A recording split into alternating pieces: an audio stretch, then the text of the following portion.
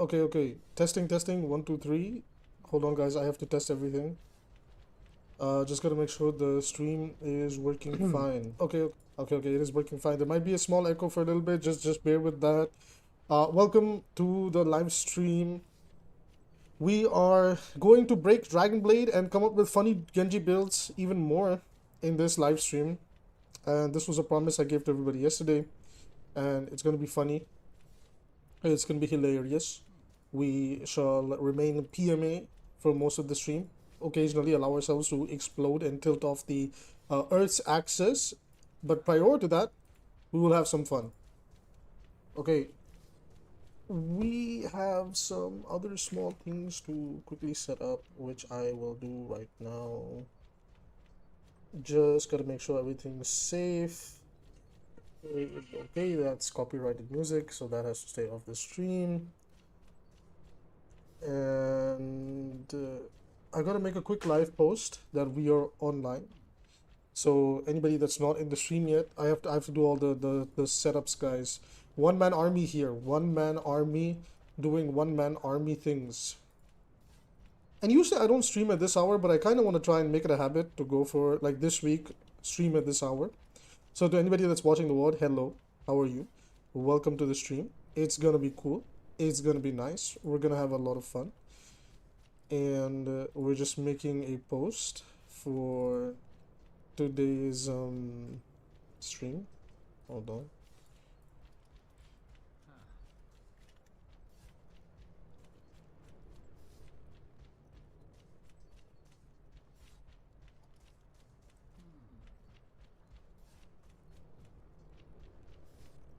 Hold up, just gotta drop this post real quick. Okay, it's up. I got the stuff in place. So, our goal is to break Dragon Blade. Alright? That's the goal today. And yesterday, we actually might have already found a build that breaks Dragon Blade. So that's something that I want to talk about today. Is we may have come up with a build that pushes Dragon Blade to the absolute limit, and makes it very very fun and very very fun. The uptime is high, right? And it's very fun to use. But the problem with this build is that we have to sacrifice scaling. Okay, and I've come to the conclusion that I just think Genji is a character that can't scale in late game, right? Max that you want a game to go to is about round 5. After that, if the game goes on any further than that, you are in a lot of trouble. Because by that point, a lot of other builds just synchronize and work much better compared to Genji's, which kind of sucks. But it's okay because we are gonna do our best to, make Dragon Blade work. So, for context purposes, we are trying to break Dragon's Breath. We are not allowed to use any, like, Dragon's Breath has to be a thing. Okay, we have to make sure this thing is fun, is broken. I guess by the end, like if you are forced into round 6 and 7, you could just go straight into ability power.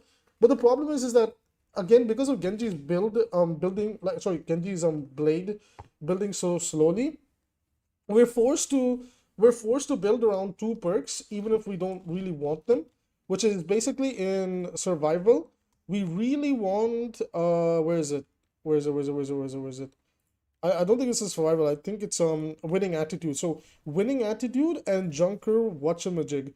These two are extremely crucial for the build. These 2 perks are so important for the build. Without these, we are screwed. Okay? Because more often than not on this character, when you are going for a hard engage, 90% of the time you're gonna feed. Okay? And because of that, because you're gonna feed 90% of the time, at some point if you feed, you're gonna be rewarded by being given alt charge. Okay? And at the start of a match, if we have another 25%, right, after one team fight, and if you traded and helped your team win the team fight, you should have like a boost of about 40-35% of alt charge depending on what's going on, right? You also get a little bit of health off of this, which is really nice to have. So that's a big thumbs up. Yo, Lucico, what's on? What's up, man? What's up? I didn't see you in yesterday's stream. But yes, we will be streaming every single day. We'll be going for the stream. We'll be going for some early streams. That's what I'm trying to aim for. So I don't know. We might even do some longer streams, but at least for now, it's definitely going to be some early streams. Also, why is my chat display is working on one area, but my chat display is not working in another area? That is extremely annoying. I would like to see the rest of the chat. And how are you, my dude? Hope you're doing well. So again, we are trying to break Dragon's Breath. That is the name of the game. And the challenge that I have come up with this challenge. No, you're all good, man. You're all good. Um, the challenge is that we want Dragon's Breath pretty much permanently, and by round three we go into Iado Strike. Honestly, I'm really 50-50 on this perk, power, whatever you want to call it. I just want to call them perks at this point. It's more consistent. Because this is kind of a noob trap, but honestly, it's not that bad by round three because it actually becomes a really good tool for poking the enemy. Like it becomes good for poking, for cleaving. Sometimes you get a kill off of it. Hold on, I'm gonna swap back to first person. I like third person in the game, but I think they need to improve third person just a little bit more. I think it could use a little bit more. It's not that bad actually, but I think specifically for this build, you want first person because it's easier to aim the sword and know like what you're doing. Because when you pull out the blade, like it already has its own weird arc. So yeah. Oh my god, no way, Tracer can survive 3 slashes of that? If I had 120 damage Dragon Blade, God forbid we actually get those breakpoints. So the core is around Dragon Blade and Yado Strike. Feeding is not necessarily a bad thing because we're actually gonna get ult charge off of it. You know, hey man, get that cleanup done. I get that. Divinely fixed Ash. Divinely fixed. Yeah, I heard. Oh man, Ash is overpowered as hell. I might have been a little bit ignorant to her builds. She's really strong. In Stadium, you know. But yeah, I think the worst third person is 100% Junkrat. I think it is impossible to aim with Junkrat in the third person. Like it's not that bad on Genji. Honestly, like sometimes I feel like I'm landing more shots in third person with Shuriken than I actually am in first person. I don't know. Like I will say like third person is really good on some characters. Hold on, let me go Junkrat over here. I'm breaking the flow of the stream for a little bit. Hold on. I also think Freya's is not that bad either. Like it could use a little bit more work, but it's actually not that bad. Like it's not that bad. Like if you know like how the projectile works on Freya, it's actually pretty decent. So I think honestly right now out of all the DPS, it's really bad for a Junkrat because it's hard to watch your orbs. Man, I don't want to say balls, right? But it's hard to like keep up with your projectile and its arc, right? Even for concussion mine, because usually you're used to it like being over here on your screen, like the bottom right. So now everything is like working from the middle. It's almost like you're literally learning a new character. So I think that's why it's a little bit rough. It's a little bit rough, the third person Junkrat. So that's why I think it's a little bit rough there. Yeah, I think he's one of them. But like for example, Genji, his shurikens, like they actually surprisingly like in the close range go right into this target area. So his third person actually feels really good. Like he genuinely feels like a Marvel Rivals character, dude. A blade can feel sometimes a little bit awkward because you have to pay attention to the green arc, not the actual blade itself, which sometimes it can be really bad. So it's not that bad. Like I think his is a 9 out of 10. All the hit scans have it really good because all you have to do at the end of the day is look at the like the reticle. So like theirs is whatever. It really doesn't matter that much on hit scan. All you have to like make sure is you're not doing this because it's like the Fortnite thing, right? There's a like the model is a little bit more left and all of that. So that's something you have to keep in mind. I think it's the same with Soldier as well. If like the reticle, even though the reticle is aiming here, like you know because the gun is on the left of the screen and not the right, you kind of have to pay attention to where the gun is positioned, right? But it's not that bad on hit scans, definitely. It's not that bad on hit scans. I think Reaper also, I don't know, I feel weird about it on Reaper, but I think Reaper doesn't have it that bad either. It's pretty decent on Reaper in my opinion. It's pretty good, pretty good. I think the tanks have it really good. I think the best one is Sigma. Like, Sigma's third person is so well made that I felt like I was playing Magneto for a second. I was actually playing some Magneto earlier today, got MVP, had a really good match with him. It was kind of fun. I don't like Orisa's third person. I think Orisa's third person feels really weird. Personally, Orisa's third person feels really weird. Like I said, it's because the gun is now in the middle of your screen. And it kind of feels like more consistent, doesn't it? Because, like, I don't know if that is a thing or not. Like, if the stadium POV changes messes with certain things or not. Or maybe I'm just overthinking it. I could be overthinking it, honestly. I might be overthinking it. Yeah, for sure. Yeah, so we're gonna run one of the Genji meme build. I'll show you what we cracked yesterday. It was a really fun stream, and it is a very interesting build. That's all I can say. It is just an interesting build. I have no other words for that build. You don't know? What do you not know? All right, here we go. Let's go.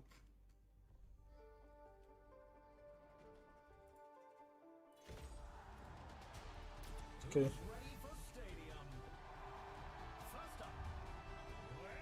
Let's push. Oh my god.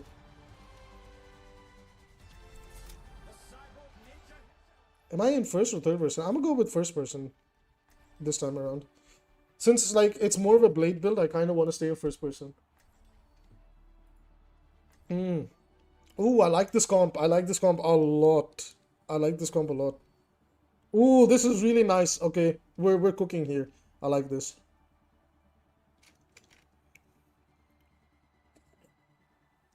So the early game is I think sadly like no matter what build you play Genji, early game is pretty much always the same. But for the sake of the gimmick, we will commit to the gimmick a little bit. So we do have the Mercy, which I actually think Mercy is S tier or A tier in Stadium. We'll do a Stadium tier list. I feel like I've played enough of it now to have a good idea of where things are. We're gonna go straight for Dragon's Breath, and we want winning attitude. Like winning attitude is a must-have. Like without it, we're kind of screwed.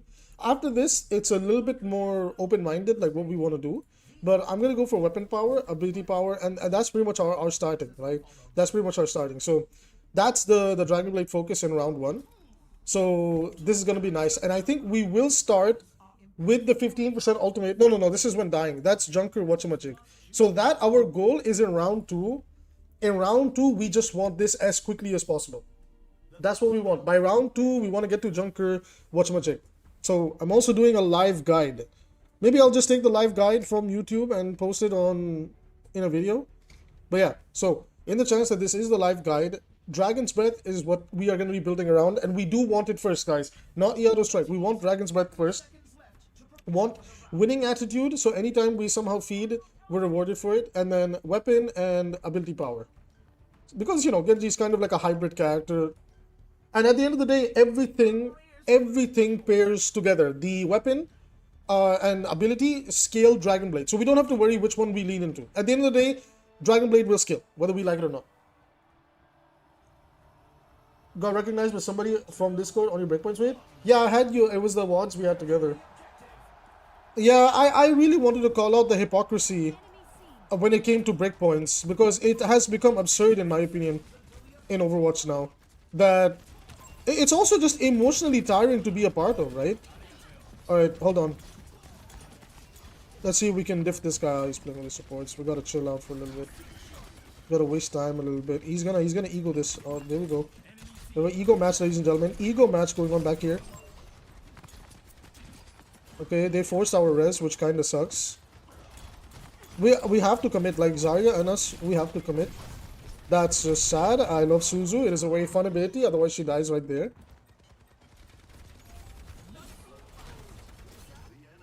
Hypothetically, in theory, this should be a really good comp for us to play into, but if the fight goes on for too long, Zarya will punish us. So we want to take faster fights. That's really good. He needs to babysit that body. Okay, nice, nice. We have 2 free picks. I'm gonna help this Reaper push, unfortunately. Where is our team? Why is it taking them so long? Okay, just wanna like take their eyes off of my Mercy and then back up a little bit.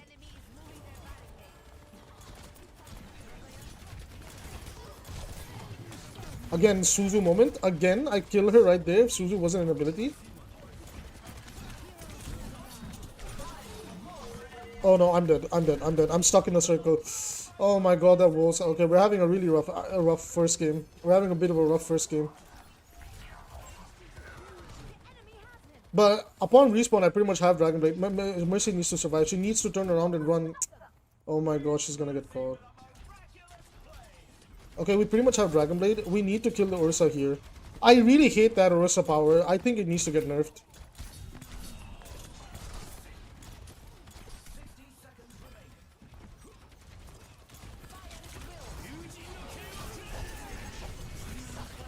Just 3 times in a row where I could have made a play, and she has Suzu. Does she have Tuzu?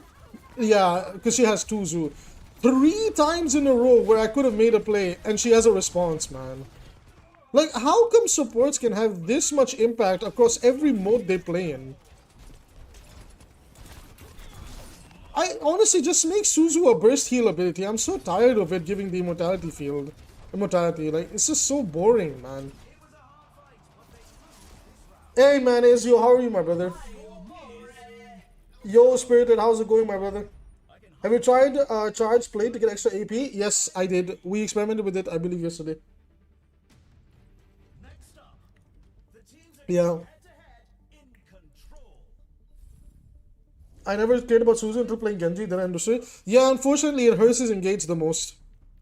Okay, now we actually have access to Junker Watcher Magic. So the build kind of comes better, but because we're struggling to take so I'm trying to explain some philosophy, right? The entire build is based around these two like you must always have these, right? Up until round 5, you must always have these. After that, you can consider other things. So we're gonna actually go with Shield Buster because this is really good into Orisa. And oh yeah, but like buying this, like we lose way too much power. So sorry, way too much money. So I guess we could take this, maybe some lifesteal and ability power. And then for some survival, man, honestly, like, this is such a weird game. It's so weird. I might actually go for some armor. So we'll be a little bit tanky. We'll be a little bit tanky because it's a really weird game. And hey guys, remember one thing, like Stadium doesn't have a matchmaker. Like, as much as they want us to believe Stadium has matchmaking, I kind of hate to say it, it really doesn't.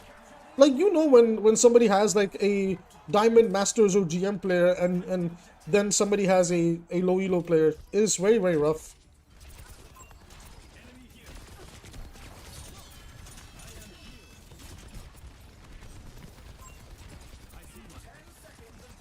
Okay, that's actually really good. It's a huge pick on our part. I need to commit here.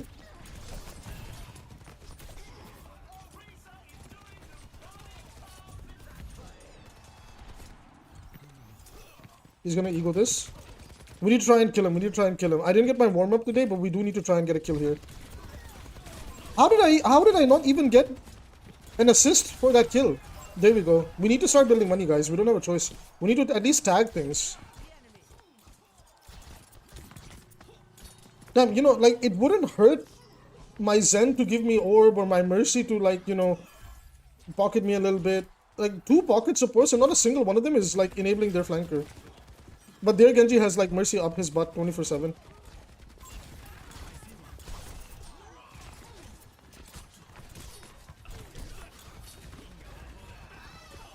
Okay. I guess we're playing to just melt Orisa then. We have the blade now. Okay, we have the Genji. Yeah, that's why Iado Strike in round 1 and 2 is just useless. It's such a noob trap and you have to put yourself into really awkward scenarios to get value out of it. It's just not worth it in round 1 in my opinion. Okay, Zarya has her thing.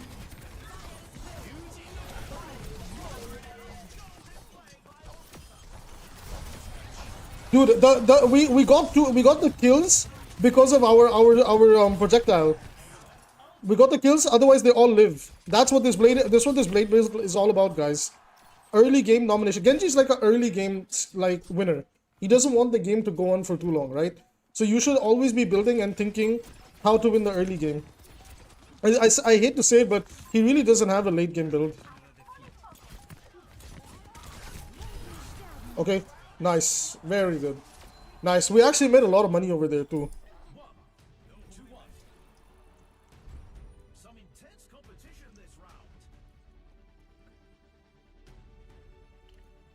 They will never remove the annoying abilities. Honestly, if I had to choose between the annoying abilities versus the state of armor, Honestly, I would rather take the annoying abilities and gutter armor, because honestly, I really hate the state of armor right now. Okay, we're gonna sell everything. Only keeping these two guys. Remember, that's the core here. We're always keeping these two, okay? Because we desperately need this. This is where Iado Strike. Now I'll show you guys the value we get from Iado Strike at round 3, okay? And from here, honestly, it just doesn't matter. Like, you can... Aerial Distressor is actually so good because it works on Genji because he's double jumping a lot of the time. They do have a Mercy as well. And it's an additional bleed. So round 5, if you take Laceration, you get 2 instances of bleed. But at the moment, what we're going to do is... We're just going to get Talon Weapon Modification. We can go a little bit lethal this round. And I guess we can take Woskaya's Ordinance to deal 5% more weapon damage or Aerial Distressor. I have the money for either. This is good if I want to... I mean, this is even better if I want to just farm Orisa. But if their HP is getting higher and higher, this might come in handy with the attack speed. You know what? I'm going to go with Codebreaker for now, because I feel like we'll be forced to give Orisa attention. So I'm going to go with this layout for a little bit. Because Orisa by round 3 becomes a huge... I have 600 HP? Oh, that's probably the Zarya bubble, bro. I was like, what? I got turned into a tank? I'm not fully familiar with all of Zarya's abilities, but I do know she is very, very, very strong. She's the meta, like, I think she's S tier. At least in that Korean match, they showed us that Zarya was a monster. Oh boy, here we go. So there, that poke is really good from us.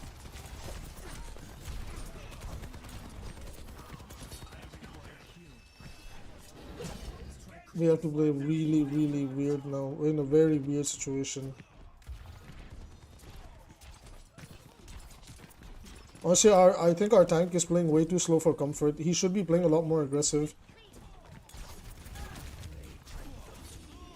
This character, man, I see people have picked up on Orisa's strength in Stadium.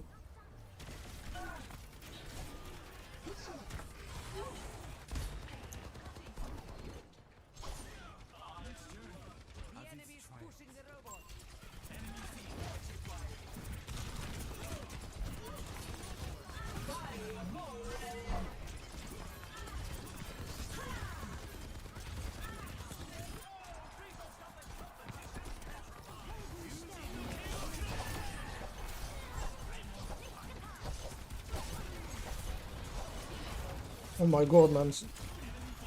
It's so hard to track her, holy crap.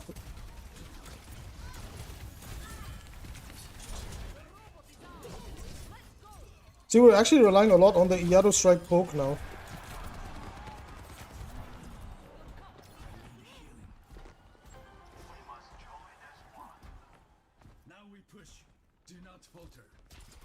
We need Zen's Transcendence for this fight. Like, we should use Transcendence here to push and not worry about getting Wizered or Blade. Because they're winning the poke fight, we just don't have poke. So we need to just close the gap and fight.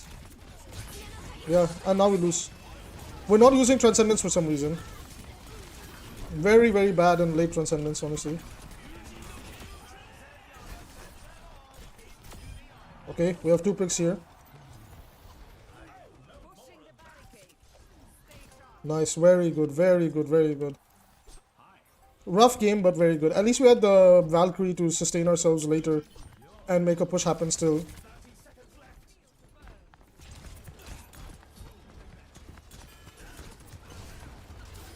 Nice.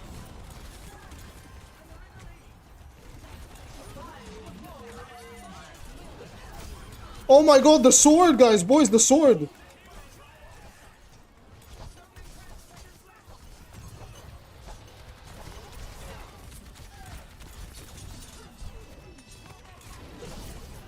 Oh my, the cleave, boys, the cleave, I'm telling you.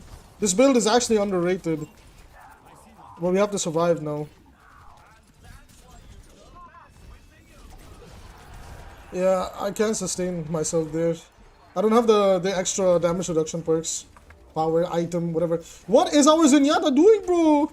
He's frontline fighting with the... Oh my god. Oh my god, our Zenyatta sold the game, bro. No way, man. Zen decided to just randomly go up. We could have just regrouped and taken a... No, man. This Zen is so bad. He has to be really, really low SR. Damn, man. Like, look at that. Look at the earnings we got, too. That's crazy.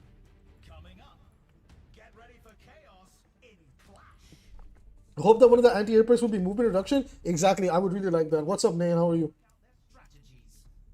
So we're in a really awkward situation right now. Honestly, I can't lie with you guys. Um, because on one end, Zarya is struggling to fight back. On the other end, like Reaper takes too long to get value, and he's struggling to kill Orisa because Orisa scales way too well. I think we reduce healing. We take this and this. This is the best that we can probably do with more weapon power. This is genuinely, if I want to stick to the gimmick, this is as far as I can take this build. Otherwise, I sacrifice these two items, we forget the ultimate, and I build into even more weapon power. Like, I would have to get rid of these two things, and we're not about Dragon Blade anymore. And then we just hope we can build Dragon... But like, no, I don't know, man. I don't know. It's just unlucky. I think this guy is doing the quests to gather the icons or something. Really unlucky situation. It is what it is.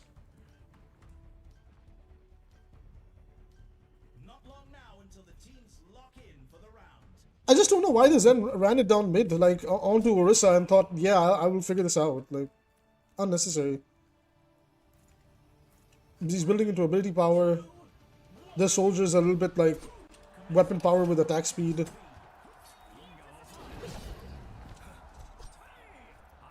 Let's go. We want to take this high ground here, I guess? Or up there? Either or. If Mercy comes with me, we can actually just hard farm the soldier. Like, I cannot take this fight with soldier if he has Mercy and I don't. Like, that's just the realistic part of it. He's actually a cockroach. I cannot give him attention. Okay. I got booped from the Orisa E back into Genji's blade. Okay, that is just an Abby moment. There's just, like, this game I've had a lot of unlucky moments. And the worst part is, like, these people are not in voice, so I can't even ask Mercy to just, like pocket me and we can run it down mid together. She's just, like, latched on to Zarya, because I assume they're stacking, like Mercy and Zarya.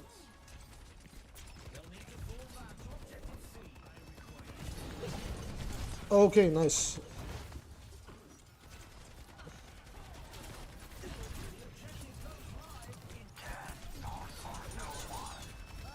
Our tank buster is not busting tanks. GG's, man. And my Zarya just ignored the Orisa, like, okay, bro.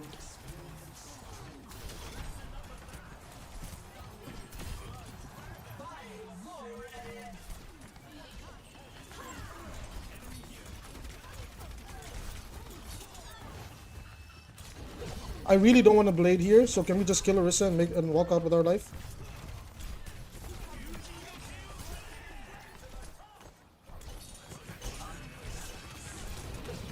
Like, what am I supposed to do? Where's our Transcendence? Our Zenyatta literally has no impact this match.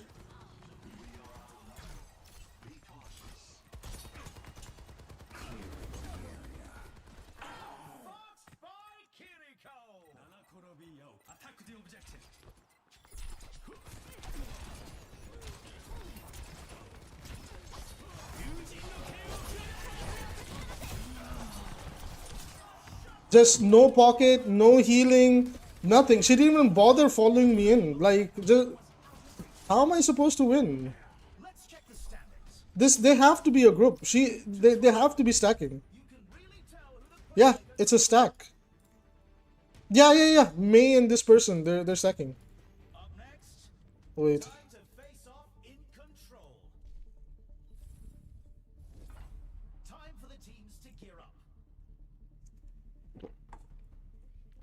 I think I either go Hanamura healing or laceration for the extended fights.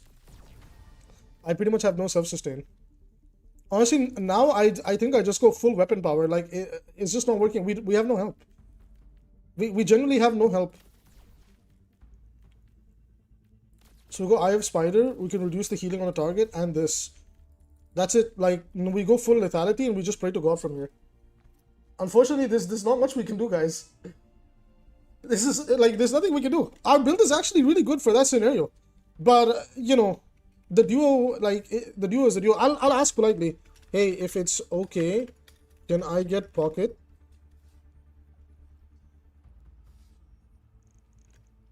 Watch, somehow they'll take it offensively. This is generally the most polite way I could have asked.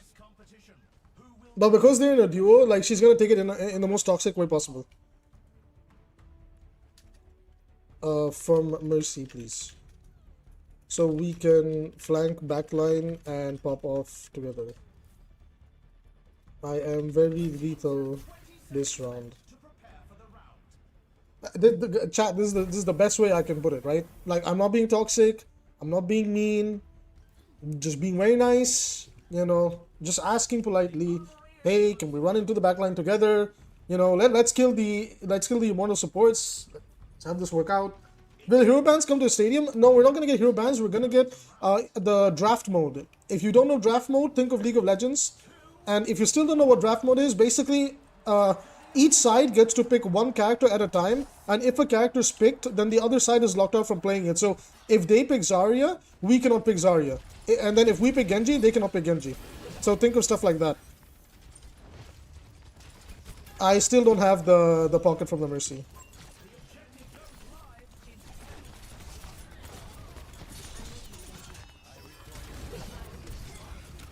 Like, she actually gives me the damage boost here and I can do crazy things.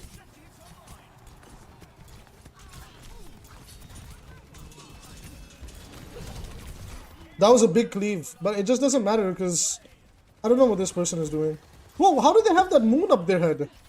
Whoa, how do they have that moon? Wait, you guys see that? Is that like a mythic weapon effect? I didn't know that thing did that. Like, how do they have that moon above their head? Well, I'll try to join voice and ask. Okay, I go one shot by something. I got one shot by something. Oh, she just aimbots. Okay. She just aimbotted my shurikens right into my face. And the Mercy... Chat, you saw that, right? You guys saw Mercy frontlining, using her ultimate and dying, right? I'm sorry, chat.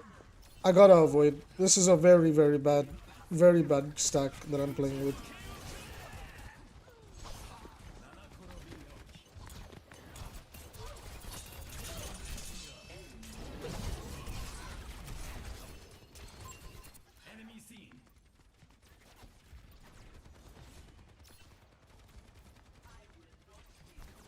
Why does Orisa have a better deflect perk than Genji? Why does Orisa have a better deflect perk than Genji? Can somebody explain?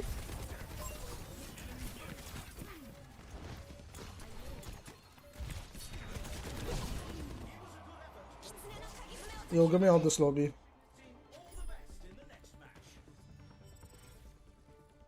Can somebody explain to me why the character that doesn't have deflect have better perks than the character that actually has deflect as a perk? Ask Blizzard? Bro.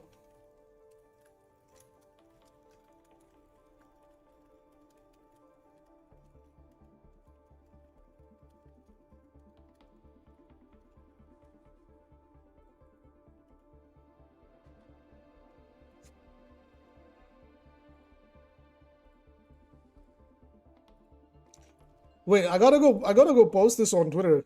Like, what is this garbage, bro? We don't even get to convert the damage we do into ultras. That would actually help our Dragonblade build if we could have more ways to convert something into ult charge.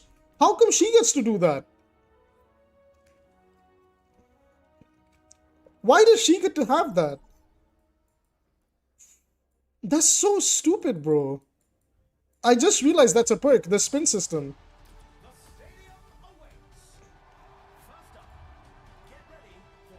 That's so dumb, bro. That's actually dumb. Now they'll worry because I have for help. I mean, I hope I play against them, which I'm not. Oh my god, they got Emma Frost. Let's go, dude. Oh no, wait. I mean, I don't mind playing Freya, but I'm kind of trying to do Genji shenanigans right now. Oh no, bro, we got Ana. Ew, Ana is so awkward in this mode. What skin have I not run? It's been a while since I ran certain skins. Now let's go with the mythic.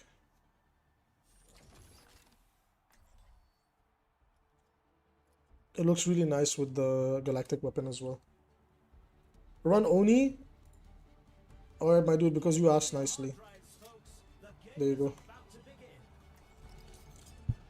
Man, I remember how I got this skin. I grinded Heroes of the Storm for this. Fun game, Heroes of the Storm. Dude has a shopping mall worth of skins. I am blessed, my dude. I'm blessed. Okay, I guess we lean into the meme. So we go for this. We go winning attitude, ability power, weapon power. Yo, the galactic actually looks really good on the Oni skin. I didn't realize that.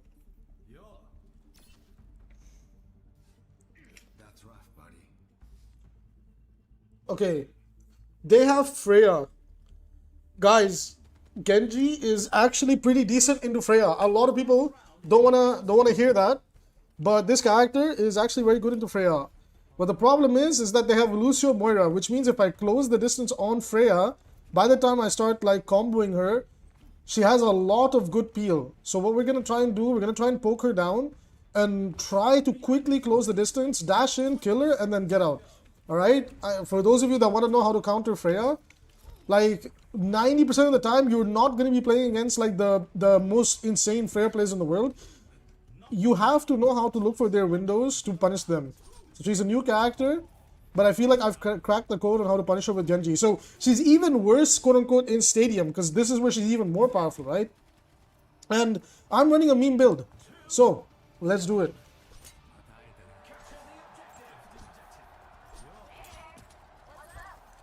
God, I really hope they've buffed up Ana, because I really feel anxious having her in this game mode.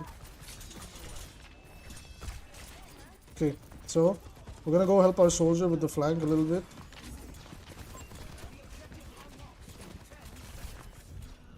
I mean, Moira's just gonna chase me and kill me here. Yeah, here it comes. Yeah, there it is. And there's Moira too. Like, we got two people to exit the fight. Surely, like... Okay, man. Apparently, like, making two people kite isn't enough. Should be a one fight by now. This is why I hate playing without like my tank duo, because people play so passive when in Stadium. The people that play fast are gonna win.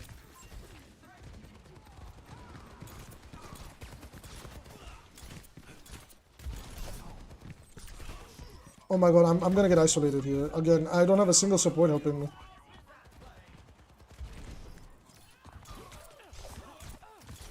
Alright, let's push this.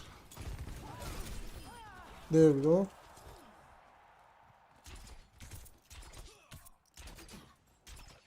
I actually really like this map. It's a lot more bearable than Coliseum. Like the actual Coliseum itself is cool than the outskirts of it. This character has such garbage poke.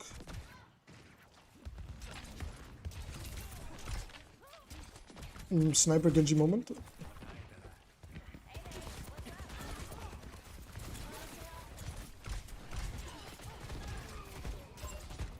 I have to jump on that Freya on the right side. We have to blade here, we don't have a choice. Yo, look at the power of the blade! The power of the blade! I explicitly want to show you guys how good the poke is on that thing. Oh my god, that's what I'm talking about, boys. That's the power of that blade. We could safely slash away with the blade, and then dash in only when we need to, so we don't have to sacrifice dying instantly. If I dash in there, I die, because they were already shooting at me from there. That's what I'm talking about, boys. Alright, here we go. So now we definitely want the Junker whatchamajig, because, you know, we're gonna die anyway, so I might as well try to benefit from it. And we're gonna lean into who's their tank? Like they have Queen. Okay, so I don't really care about Queen that much, so I can kind of do whatever I want. We could go straight into... I hate this, by the way. The spike grip is such a useless item. We could go into talent weapon modification, but then we're locked out of everything else. So what we can do is we'll get a little bit of weapon power, bit of ability power, and we'll take some survival items because we're kind of isolated from, like, our team doesn't want to play around this. So we'll take 25 shields, and then this allows us to get our HP back faster. And we'll also take the armor, so we can, the armor actually helps a lot against the Moira duel, by the way. So that's primarily why we are taking it. And also the logic here is that it allows us to extend the duel and the amount of shot it takes for Freya to kill us. But as you can already see, like, just 90% of the player base on Freya, I'm gonna say 99% of people that play Freya are actually really bad. They're really not that good, guys. They're really not that good. The character is very hard to play. Look, I don't have a single person playing my angle. Like, this just sucks, bro. This is why I took the survivability items. Like, when you identify how your team wants to play, you just build around it. Oh my god, the deflect is actually the reason we pop up over there. Oh my god, bro, Soldier's so tanky, we died. But it's okay, look at that! We built 50 to 60% ult charge, and we're gonna die at some point because some random shit is gonna kill us and we have no healing. And that's fine because now I have Blade. Look at that. In one fight, we have Blade. Look at that. Look at that. You guys get the logic behind the build? So now, in this coming fight, we can Blade early. They won't have a... Like, it's gonna catch them so off guard, alright? So we're gonna close the distance a little bit. The Soldier's nice and prepped for us up there. We can actually commit to him. Pull out the sword. And see, he doesn't expect it, right? He doesn't expect the Blade this early. Let's go in, help the team. And unfortunately, like, nobody wants to do follow-up damage. Okay, Freya's a joke. Moira is the actual threat. We got the health pack over there. Nice, nice, very nice, very nice. Unfortunately, Soldier's just building into being a tank, so we can't really combo him, so I need to keep that in the back of my mind. Lucio has like a shit ton of armor too, so again, need to keep that in the back of my mind. That we don't really have that many windows to do what we want to do. And my Kiriko doesn't flank with me either, which kind of sucks. I need to kite the coalescence. I'm gonna just spam away with the poke for a little bit. I'm not in any good range. Moira is really low in the back, so we're gonna isolate her and then try to take her out, but she's way too mobile for our good.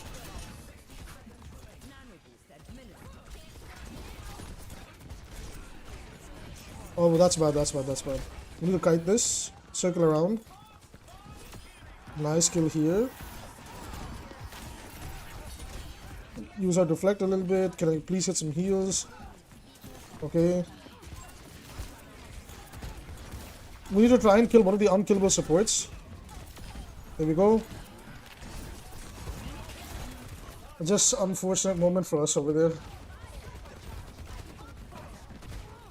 Look at that. I got, like, our soldier is doing such little damage. We have 4,000 damage compared to him. But we've already brought it really far. So it's fine. The ghost affect the soldier. I think it's also because of, like, sometimes the ping or some shit like that.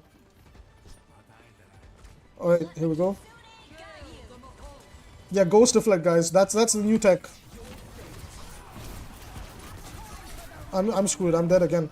But again, it's fine because even if we die, we just build ult charge. So, like, this is the thing. Like, with Genji, there's going to be so many moments you die in this mode, right? So look at that. In less than 2 fights, one fight that doesn't even count as a fight, we already are at 50% of our ult charge. Orisa has not died, bro. They C9'd! They C9'd! What? They actually C9'd! Wait, they actually C9'd! Wait, the enemy team just won the team fight but decided they didn't want to win the objective. That's an Overwatch moment, boys. That's an Overwatch moment right there. Oh my god. Overwatch moment, boys. Alright, this is where we take Iado Strike, so it gives us a bit more poke. And I guess we'll take some better survivability perks. So we'll convert health to armor. Man, I just want to survive, you know what I'm saying, boys? Like, it's hard. It's hard, like... They're building sustainability, so it's like, why would I want to build into damage if I'm going to die anyway, and I'll just rely on Blade to pop off, right? I could take this to take 20% less headshot damage. Or if I have armor, I take 10% reduced weapon damage. We have a lot of armor, so we could take these two. We could get rid of this and just go into some talent weapon modification with weapon power. So we have a bit of damage, but we have a lot of survivability. So we have enough time to spam out damage to build our ult charge. Hypothetically, if we die, we're still gonna build a lot of ult charge, and then like as soon as we come back to the fight, we pretty much have Dragon Blade to just tear them apart. And they're never ready for it, because the idea is that we're trying to scale faster than them. I will survive, but true, my dude, true. Will you try out 6v6 later? Yeah, I don't mind. I like 6v6. Right now, in terms of enjoyability, I like Stadium the most. Then I like 6v6 just a little bit below it. And then then there's a big drop, and then I'm like, yeah, if I want to AFK play the game, I'll play 5v5, I guess.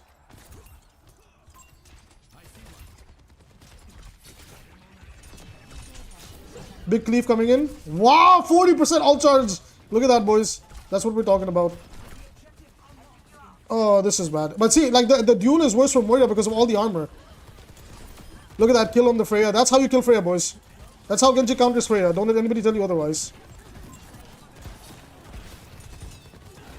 Nice little cleave over there. Look at that. This is why in round 3, Iado's strike is 10 times better. Now let's do this Moira, bro. Look at this. She's barely doing any damage to us because of the armor. Another cleave. Look, that's why the cleave, the poke with the sword, that's what helps us build the ult charge. Wait, hold on. I can't aim. Nice little kill over there. We need to respect this. What Kitsune, bro? What Kitsune? There we go. Dealt with that Freya real quick.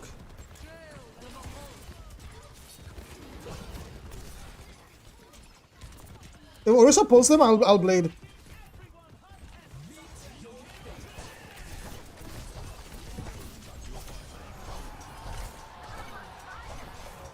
No, we almost had the kill, boys. Ah.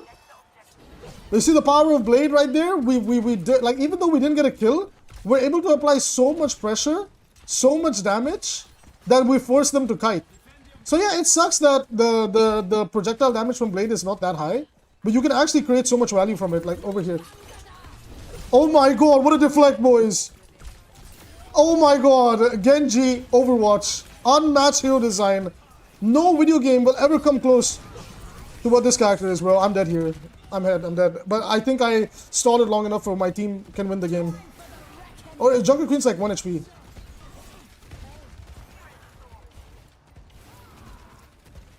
Come on, we can win this. We can win this. Why is Anna turning around? Anna, look at the freaking... There we go. She needs to help Orisa over there, bro. She needs to just sleep soldier and go back to helping Orisa. Wait, I'm gonna just throw a random cleave. Maybe a Freya somehow flies into it. Alright, we're here, boys. Let's help the team. Oh, hold on. We gotta sneak out for a second. They're gonna try and not C9. We're gonna punish the Moira because she's down cooldowns. Very good, very good.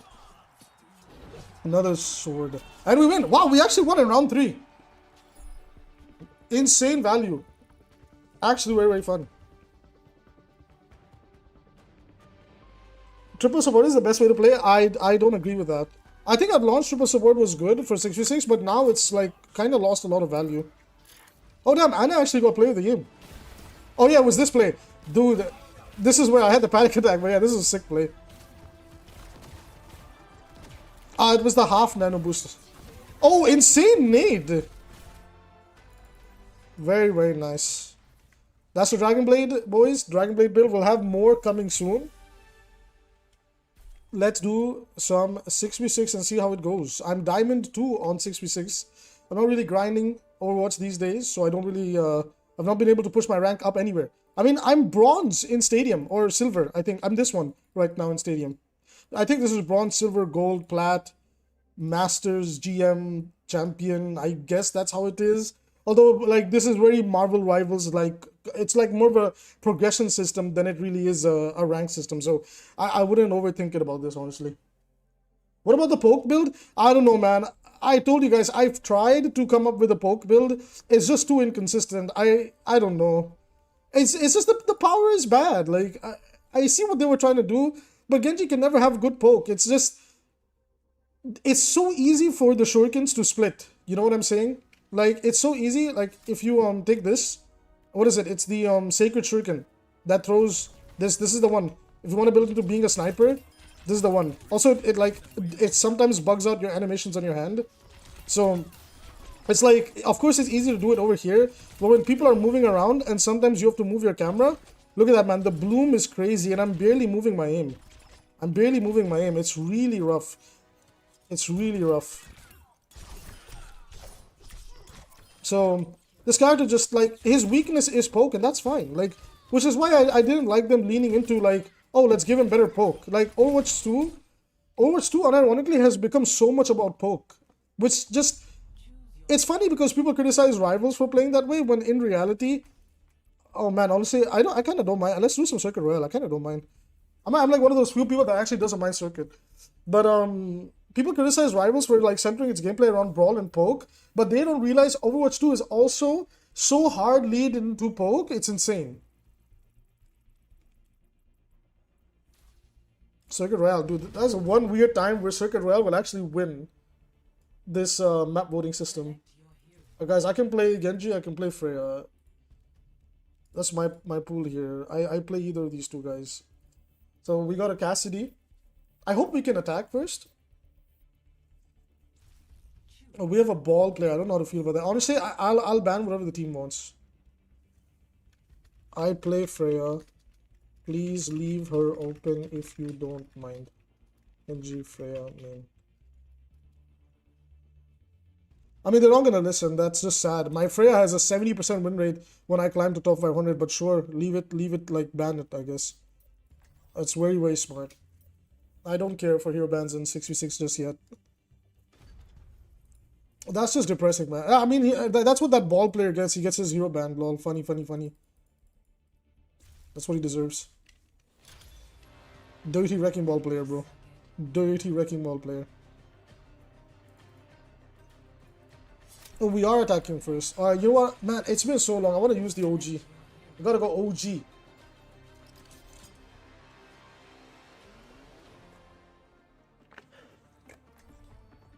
Why do people vote Circuit? Honestly, I think the reason is because it's so much more of a chore to play Blizzard World, and I forgot what the last map was, but it is like a chore to play those two maps. And I mean, this is Diamond and Plat, so I don't think like the snipers will be that oppressive here. What's up, Cage? How are you doing, man? I remember the first video you watched with the Genji. Yeah. I think my first video that really popped up on the channel was the Genji combos. I'm gonna do a lot more guides. I kind of miss doing educational content, so we'll be covering Genji nowadays a lot more.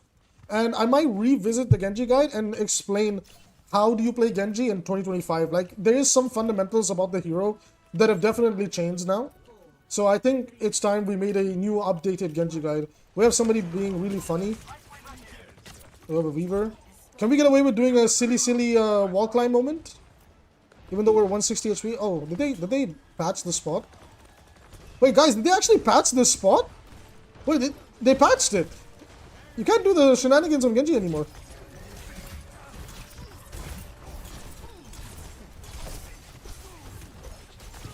Where did he go, bro?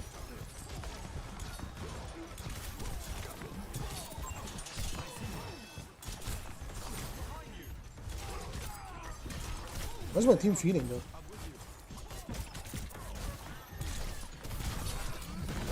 He pulled me through deflect. I literally have deflect.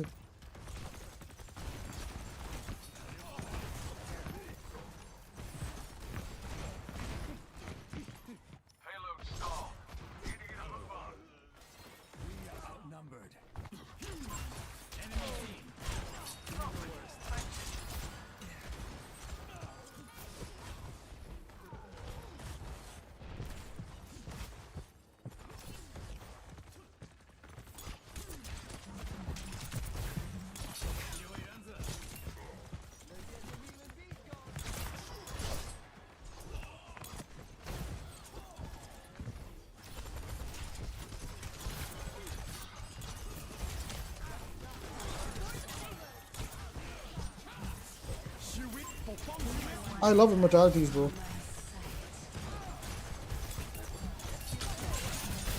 I just saved my Lucio's life, I think. And then he still found a way to feed.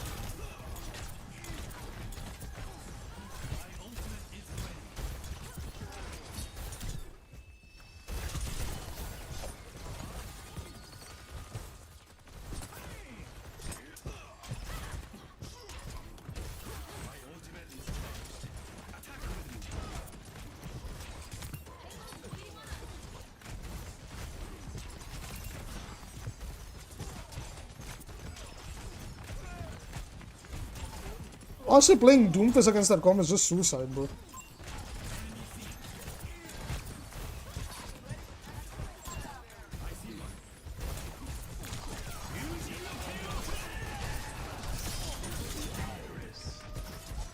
Even if we get one kill, it's fine. Because I'm gonna keep it real, I don't think I'm winning this match. We have really questionable teammates. Like, half this lobby is in a void.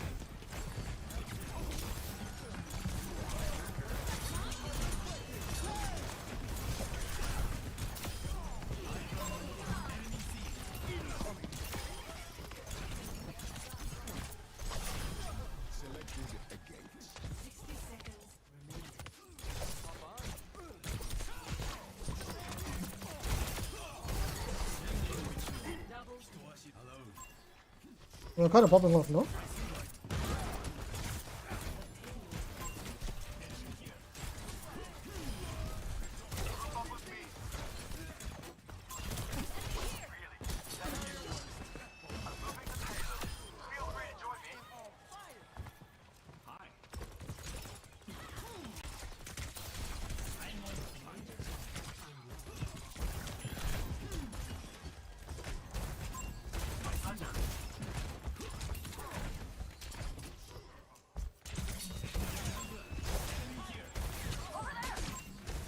It's just iconic how many times our Lucio has fed into the enemy Roadhog. I don't know why he doesn't like just play safe.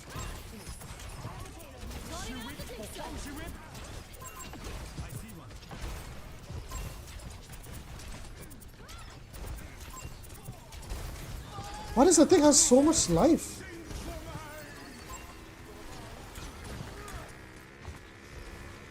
Oh my god, he has an ego. No, okay, he doesn't. Well, Lucio's actually getting farmed. That's hilarious.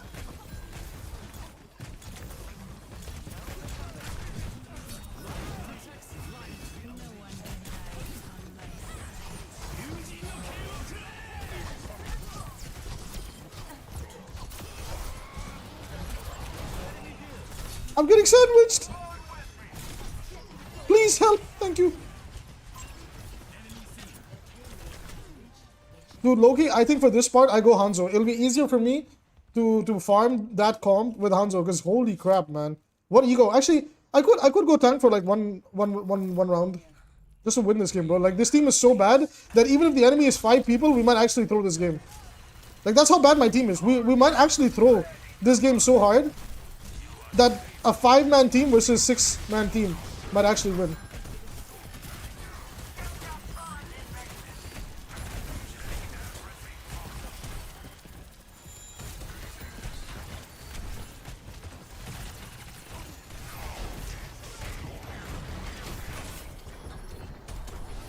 Guys, I thought we wanted to reduce CC in 5v5 in Overwatch 2. What happened to that? I thought we wanted to reduce CC in Overwatch 2. Well, what happened to that logic? I kind of forgot, no?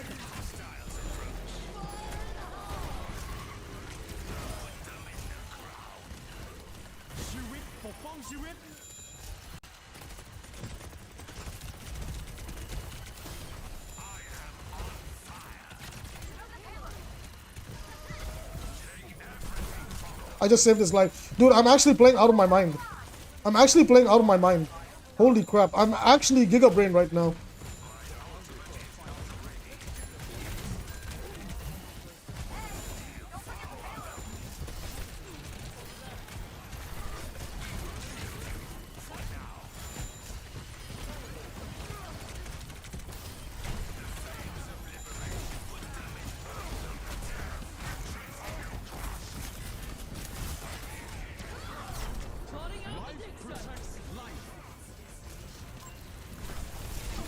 But the problem is like now filling tank I have DPS who are generally bad. Like, they cannot get a kill.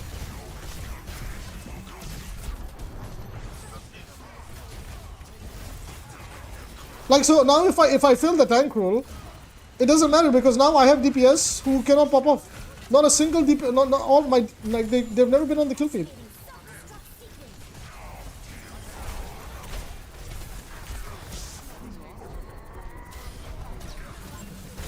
I mean, sure, buddy.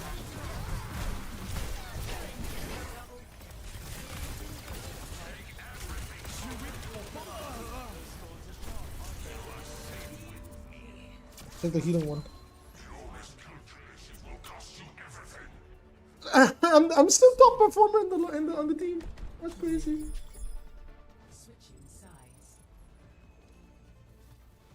Ram is a little silly, bro. What game are you guys playing? Ram is fine.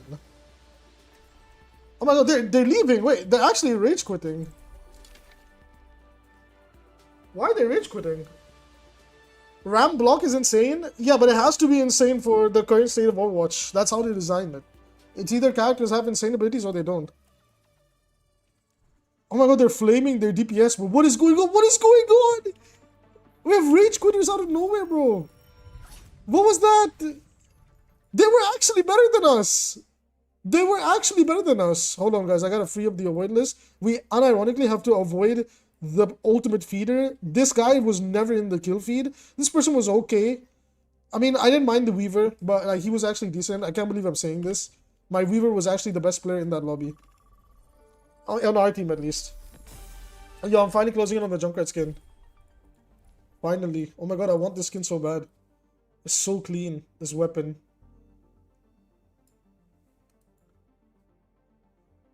Ram only tank with Orisa Diva actually survives new DPS passive. Ram can always survive, and it's not because of armor, it's because the block itself gives him 90% damage reduction. Unfortunately, like, they didn't realize giving him an ability like that would just, like, the safest way to play him would be to unironically block bot. That's the problem with the way they design Ram. But I think something that could be cool is, like, if you were block botting, it would convert some of the damage you take into bonus damage, and then you could, like, punch, and it would throw out a really strong wave. Like, you get what I'm saying, right? Kind of like a Doomfist. Like, it wouldn't be an empowered punch, but it would be like an empowered airwave punch. So it would, like, just, like, it wouldn't boop people, but it would do, like, a decent amount of damage to get people to back off of Ram. Because, like, the problem with the block is, like, it encourages people to just dogpile on you. So I would like it if we could actually do something with that. Like, okay, he blocks all the damage, then he, like, punches, and it, like, forces you to, like, respect his space. Because, like, that's Ram's problem. Is, like, block botting is safe, but it's also really easy for people to surround you, dogpile on you, and then just delete you from the game. So it is tough. Like, when it comes to approaching Ramatra, like, it is hard. But I love him. He's generally, like, out of all the Overwatch 2 tanks, he's my favorite. I genuinely don't think they could top his gameplay loop. His gameplay loop is really fun. I like it a lot. Needs the ability lock could be a major perk. No Epion skin. Epion. Wait, which one is the Epion one? Are we talking about Ram? Hold on. I don't think I know which one. Ah, this one? Dude, I wanted this a lot. I wanted all the Gundam skins, but at the time I didn't have the finance for it. But I hope they bring it back because this is such a gorgeous skin. It is a very beautiful skin. I will say, it is a very beautiful skin. I hope they put Ramatra in Stadium soon, because I think Ramatra would be a very fun character in Stadium. I would one-trick him. Like, man, I used to love playing Tank Doom, and like, Tank Doom was like my favorite tank, but over time, like, the more I realized like how boring Doomfist has gotten as a character, and just how his worst playstyle is like the best one, which is literally just empowered punch bot, like just empowered punch, escape, empowered punch, escape, empowered, like, that's all you do in this guy now. Like, it's just, he's become so one-dimensional. Like, it's just sad. Like, I still like playing him, but it's just sad how one-dimensional he's become. Oh, gold looks really nice on this. Literally looks like a little coffee table, bro.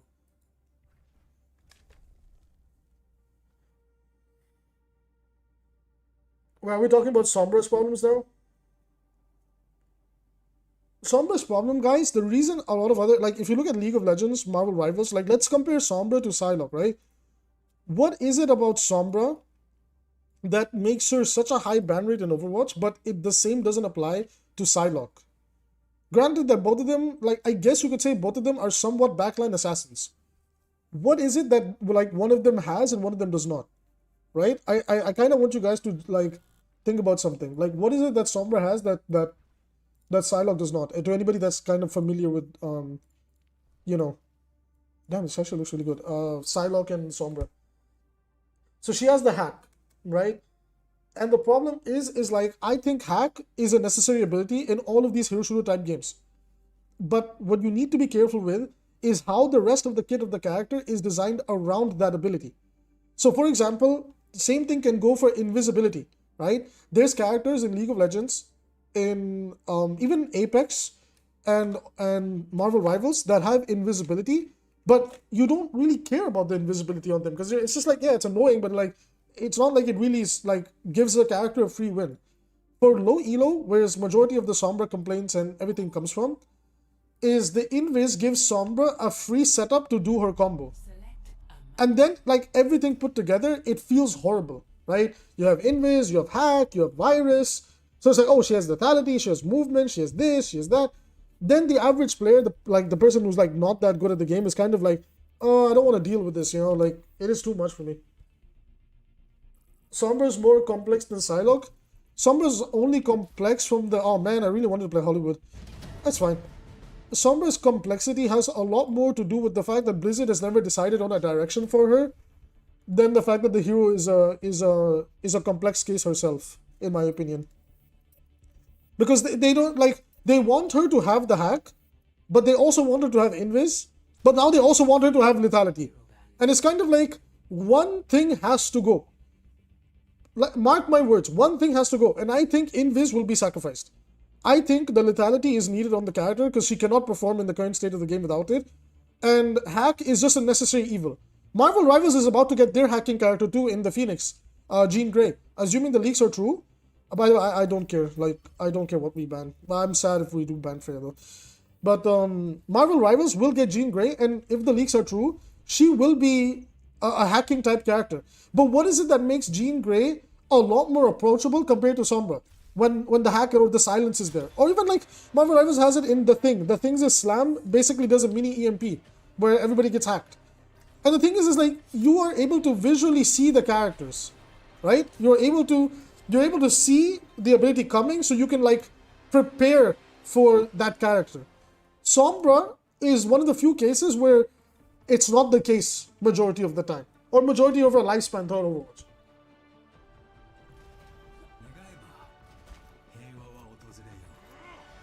Yeah, no, I agree. Original Doomfist was never OP. I feel like a lot of people are I feel like one of the like I will agree that the combos were absurd, like what he could do. But it's also like this was in the same world where Widow and Hanzo were one-shotting, Roadhog could do one shot, Sigma could do one shot. It's like, well, if they can do it, Doomfist should be able to do it too. We also had the Junkrat one-tap combo back in Overwatch 1. So it was just, it followed like a consistent logic, right? But in terms of balancing it out, I don't understand why they never tried shifting Doomfist's damage into his primary fire and not the abilities. That's something that's always pissed me off. They've never tried that approach with Doomfist. That, well, what if we made the follow-up more important than the initiation?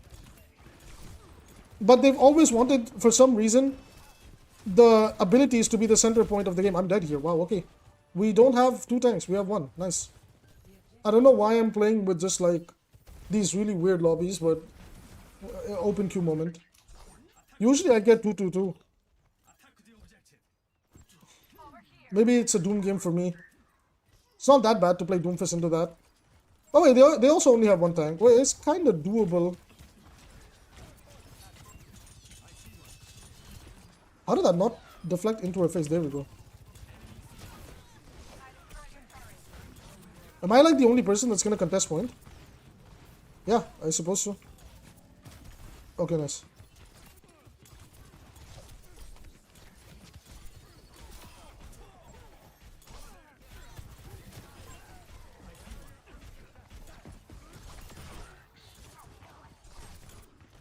Oh, what a 360. Oh, 180 actually.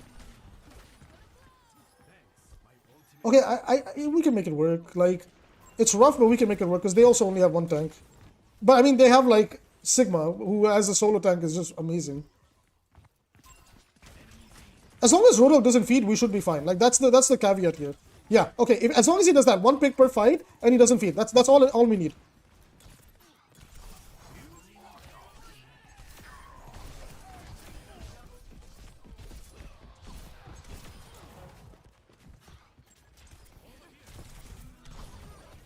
Damn, bro, we just carried that fight. I'm about to spawn trap venture there, but it was more important for me to get out.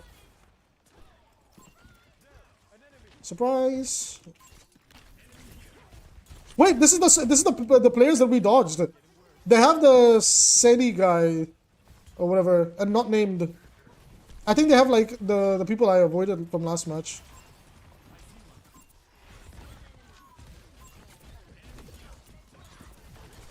No, I missed my dash. Oh no. Okay, we get out, we get out. Oh boy, here we go. Oh boy, here we go. Help! Help! Thank you! Oh my god! Oh my god, dude, I'm playing with the best life weaver ever. Wait, is this the same weaver as before? Oh my god, bro, the punishment! The punishment!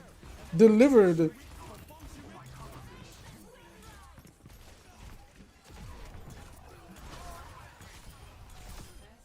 The sunrise has been faced. Oh my goodness.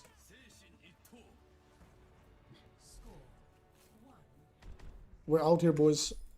We will carry these games. We will win these games. Never say never. Never say never, boys. Engaging always results in a ton of value, even if you don't get the kill straight up. It just it depends. Like I look at it from a slightly different perspective. Also, I hope we're talking about Doomfist and not Sombra. Most of the time. Yeah, sure.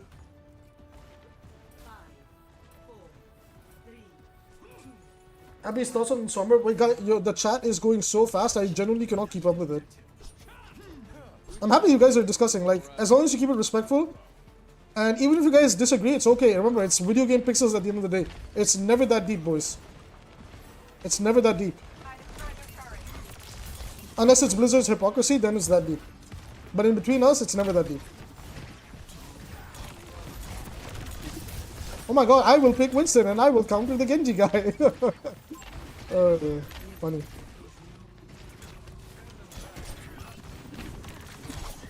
Damn, I didn't combo him.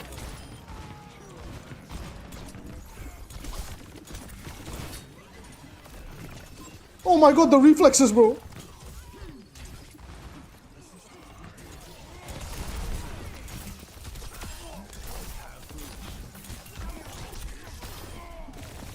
Tanks can actually die in this game mode. Oh my god, I'm popping off. Well, like, avoiding that Lucio was the best decision I ever made. That brother is literally playing his own game. Like, I'm sorry guys, like, Reddit Lucio is just not the way to play Lucio if you want to win. I'm sorry.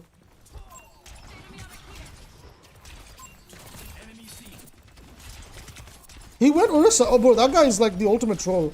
I don't think he cares about winning.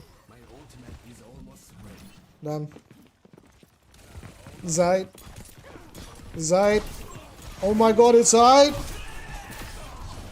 Animation cancel blade, bro. Oh no, we're screwed. Oh, best life weaver EU, bro. But we're gonna give this life weaver a big kiss after this match.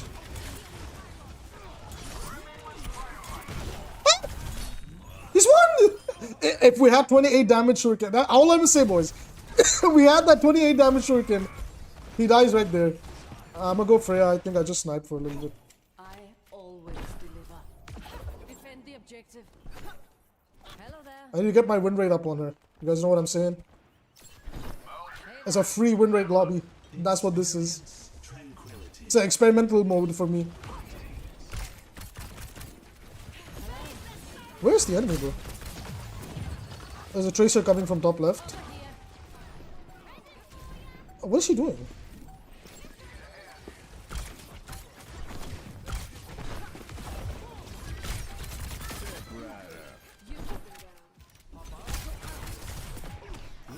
Okay.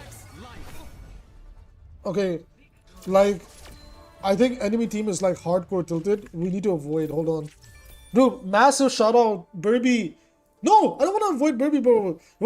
Wherever these like insane Weaver players are coming from, big kisses to you guys. You're actually MVP, bro. Actually, we're getting insane Weaver players. All right. We avoid this guy's avoid. We didn't avoid him. Oh my god. But we avoid this guy. This guy is horrible. He's like endorsement 1. He's been reported before. We avoid this. We avoid this because they're bad on DPS. The rest is like questionable, but like if we get them, we can deal with it. So it's like whatever. It's not that bad. We can handle it. Ferrer is getting a very cool G.I. Joe. Can we get it? Yes, sir. I will be getting the entire G.I. Joe bundle. That's what the 50k up here is for. I mean, I really hope the bundle is not like freaking $60, but knowing Overwatch and their unnecessary greed, it is gonna be. So,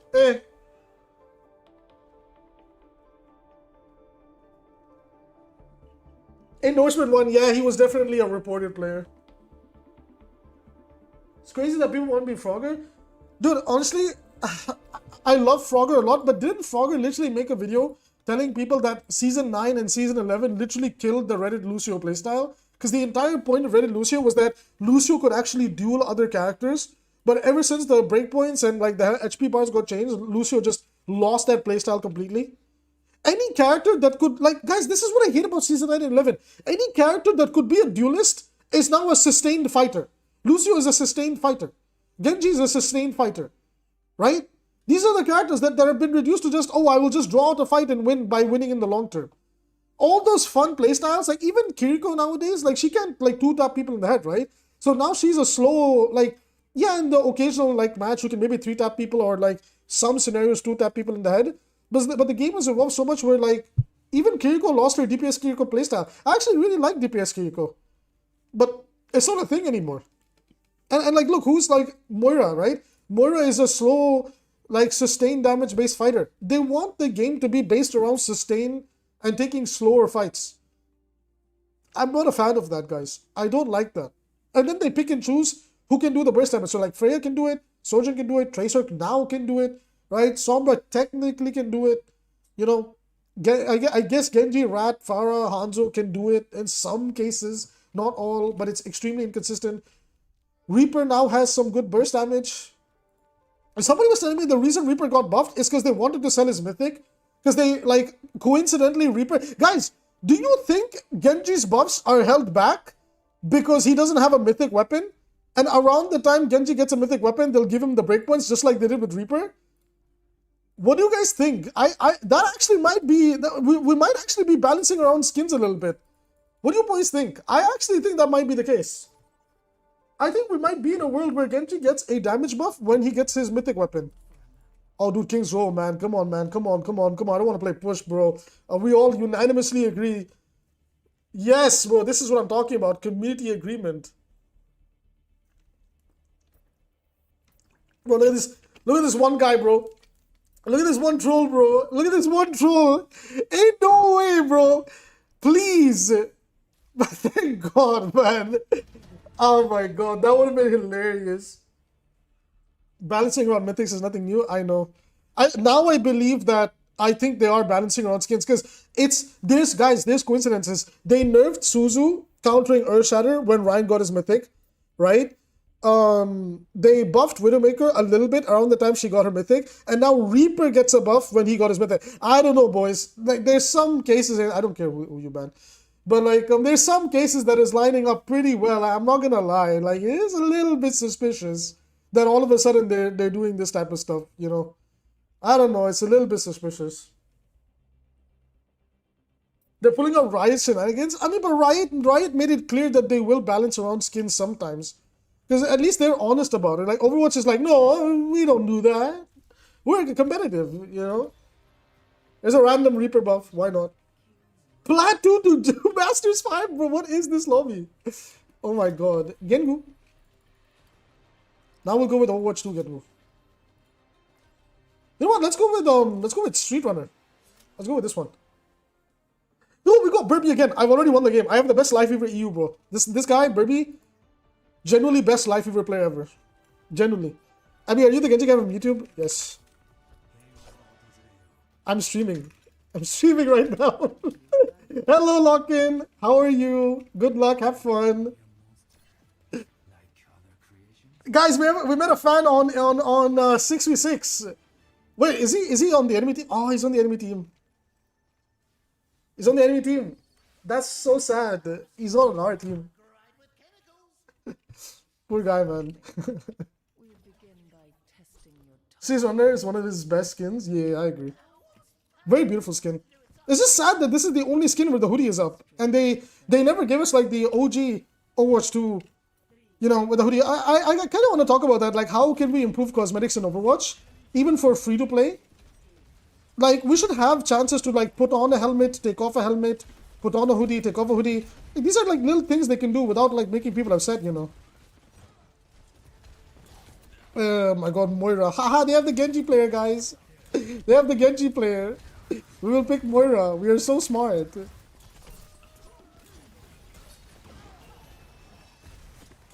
I wish I could play Freya here because of the Pharah pick. I might have to go Echo. Or Hanzo even. But what is their DPS line? They're playing Pharah and Soul Jungle? Could make it work. It depends. Pharah is playing around the cover, so that's very smart.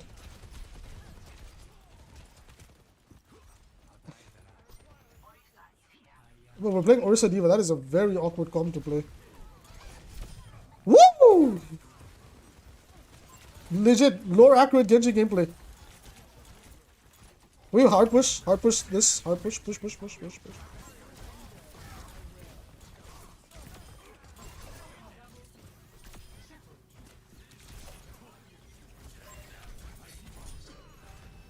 Oh my god! I was screwed over there, but I survived.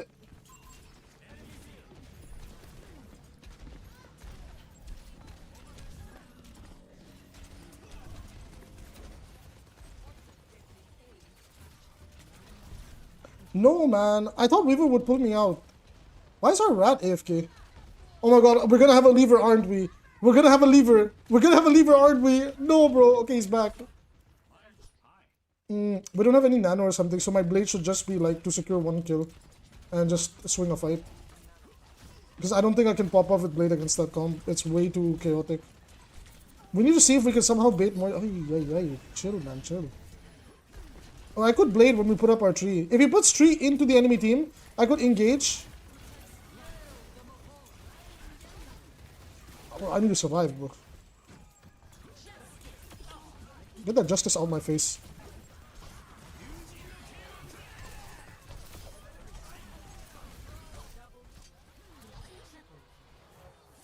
Okay, that's the best we can do. Like, just help the team clean up the fight. Because blading against that comp is way too lethal. Because Pharah can delete us. Like, Moira has the sustained damage if we fly in. So unless we know we have like some sort of like pocket, it's gonna be really rough for us to go in there. That's why I even bladed once I got the overhealth from Life Fever. So I could safely blade and just apply the extra damage to make sure we win that fight. I'm gonna contest the... Oh no, that's really unlucky. That's bad. Okay, I think low-key I swapped to Echo here. Because it is very hard to play Genji in the current scenario. Very hard. And I hold myself to a really high standard, guys. And unfortunately, I'm not gonna lie, like, playing Junkrat against that comp, bro, like, you have a death wish or something, like, what are you gonna do? Like, they have freaking Diva eating his balls. Hold on. Instant value. And then, like, at the same time, he can't really get spam in because of the ram shield, ram block. If he was flanking, then it's a bit of a different topic. But then Diva could also peel very easily. So we need to kind of play with the team for now. I'm screwed. I need help from a support. I need help from a support right now.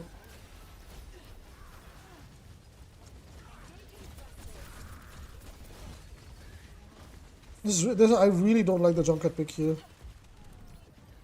Why did Moira start to flank with her ult, bro? What did she think was gonna happen? This gets no value. Bro, I will PayPal this guy $5. Oh my god. I have to PayPal him $5. Can our tanks push? Like, why are we just like randomly rotating the map?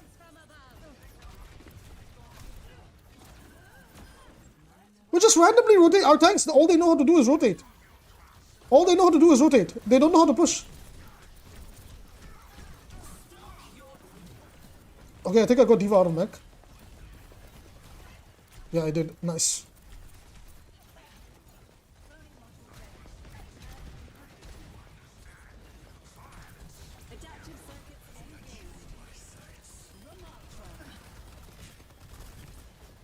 I'm gonna take space for my team, bro. It's my job right now. Clearly, since somebody else is willing to do that.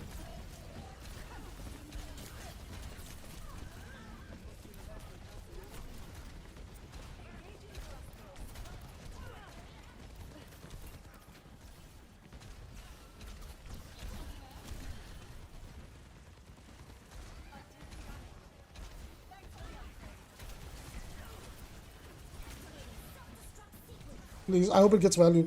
Oh, that's huge, that's huge. Okay, we need a hard push now. We need a hard push, like, literally now. Please, why is Orisa not going in? Go, go, dude, go. We have 3 picks in total. Go.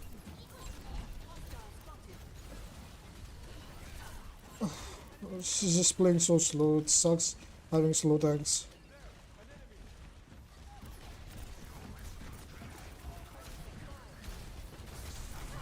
I'm screwed. What kind of tree was that? My god, I was praising Burby so much and then he goes for the worst tree on God's green earth.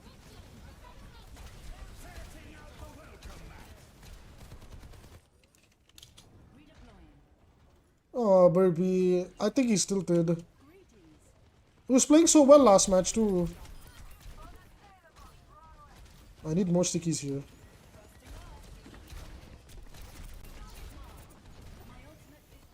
We need to copy enemy diva over here and then look for a big bomb if we can.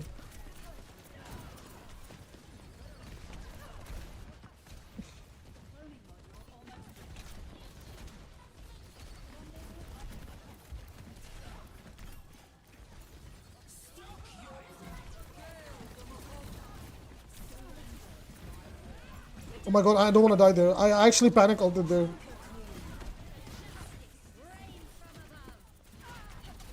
My tanks just don't want to push. Orisa just doesn't want to push.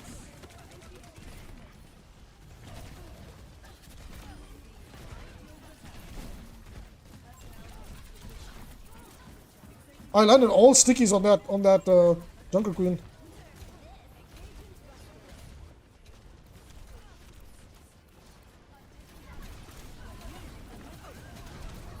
I don't know what to do, but guys, I don't have help in this comp. Our Orisa is like payload princessing this entire game. I don't have a pocket support. Our Weaver's tilting and for some reason just not pushing with team. And let's just not talk about my other DPS AFKing in the back. It just kind of is what it is. We're not gonna win this game. They're gonna roll us on attack. Mark my words.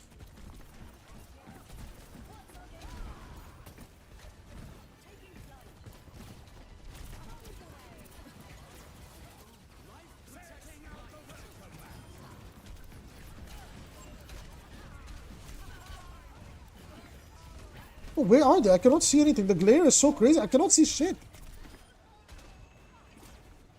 Like, what happened to the map? Do you guys see this live inventory? It just turned the colors. Yeah, you guys see that, right? The colors completely changed from that live. I couldn't understand what was going on my screen. What happened to my colors, bro? What happened to my colors? They legit. It became insane. Oh my god, my eyes were hurting over there.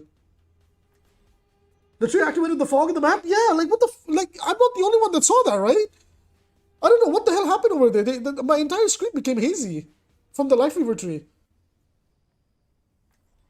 Console commander is so good. I'm running into Zimmers and Plat. Didn't they implement bans for Zimmers now? You're carrying as the DPS and time. I mean, I'm trying my best. I think we should drop the Weaver now and place a support that can like have better uptime. That should be the first step, and then honestly, my other DPS needs to wake up. That's it. Like it's really easy to farm this on Torbjorn because your turret is just tagging everything, so your elim stats just skyrocket. But if you're never in top right in kill feed, then what's the point, right? That's why stats doesn't always like show everything, you know, which kind of sucks. But I think playing the double shield over here, it might work. But the problem is like no one on our team other than me is willing to deal with the Pharah or the Diva. Like we're not picking Zarya. Oh, well, Zarya's banned. Ah, yeah, of course they banned Zarya because the Diva player. Like if I play Sim to counter Diva better, I become free food for Pharah, and the Pharah is already very good. So it's like I have to pick my poison, and the middle ground is Echo. So yep, see? Middle ground is Echo.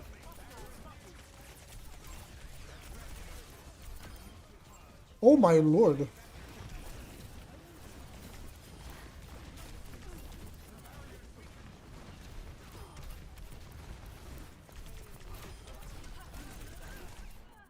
How much do I have to do? I killed 4 people in that fight, and not a single support wants to like support me. Look at this guy. Just look at this guy. I mean, he's in a void. He's in a void, and the type of player that you farm. Like, it's just ridiculous, man.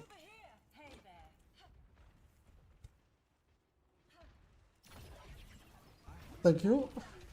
Yeah, bro. The Toem's having the time of his life, bro. He's just chilling. He's playing the game, man. He's playing the game.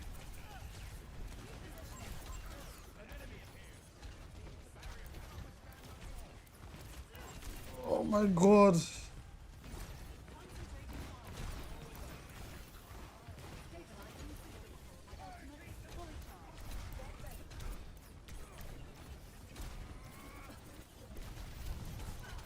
I'm screwed. Oh my god, I got the worst. Oh, wait, no, I did get the right copy. Again, not a single support is looking at me. Not a single support is looking at me. And my tanks don't even come and try to frontline that.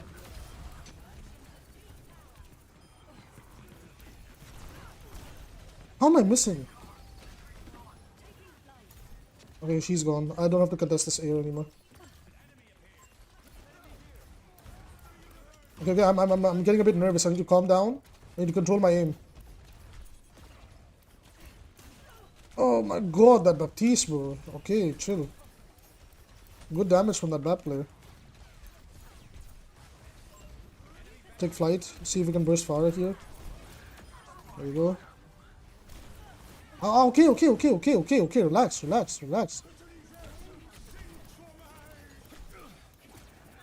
Oh my god, me and the Sigma just saved our team from that flux play. And now they're hyper tilted. Oh, I saw that coming. Oh my god, I have 9 billion IQ. Oh my god, I'm just insane. Oh my god. The instantly, like, sawing the Pharah coming, responding with my own flight into the corner, then coming out and punishing her. Oh my goodness, man. Oh my goodness. Back of my hand. This game is the back of my hand. Oh boy, time to go. Oh, we're in a very tough spot.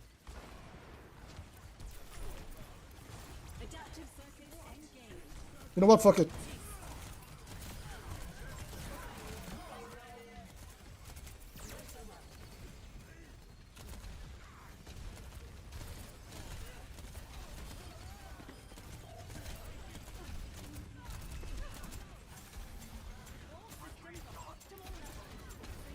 Moving from projectile aim to hit scan aim, carrying like that, then coming back. What is this bug noise? I have this noise. Can you guys hear that? What the hell is this noise? It's gone. Oh my god. Oh, ow. Okay, chill, bro, chill.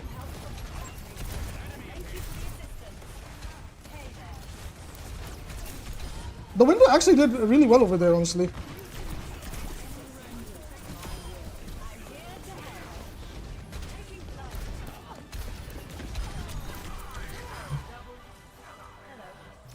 Oh my god, 40-5 Echo domination! We are too good on any character we touch. Why? I did everything! How does he get played? Oh my god, GG's Azura. Hope you enjoyed the carry, man. Why did Hammond get it, bro? I went nuts on Pharah over there. Oh my my god, man. Okay, Azura, I like you, but I gotta avoid you, my dude. Nothing personal, right? Things got a bit dicey. I needed a bit of backup over there.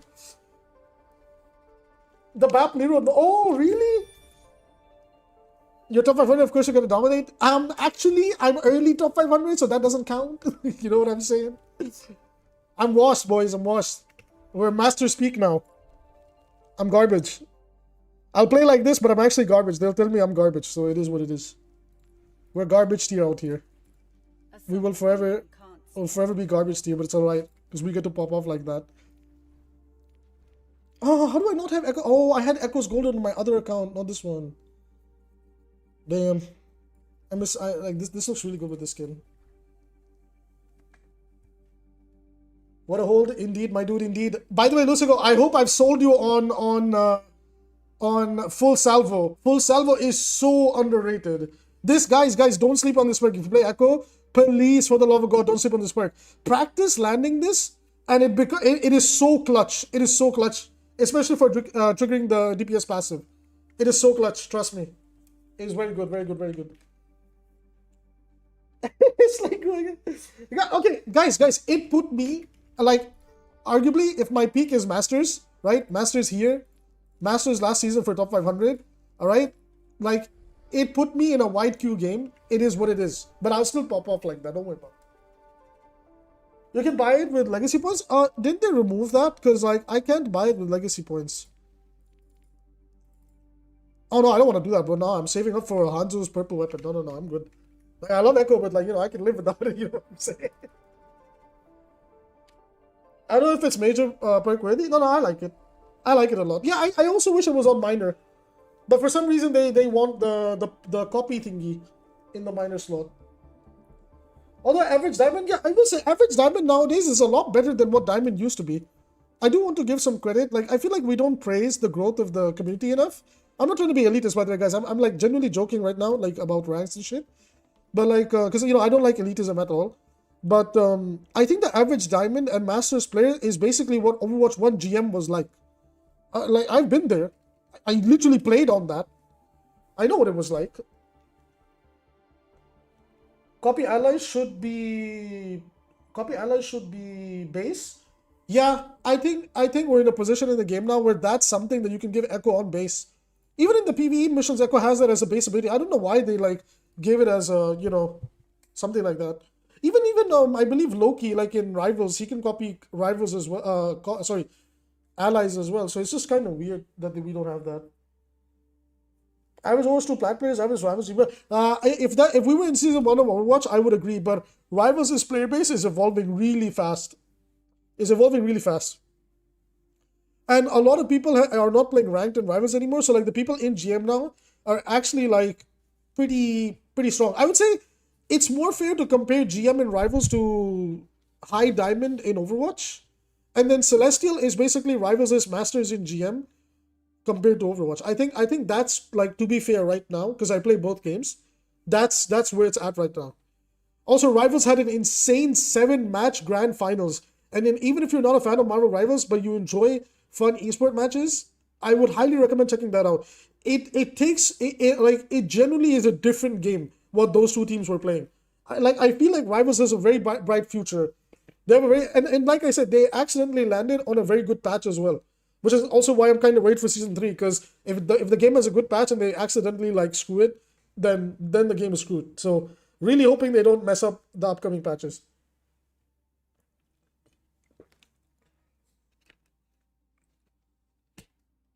Spilo said a while back. Spilo also barely plays Marvel Rivals, so I love Spilo a lot, but I really feel like his criticism of Rivals was fair from a hero design and a map design perspective, but like the player perspective, especially where they are at now, is just not fair. Same thing with Relt. Like, I love Relt.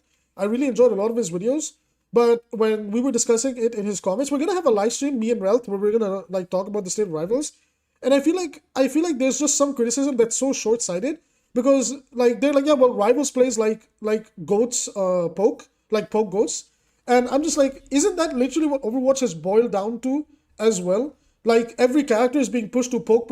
Even Genji's buff recently was, we want to help him with the poke. right? And like Freya is a poke DPS character. Venture is technically a quote unquote like poke DPS character, and they buffed Venture so that their poke was better. Okay, so the like generally the only reason people can pull out this card that well Overwatch is like this over rivals is simply because Overwatch has the heal passive. Remove the heal passive, and Overwatch was literally playing like poke goats literally 1 year ago. Literally 1 year ago, Junker Queen Goats Comp literally were just playing like everybody grouped up. They were literally playing the same way Rivals is playing right now. So I don't understand like where this like random like oh it plays like goats and it's like yeah it took us all the way till season 9 until the game changed up a little bit and it's still all about sustainability. It's about sustainability in that game. It's also about sustainability in this game. So it generally doesn't matter which game you look at it, right? Because Overwatch right now is putting a huge band-aid fix that oh yeah well we could just keep buffing the DPS passive. But how long does that work? And by the way, that also causes other problems, right? So you guys see where I'm coming from, right? It's why I'm not a fan of that discussion. You take 5 business days to heal now? Exactly. And it's not fun. If you play support, it's not fun that your role is so strong that your neutral gameplay has to feel like shit. I don't agree with that approach either. I would rather they we have the fan on our team this time. I don't agree with that approach because it's like it's so easy to look at Overwatch now and say, yeah, well, it's not about sustainability fights, guys. Rivals has so much healing. It's like, brother, remove the heal passive from Overwatch and see what happens. I dare Overwatch remove the heal passive for 1 second and see what happens to the game. The heal reduction passive. Mark my words. What the hell do you think it's gonna happen if you remove the heal passive from the game? It's so obvious what's gonna happen. It's so obvious. Cosmic Genji. Guys, I didn't get to swap because I was, like talking about the game. Yeah. But like Sprinter Falcon, I agree with you. But like we have to be fair to both sides. Like being fair to Overwatch. Like when people make the argument about Rivals is sustained, what I don't like is that they are conveniently forgetting that Overwatch for like 8 years almost didn't have the heal reduction passive. Like how did Overwatch play in Goats, in Double Shield, and that became the norm? Green did a video on this, and while I think he didn't really structure the points in the best way possible, but he actually had a point, which was like every comp nowadays plays like Double Shield, which I agree. Every comp nowadays plays like Double Shield, and they took the game in that direction too, where everybody is a sustaining poke fighter.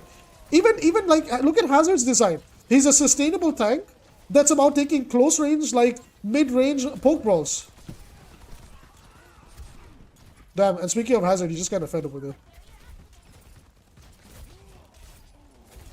See, but like, I feel bad because like before Goats and all of that shit, the Hazard playing like that was something you could be rewarded for. But nowadays in Overwatch, playing that aggressive, like even me right there, right? Like, I don't have my combo breakpoints, so me trying to go for an aggressive play, it's just it's bad. I should be playing slower fights, waiting until we all vomit damage onto the right target, and then jump that character. We're even right now, we're seeing who can out-sustain each other, instead of, oh, well, the Genji can combo Soldier and move on. I combo Soldier, and he's like 40% HP left, because I missed one shuriken set. So it's just, it sucks. It's here too. Like, why are we pretending like it's still not a thing in Overwatch? Because it just doesn't fit the argument when people want to make it. I need to get on this Soldier somehow. Why am I being hard focused? I think I play Pharah here. Or Echo again.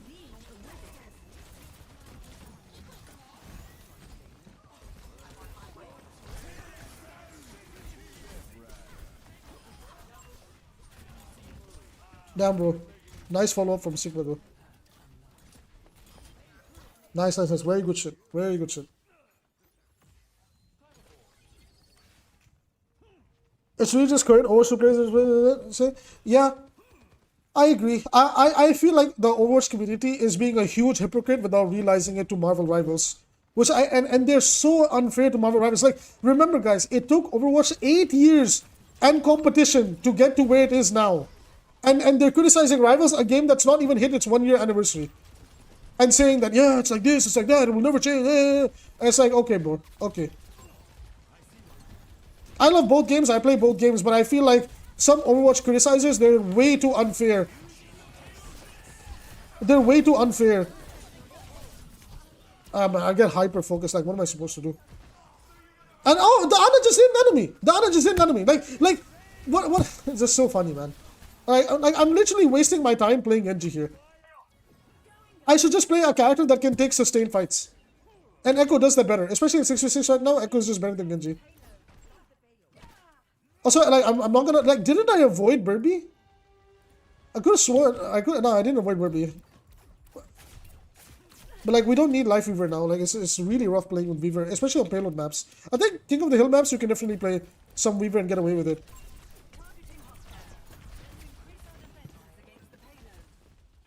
Wait, Zarya's not bad. I don't understand why we don't play Zarya.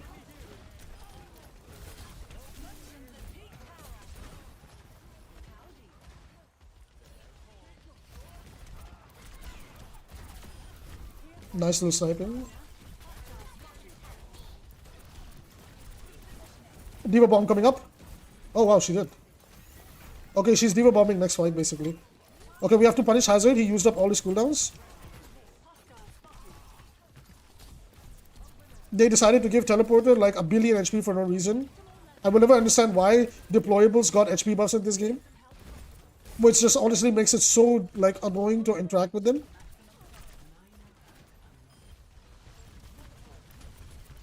Okay, I need to copy Diva here and do something. Hold on.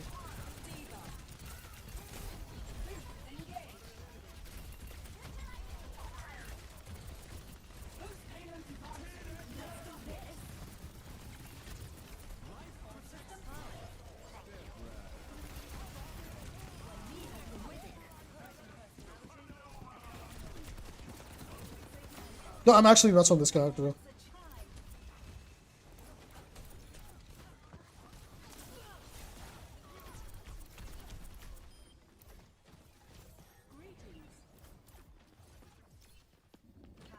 Bap does? Wait, what are we talking about? Sojourn needs more than HP nerf? Yeah, but as a starting point, the HP nerf could do a lot for Sojourn. Because I don't get why does Sojourn have 250 HP? Like, both, honestly, both Genji and Sojourn, I don't mind them being lethal, but why are both of them 250 HP? Like, it doesn't follow the logic from the other characters at 225. Where it's like, oh, 225 means you're allowed to be lethal. But then Sojourn gets to be lethal without being 225. Hello? That makes no sense.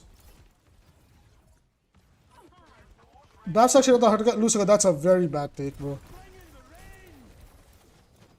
You've not played against good Baptiste players, and sadly Baptiste players in Overwatch 2, their quality is really bad. What a random nano. Like, again, look at the support quality here. Oh, I'm screwed.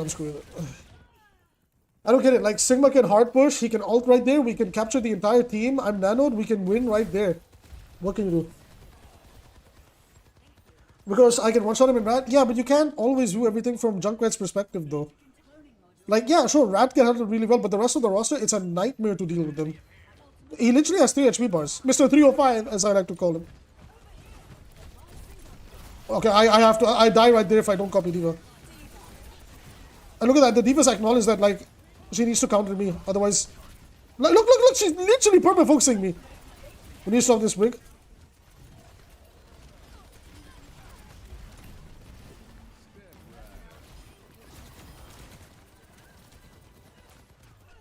Oh my god. What a stressful game. Holy crap. Nerf Diva. Nerf Diva, I'll say it. Nerf Diva. The most powerful tank in the game right now. Or in at least top 3. Diva is absurd in 5v5 and 6v6. Alright, let's try some Genji again. Alright, you guys wanted Cosmic Genji? Let's do Cosmic Genji. There it is.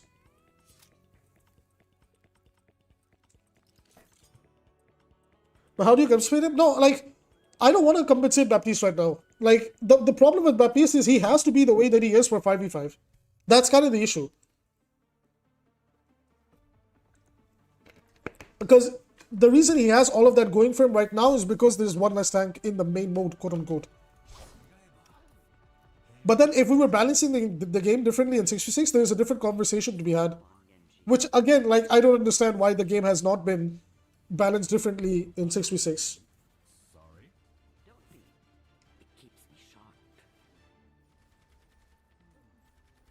I don't think any character deserves to be trash. It depends. If the design of a character is so bad that they need to be brought down, you need to revisit the design. And there's nothing wrong with that. That could lead to healthier designs. Technically, and this is very technically, like Orissa's design, not fortified, the rest of Orissa's kit, is much more healthier now than where she was in Overwatch 1. In Overwatch 1, she was so boring and she would just exist and get value. I mean, now she does too, but that's because they overpowered armor and then also like overpowered buff like fortified instead of just leading into like a assassin like that, which is what they initially wanted with the Orisa changes, and then they went back on it like they always do. If only they went back on armor and the like season 9 changes. I might have to play. I might have to play Pharah here actually, or Hanzo. It's actually a really awkward comp.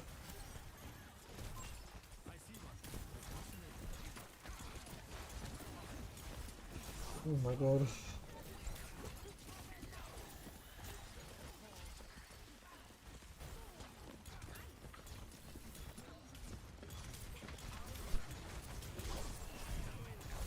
Damn. Old HP pools May dies right there. Or if I have a little bit more damage. If I get compensate buffed like every other character did. But you know, I play filthy Genji and he doesn't get to have breakpoints.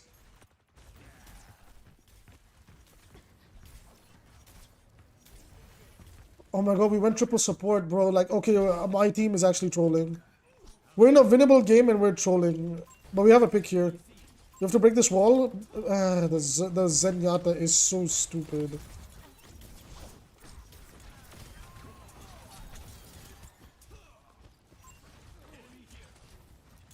I wish we had a dive tank. I wish... Okay. Okay.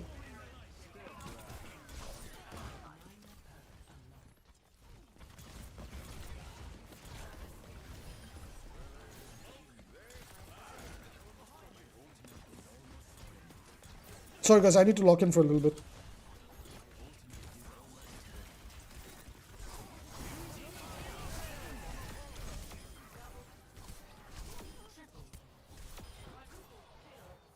We locked in. And as always, Nanoblade is what it takes to win on this character.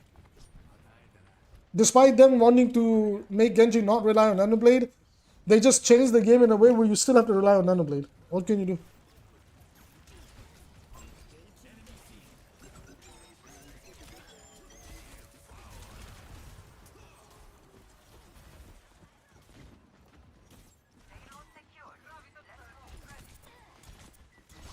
Shit! Oh my god! Oh my god! Oh, that dash is actually gonna screw me over. Oh shit! I'm dead. I don't know what to do. Oh, I have dash. Okay. Shout out to the 3 supports. My bad, man.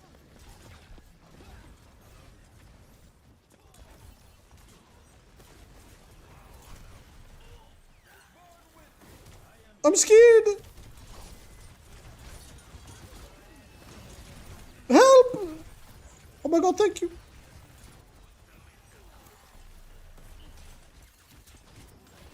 I think I don't have a choice. I think I have to go a tank over here. Otherwise, we're not going to be able to push past this choke. I can make Genji work, but I can't. We can't play the game like this. And now the other support left. Ah, how depressing, man. Throwing windmill games. Maybe they disconnected. I could be wrong. We're playing for Grav, I guess. No, we don't have a choice. Like, we're forced to play slow now.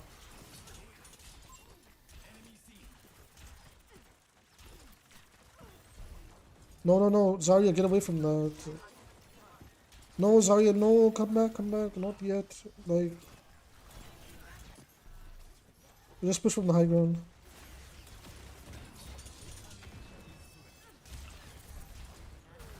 She can't play the game. I need to kind of like half feed to build ult, otherwise we'll never win.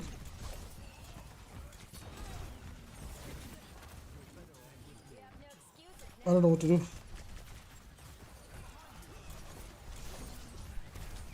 I don't know. I have no help. I don't know why the tree came out so late.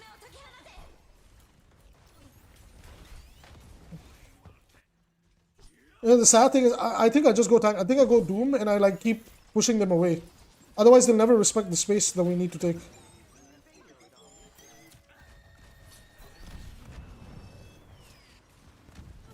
Hello, where's my supports?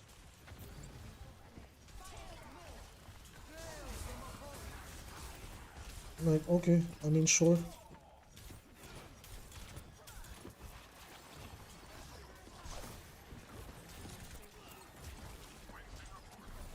Yeah, okay, nice. We have Winston. I can jump in with him. No, I think Winston's better, not Diva.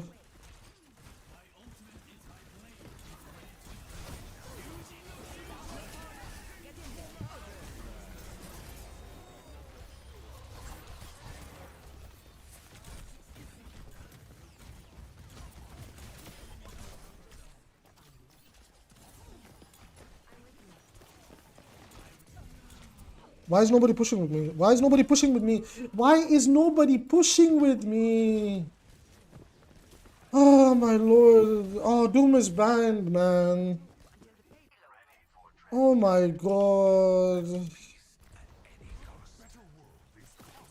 It's like, I get, what's the point of Zenyatta here? I don't understand. Like no Transcendence comes out to extend that fight. Like, we're getting no picks on the Zen either.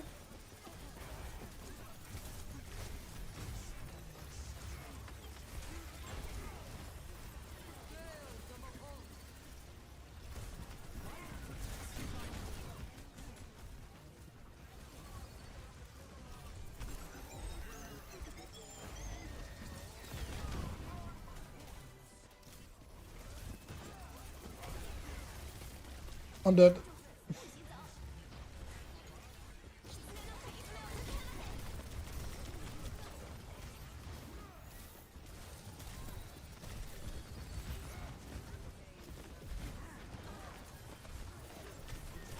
Why are Winston's cooldown so long in 6v6, man? Especially his bubble.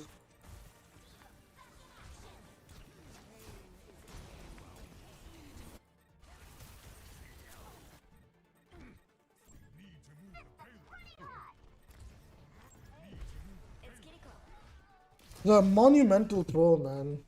Alright, now we avoid. Like, it's actually ridiculous what a throw this was.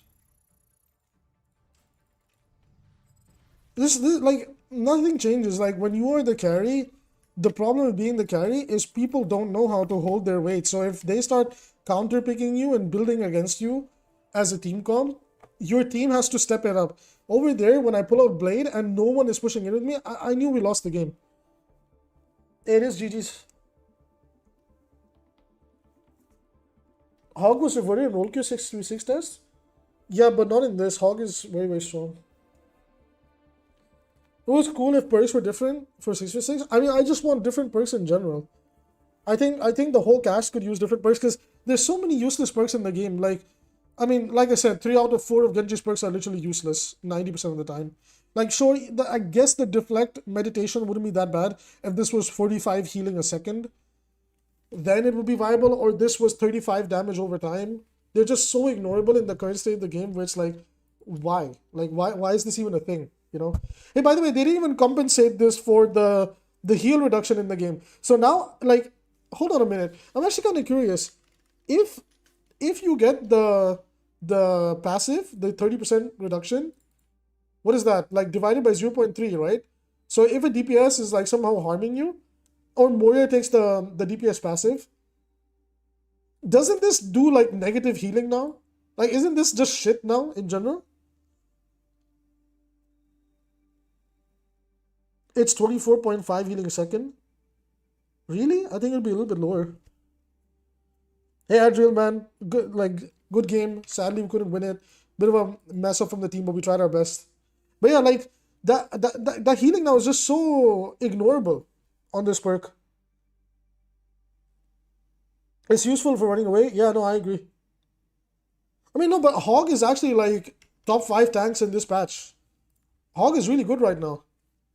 He's actually like a very good tank to play. He's even more broken in 6v6, like from what I hear. But like, what did they have to break on Roadhog to make him viable? They had to give him insane sustainability. Like, take a breather. Well, honestly, his majors are like whatever, but it's the pent up when pick pen is triggered, refill 50% of take a breather resource. That and the changes they gave him just completely broke the character. 35.7? Yeah, yeah, yeah. Does the DPS passive affect lifesteal? I'm not sure. I don't know.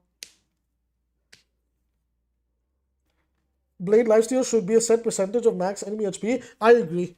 I agree. It would really help him have a fighting chance against tanks with armor. Because the biggest problem with Blade is if you're on a target that has armor, it is a nightmare. It's so ignorable. Like what is it? If we test it here on like a Reinhardt standing still, your damage feels so pathetic even with the heal reduction. Wait,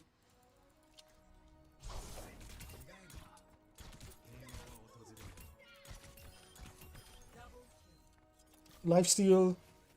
We'll take this one, but it doesn't matter. I mean, I know this is not the same value as lives,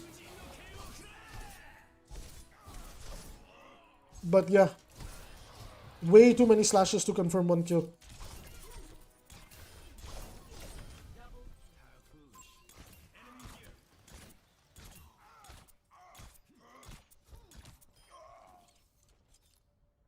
Give Genji a projectile perk. I don't know, man. I just think you don't need to do anything big for this character. I'm always about being fair. I just think 28 damage shuriken, and I think now we are in a world where we could try 120 blade again. 28 damage shuriken, 120 blade, 225 on the character. 225. I would hell even put him on 200. I don't care. 200, but he has like half his HP is blue shields, so you could sustain it yourself. But I just don't think this version of the character, like he, what does this version of the character solve? He's weaker into all the same problems he had before, and he's more reliant on nano and pocket than even before because he has weaker breakpoints. So I don't understand. Like none of the problems with the hero were solved that they shared in their vision. That oh well, we want him to be like this, and then it's like, well, your balance says completely otherwise on where you want to take him. Blade on deflect might be too strong. Yeah, definitely. It would be too strong. But I don't want Blade on deflect. It makes the character easier. I don't want the character to be easier. I like him being hard to play. I like him having a higher skill ceiling. I just think like there's ways to go about it, and it just has to do with numbers. Like we're barely seeing numbers changes in the game nowadays. That's what I don't like. Like we're barely seeing number changes. I really wish we would see more number changes in the game rather than perk or passive. That's what it feels like. It feels like 90% of the game's balance now is perks and passives rather than actually looking at the character and approaching them from that perspective. Why is it taking so long to find a game? It is open queue, yeah. They need to give him the 30 ammo back. I don't mind if he has 24 ammo. Just buff his damn damage. Like, oh snap, that is kinda, that goes hard.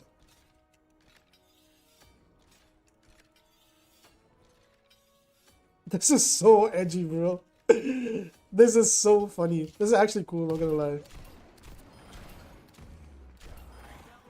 That's actually sick.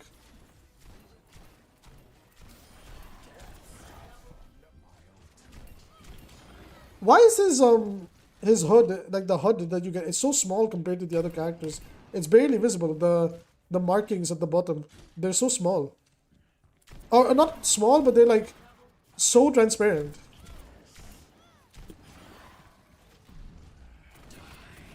Really, I thought maybe with this weapons they would do a different effect when you all. Oh well,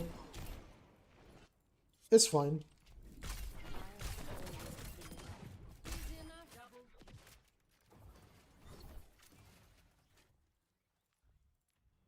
We're now sitting in Q Simulator. It is what it is. Genji has to reload every 2 seconds. Yeah, it sucks ass. Like anytime you move away from a fight, you just have to spam reload now. 30 ammo, 28 damage. Yes, I like it.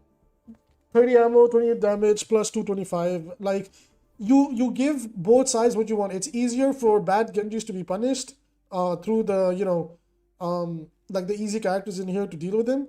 You make it so that the character at the skill ceiling where he's trying to do his combos like in your face achievable, but he's also more vulnerable to people that are bad on him. So I think like just put him there and get it over with. Like we it's just sad because because the game isn't like a sustainable like let's try to take sustained fights over time. He thrives in like other people's value. So it's like remember like anytime Sojourn is meta, Genji fits in because he works really well with her. He's a really good follow-up DPS to her, and they both complement each other's playstyle. But you could make an argument that now, unless the character is banned, Genji is replaced by Freya. Like he just gets replaced by Freya because Freya also complements what Sojourn wants to do. Both of them don't have to put themselves at risk to pop off. But Genji has to put himself at risk to pop off.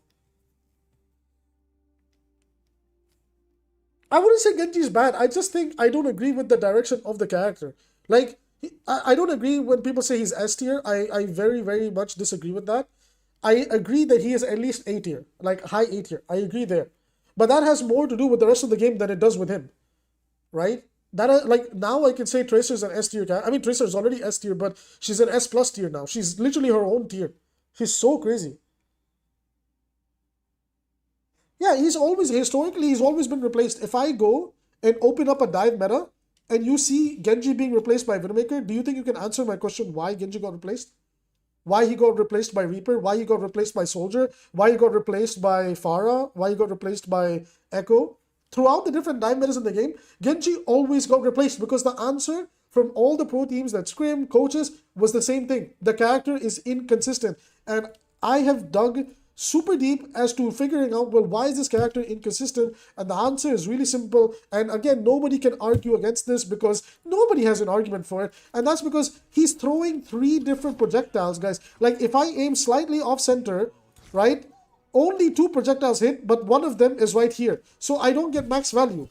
And if this target is moving and I only hit like one shuriken and two miss, look, I barely did any damage. And that's not even counting for the fact that armor is a thing, right? Now if I'm dueling a target that has armor, and like two shurikens miss, but one hit, look, what is this damage, bro? What is this damage? Like, of course, realistically, I'm not gonna miss most of the time against a Reinhardt, but it does matter, right? Like it sucks. It feels horrible. That oh, my bad for not like lining up three different projectiles, man. My bad. I'm not a supercomputer. Actually want to play Junker Town. Way better than playing these two maps. Sim is pretty good. Yeah, Sim. I would argue Sim is A tier or even S tier. She's way too good, man. I think she's very strong. Don't be surprised if Symmetra gets nerfed. I think she's very strong right now. Yeah, I'm actually not gonna bother playing. Like, thank God. Like, I was actually just gonna like AFK, not AFK, but like turn my brain off if we had to play that map.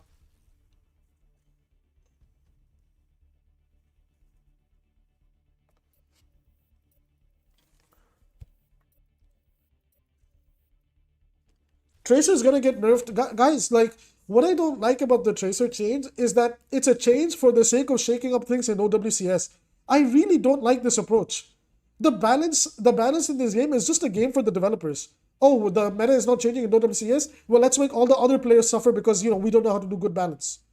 I don't care, ban whatever you want. I would rather save Freya because I want to play her, but whatever.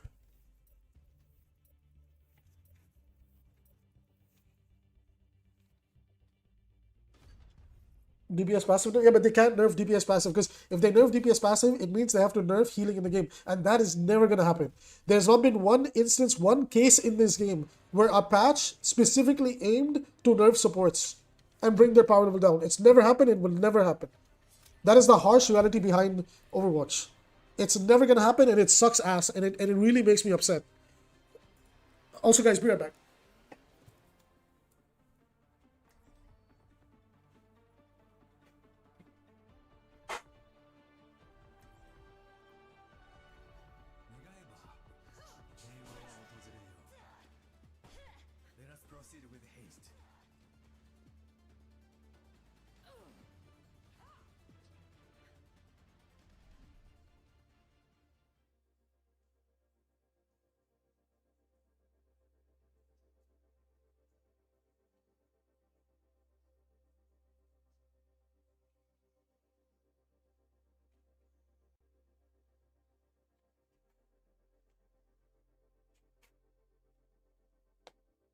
Oh, what happened? Wait, why did I get kicked? No, wait, somebody left? Why? I wanted to play that map. I miss playing Junkertown. It's a really good Genji map. I don't know why people say it's Genji's worst map. I have a really high win rate on that map, surprisingly. Their excuse for the Reaper buff is so stupid. Like, I really think I don't know if they actually believe themselves. What was it? What did they say for Reaper?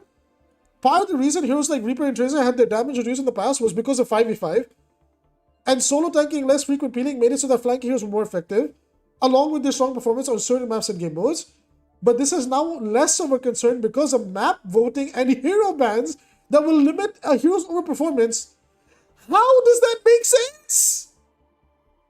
How does that make sense? Guys, 5v5 is the reason Reaper and Tracer are strong. Use hero bans, bro. Just use hero bans, guys. Go F yourselves. Use hero bans if you don't like Tracer and Reaper. That is literally what they're saying to your face. That's literally what they're saying to your face. Part of the reason why Reaper and Tracer are so good is because of 5v5, solo tanking, and the less frequent peeling makes flankers very strong. Okay? And they are strong performance-wise on push and flashpoint, which is somehow, I don't know why would you play Reaper on push and flashpoint? Okay, assuming Blizzard has data and they're right about this, right? And now they're like, yeah, well, if you don't want to play against Reaper and Tracer, just remove their map and remove the hero. Like, that is so funny.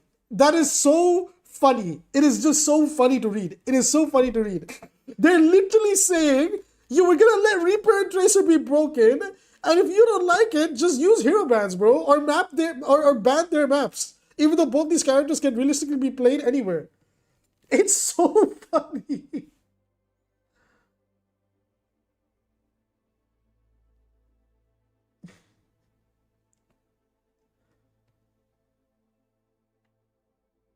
Do they not remember Genji got nerfed by 5? Yeah, but I don't know. Like, look, Reaper got his breakpoint. Tracer got her breakpoint. But for some reason, they're like, yeah, Genji doesn't need it. It's fine. Hey guys, if Genji becomes too strong, use hero bans, guys. Like, similar to Reaper, Tracer is getting back some of the damage she lost because of the format and the map. But looks like she's recalled back to links again. What logic is this? What logic is this?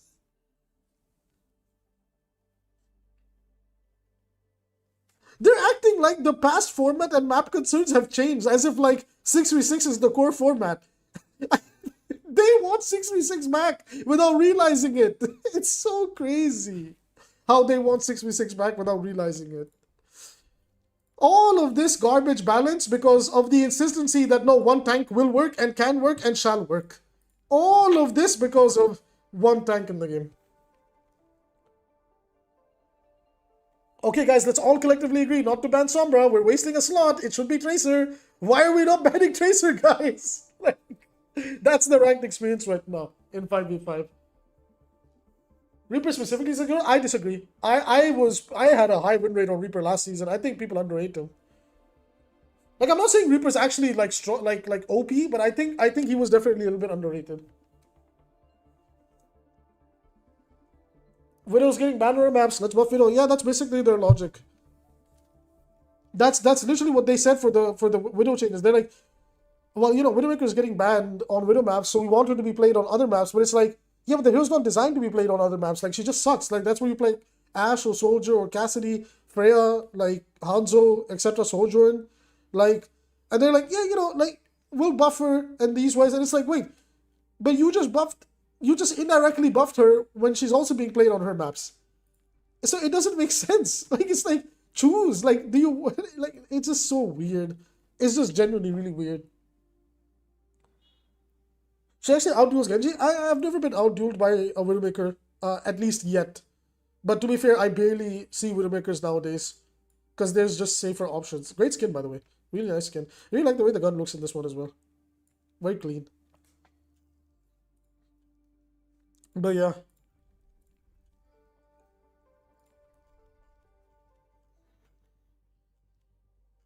Yo, Jake Toted. This looks amazing. It's actually a sick skin. He looks terrifying. Oh my god. It's actually sick.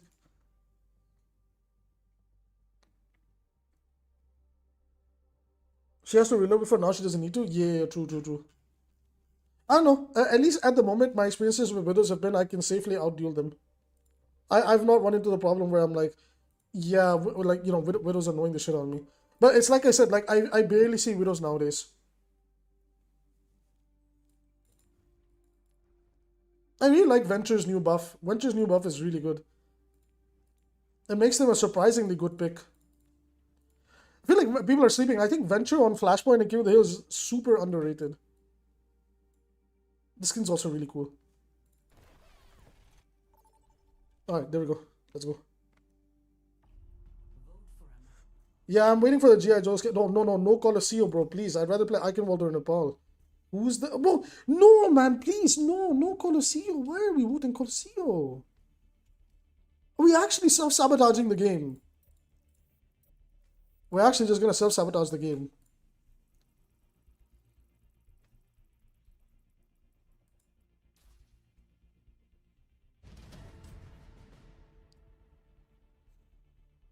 Select your hero.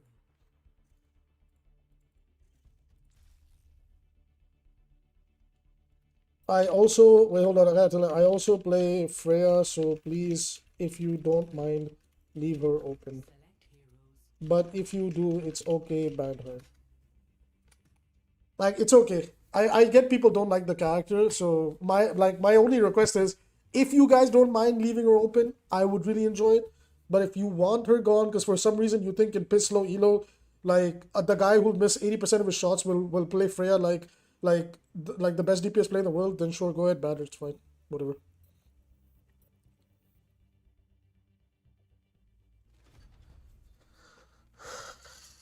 See, it is what it is.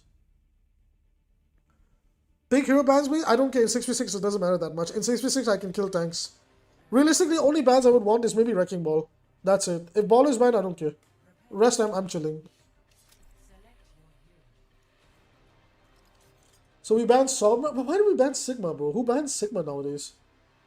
Oh my god, this is Plat 2 all the way to Masters 5. Okay. Oh my god, what a match, bro. This is gonna be an interesting match. This is gonna be a very, very interesting match.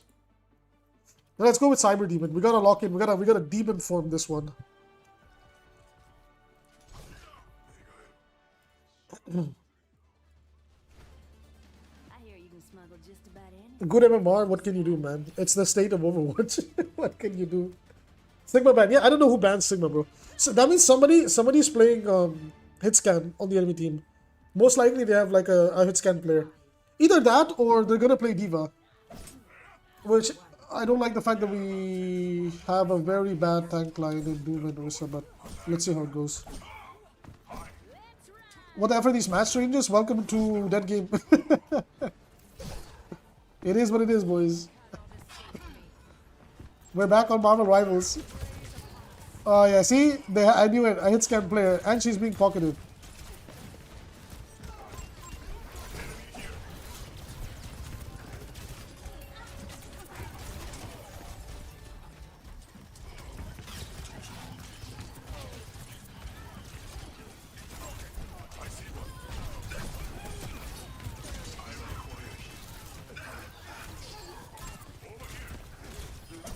Nice.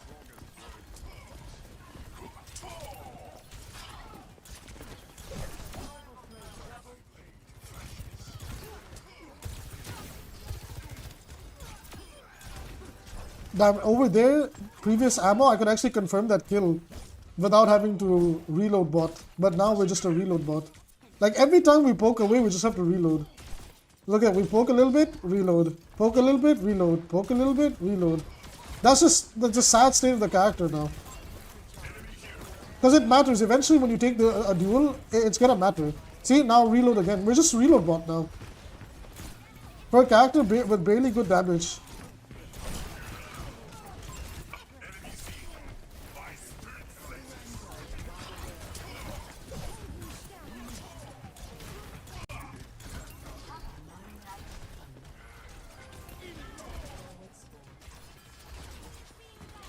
I can maybe deflect the grab and blade, or I could use blade to bait out the grab and then go in. Let's go. No, I screwed up so bad. No, why did Mercy not follow me either, man? Wait, did she die? No, she has to sit with her hit scan and, you know. I thought she responded to me by saying, my ultimate is ready, like, I'll come with you. Because, like, good Mercy players will tell Genji players that they'll combo their ult with them. It's okay, I mean, we went for free, like, whatever, I don't mind.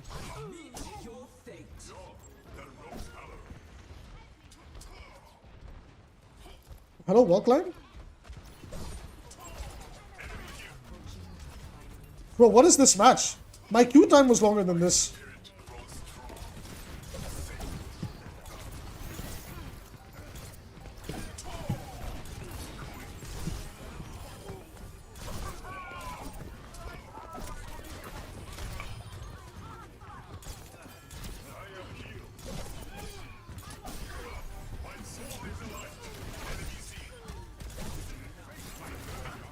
Okay.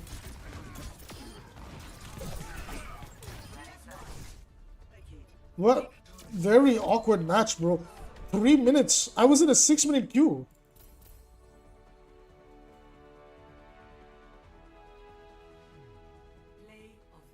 Dude. What? Was I playing quick play? What the heck? I got 4 SR. I got like 4% SR for that. Expected. Why am I being punished? I didn't even get any SR for that match. That's so lame, man. Can I see how much I gain per win or loss? No, you can't. Damn. I really wish it was like Rivals where it tells you how much you gain or loss. That sucks, bro.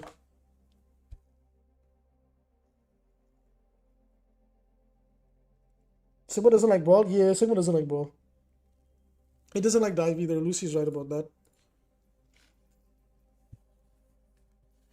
To be honest, Sigma's perks should have been a lot more focused on helping that weakness because he's such a balanced character.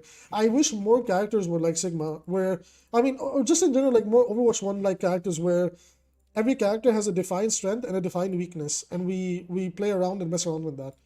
We just don't get characters like that anymore. I mean, at least in my opinion, and I know people are going to disagree, it's Freya's the closest thing we've gotten to that, where she has a clear weakness. She cannot duel.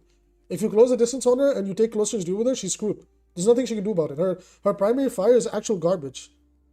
So she's to me is like a reverse Genji or a reverse Tracer, where she's lethal at her range, but when she is put in a scenario where she's supposed to do something else, she cannot do it well.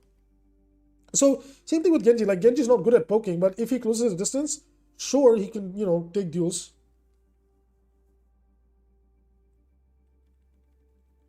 I like Hazard, but he definitely needs. Yeah, I think Hazard's just like stat overloaded. Like I don't think his design is bad.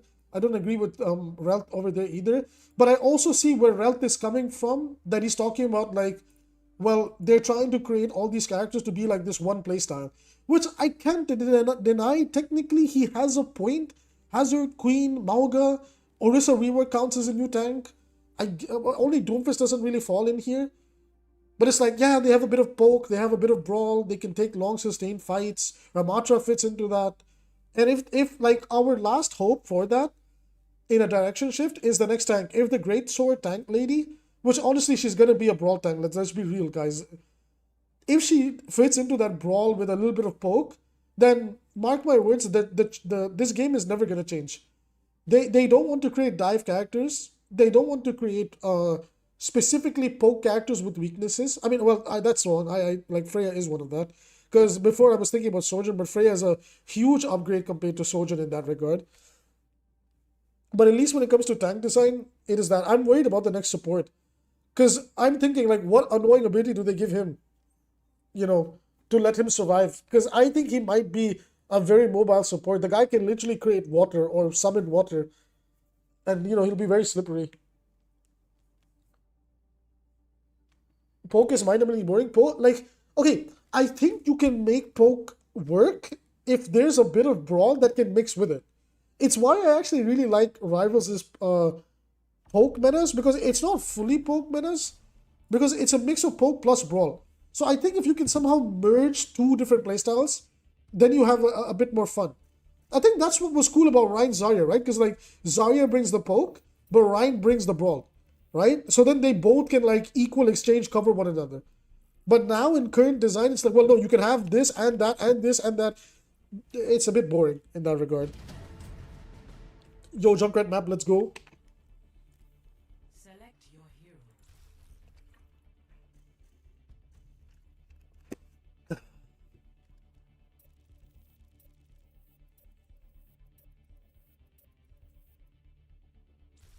Choose heroes to ban. They're gonna ban Freya. Like, why do I even bother? All right, get rid of Ball. I don't like Diva. I think Diva is finally in a position where I don't like playing against her. Just these two. I don't care about the rest. The rest I can't.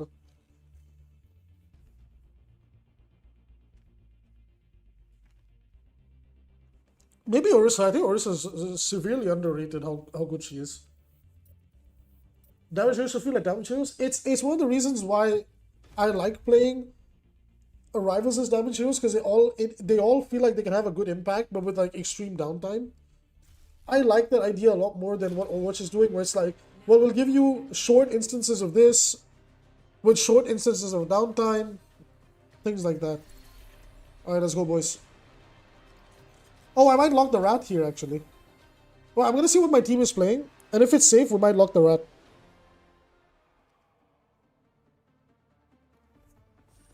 Hopefully we get 2 tanks. Wait, what did we ban? I don't even know what we banned. Freya, Doom, Ball, and Sombra. Okay. More field research. He's reduced to a follow-up Ball character? Yeah, I agree. Rivals heroes have no downtime? That's just wrong, bro. There is a more than enough downtime to where there is like literally nothing to do. And it actually screws over a lot of characters. Like Thor has like terrible downtime from the perspective like he has no sustain. So his downtime is up all the time. I'm like, no, I wanted rat. Bucky has like 10 second cooldowns on all his abilities. I guess you could say ultimates don't have that much downtime. I think that's fair. But neutral gameplay wise, there's a lot of downtime here and there.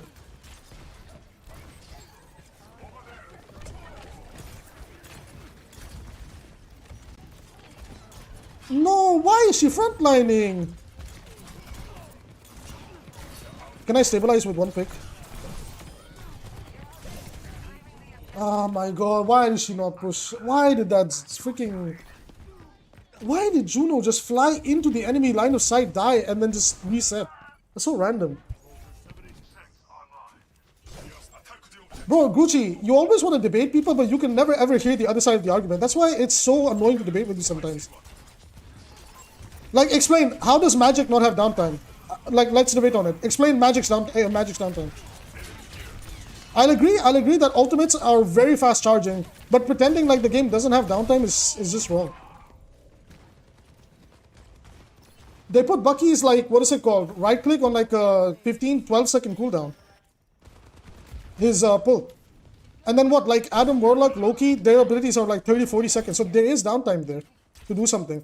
The problem is offsetted because ultimates charge fast enough to make up for the downtime. I said over there, I'll agree. Over there, I'll agree. But beyond that, like it's like there is downtime. Like Magic has it the worst, because when she enters downtime, there's literally nothing for her to do. Or Spider-Man, he enters downtime, there's nothing to do. Why are we not holding main choke?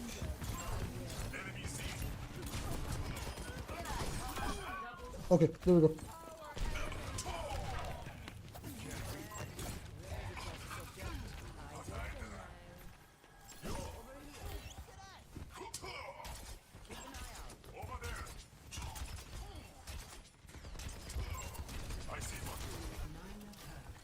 Why are people randomly just feeding? Like, just...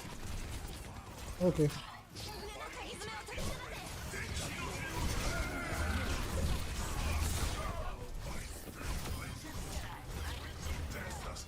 Nice. Stabilize that fight real quick. Wait, I'll catch up in comments. Just let me get through this round.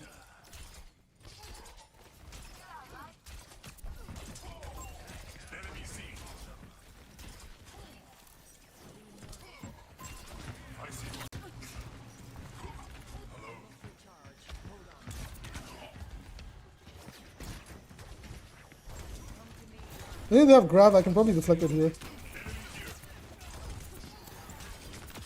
Nice.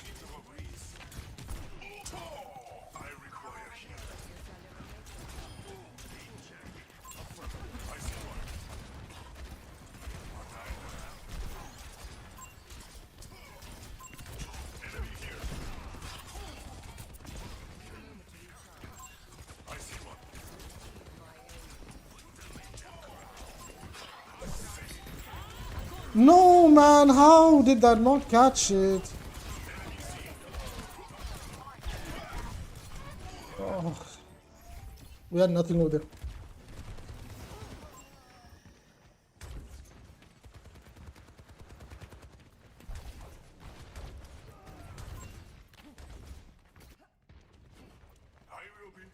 Wait, is Grutch, I don't know how to pronounce his name, Grutchy or Gucci. How do you say it? Is he not in chat anymore?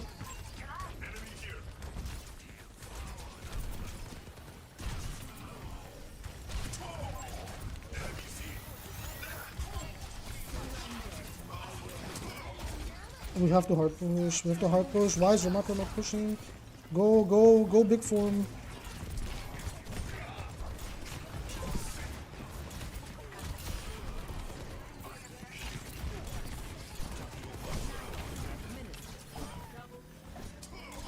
Okay. Awkward fight, but sure.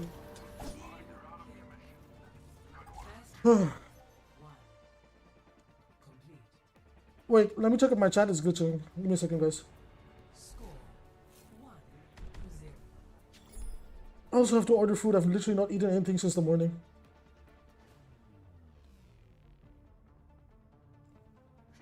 Aside from a few characters, yeah. I agree on the ultimate conversation that I think, yeah, even I agree, like, Rivals Ultimates desperately need a 20% increase. All of them. Except maybe, like, Magic, because her ult takes eternity to charge nowadays anyway. But in terms of ability, I don't think it's fair to say from the ability perspective.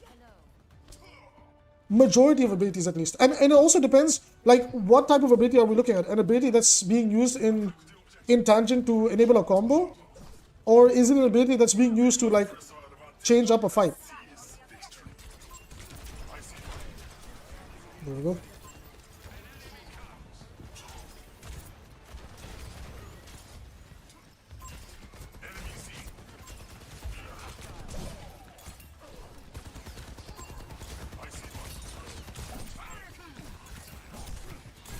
Oh my god, the freaking breakpoints.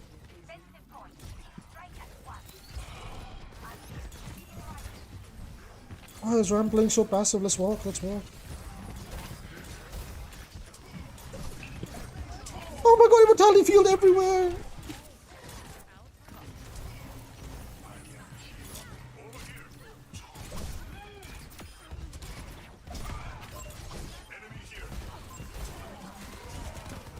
Oh, well, at least they win the fight.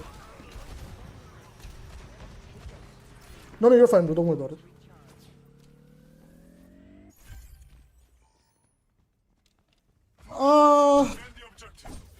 Okay, I think if you're perhaps if you're talking about maybe damage uptime, then sure. But I think there's a lot more windows of downtime. Even now, like in the grand finals match, there was big windows of downtime before anything could happen. Oh my god, bro, poor Ram. Okay, I have to solve this. I have to solve this. Oh, okay, bro. Just like take it. It's fine. Oh, we're not winning that no matter what. Maybe I go tank here and just fill to help the Ram because I kind of feel bad. We'll try one more blade and then we'll swap it up. Wait, Tristan, I didn't get to read your comment. Just give me a little bit because like I'm stuck in this match and I would like to not lose. Just because I want to see like how's my SR gain and loss. I'm screwed. Alright, yeah, I swap. My character is just useless. Like I do no damage. Like it is what even in 6v6 this character is just garbage. Hold on.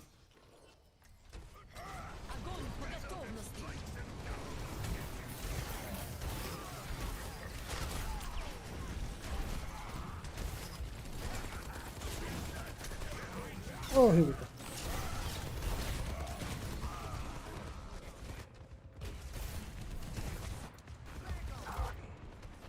What are they even playing? I guess I go... Man, that's such a boring comp to play into.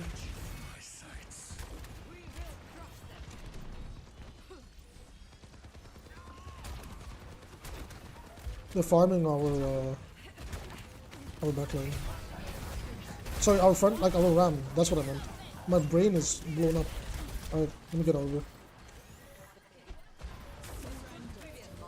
Oh my goodness, okay. Alright, no. We win the next round. We go next, we go next.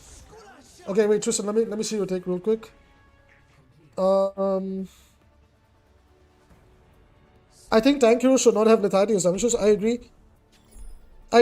First of all, it depends on the tank, but I don't mind lethality on tank if there's a trade-off. But you can't give a tank everything. That's what I don't like about Overwatch tank right now. At least in 5v5, that you can have everything you want. Let's do better this time. No, you don't. It won't necessarily be a damage sponge. You just know where to balance it out. But you don't allow it to where, okay, you can do damage, you can also tank damage, you can also hold the space, people have to respect you, yada yada yada, all that stuff. Off tanks should have lethality, but main tanks should. Exactly, I agree with that. Like I think we're on the same page when it comes to main and off tanks. Which is why at least at the moment, I like the way tanking works in Rivals a lot more than I like tanking works in Overwatch. Okay, we have to play hyper fast here. Yeah, we legitimately have to play hyper fast to win this. So like Zarya is a good example, right? Like Zarya is a character that can never be a main tank because she has decent downtime and none of her abilities necessarily fully allow her to take space. And she's designed in a way where she's like forced to play around another character.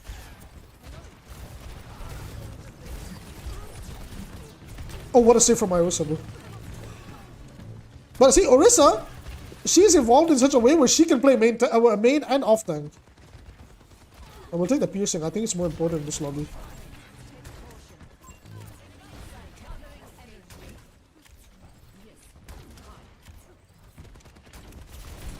Picking a diva into our comp is very much a choice that was made.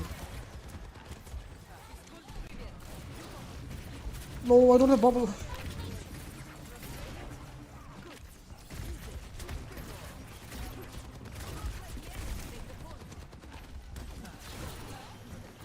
This is so annoying. They literally just keep changing directions.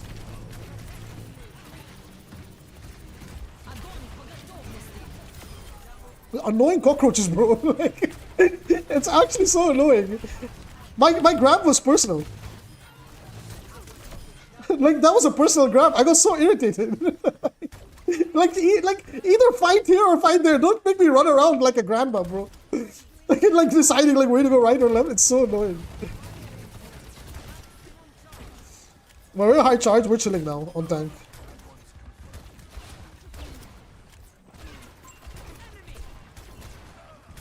Oh my god, why is Soldier just standing still? Winston. Okay, now this is a better tank for this situation. But this is gonna be so annoying in the same way. No, we lose this fight. We cannot sustain this fight. Yeah, that's way too much. Way too much ultimates. We're having a Marvel Rivals fight here, guys. Just ultimate spam. Okay, I try to kill somebody else here. Because these guys ain't gonna die.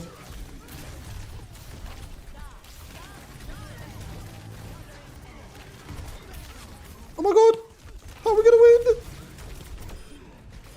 No way! How, bro? How? That was a Marvel Rivals team fight, bro. Just ultimate spam into seeing who eventually wins. I love Zarya's unnecessarily strong bubbles in 6v6. It's so stupid. Alright, let's catch up on chat. Let's catch up on chat.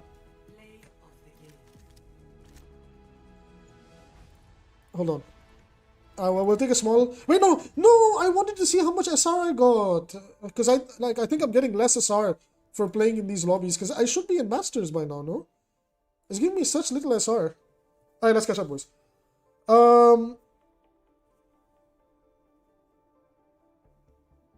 Okay. So Gucci says main tank being damage sponge is very good, but off tank shouldn't be damage sponge at all. I agree, damage tanks are best over there. Yeah. I think we agree there. Because I think the devs over there, like, they're a lot more upfront about what they want the experience across the roles to be, right? And thankfully, they don't have to worry about one tank being a thing. But also at the same time, they were able to quickly make countermeasures in case tanks became a problem, right? Like Wolverine, Iron Fist, they were there to make sure that, okay, in case this thing gets out of hand, we have stuff to keep them in check. I feel like Overwatch doesn't have that like nowadays, right? Like nobody looks at Reaper and says, "Yeah, Reaper will counterpick like this character." I mean, that's why they're trying to buff him. Arguably, I still think Reaper was very good, but whatever. We need to define lethality though. Is lethality burst damage, sustain damage? I think lethality is a point where a character gets, in my opinion, a character gets to have a breakpoint where they can do a certain amount of damage, confirm a kill, and that's what we're looking at. Like, for example, in my opinion, Genji in a lethal state, as if he was allowed to do his burst damage combos, right? Tracer in damage pattern, I think everybody fundamentally agrees like this is very lethal Tracer, right? So that makes them lethal. Sojourn with the overclock perk allows her to hit breakpoints that makes her very lethal. So that's kind of like I hope you understand what I'm trying to say here, right? It's a little bit harder to like define. Like if we were talking about League or Counter Strike, I could talk about it easier because like the guns are universal. But because Overwatch is a game where the guns are like each character is a different gun and they have different abilities, it's harder to define like what is lethal for this character compared to this character, right? Ram's damage is a mess of. Yeah, I agree. Like I think Ram is a well-designed tank. Ram is the good middle ground between damage, sustain, and also uptime. I think RAM should be the circle that they want to look at. How do we design a character, right? And Hazard has potential, but they decided that they're gonna vomit armor onto that character, and that's a different problem. Sigma has skill potential, but Ryan doesn't. I think Ryan does. I think Ryan does, but Ryan's problem is Ryan's speed, right? Ryan's problem is speed. He cannot like he counters himself, if you get what I'm saying.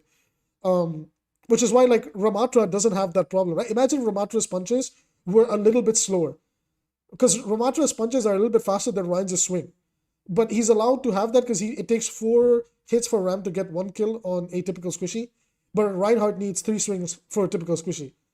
So there's like trade-off over there, right? Like Ram gets to shoot faster, but Ryan gets to hit harder, kinda, you know. Burst damage is easier to get kills with than shred damage. True. 6v6 should be the new main mode. Agree, kinda. I think 5v5 could still be salvaged, but it's never gonna work with the current direction. Ryan has skill potential, but has to take Ram. Yeah, exactly. So I think like that's Ryan's thing, right? Ryan always has to take some sort of a risk to do anything he wants. How do we play D.Va in 6v6? You are the best peeler in the game. And now you also have good lethality to where if you can punish somebody, you just delete their HP bar. I mean, if I get a chance, I'll play D.Va and show how she's played. Why is Blizzard hitting on Pharah? I don't think, well, I don't think they hate Pharah. They're trying to buff her in the past few seasons. So I think in terms of downtime in Rivals, I guess like I want to defend the stance that I do believe there is downtime in damage in some cases, and there is a lot of downtime in abilities because that's how they're balancing it out. But I think fundamentally everybody can agree that healing downtime in Rivals feels non-existent. I think that is something that Rivals need to address, that their healing downtime is non-existent because like Rocket Heal is just spammed out.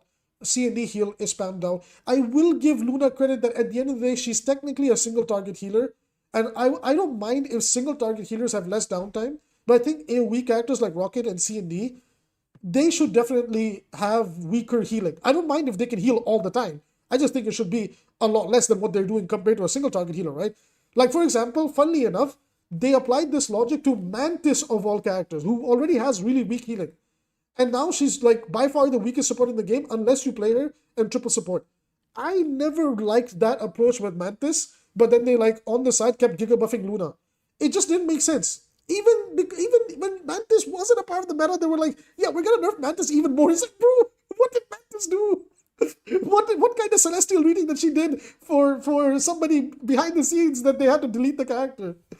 So Mantis just cannot function by herself now. She's just that bad. But I think their logic with Mantis was that because she does AoE healing, because she can throw an orb here, here, here, and then people run off and like do whatever they want, but the healing down to like the numbers on it are so weak that it's ignorable. And they had to recently make it where you could at least stack the duration. So it's like a Zen orb on everybody, right? It's like a Zen orb on everybody. So I think Mantis's logic should be applied to all the AoE healing in Marvel Rivals. But the single target healer should be able to do a lot of healing. And you know where we saw that in Overwatch was actually Ana, right? Ana could have a lot of single target healing. But during her time in Season 3 in Overwatch 1, when she was hard meta, they nerfed Nade because the logic was that Nade allowed for too much AoE healing. And by the way, guys, we saw triple tank in Overwatch in Season 3. So, like, multiple tank stacking and sustainability was in Overwatch way before it came anywhere else, right? So then what happened? Like, why did we end up getting goats like comps? Because AoE healing was so strong that even if you, like, what was it? Moira AoE heal, Lucio AoE heal, and it, like, you could ignore it with Zen, but then Moira got replaced by Brick. AoE heal, and then occasionally an AoE heal.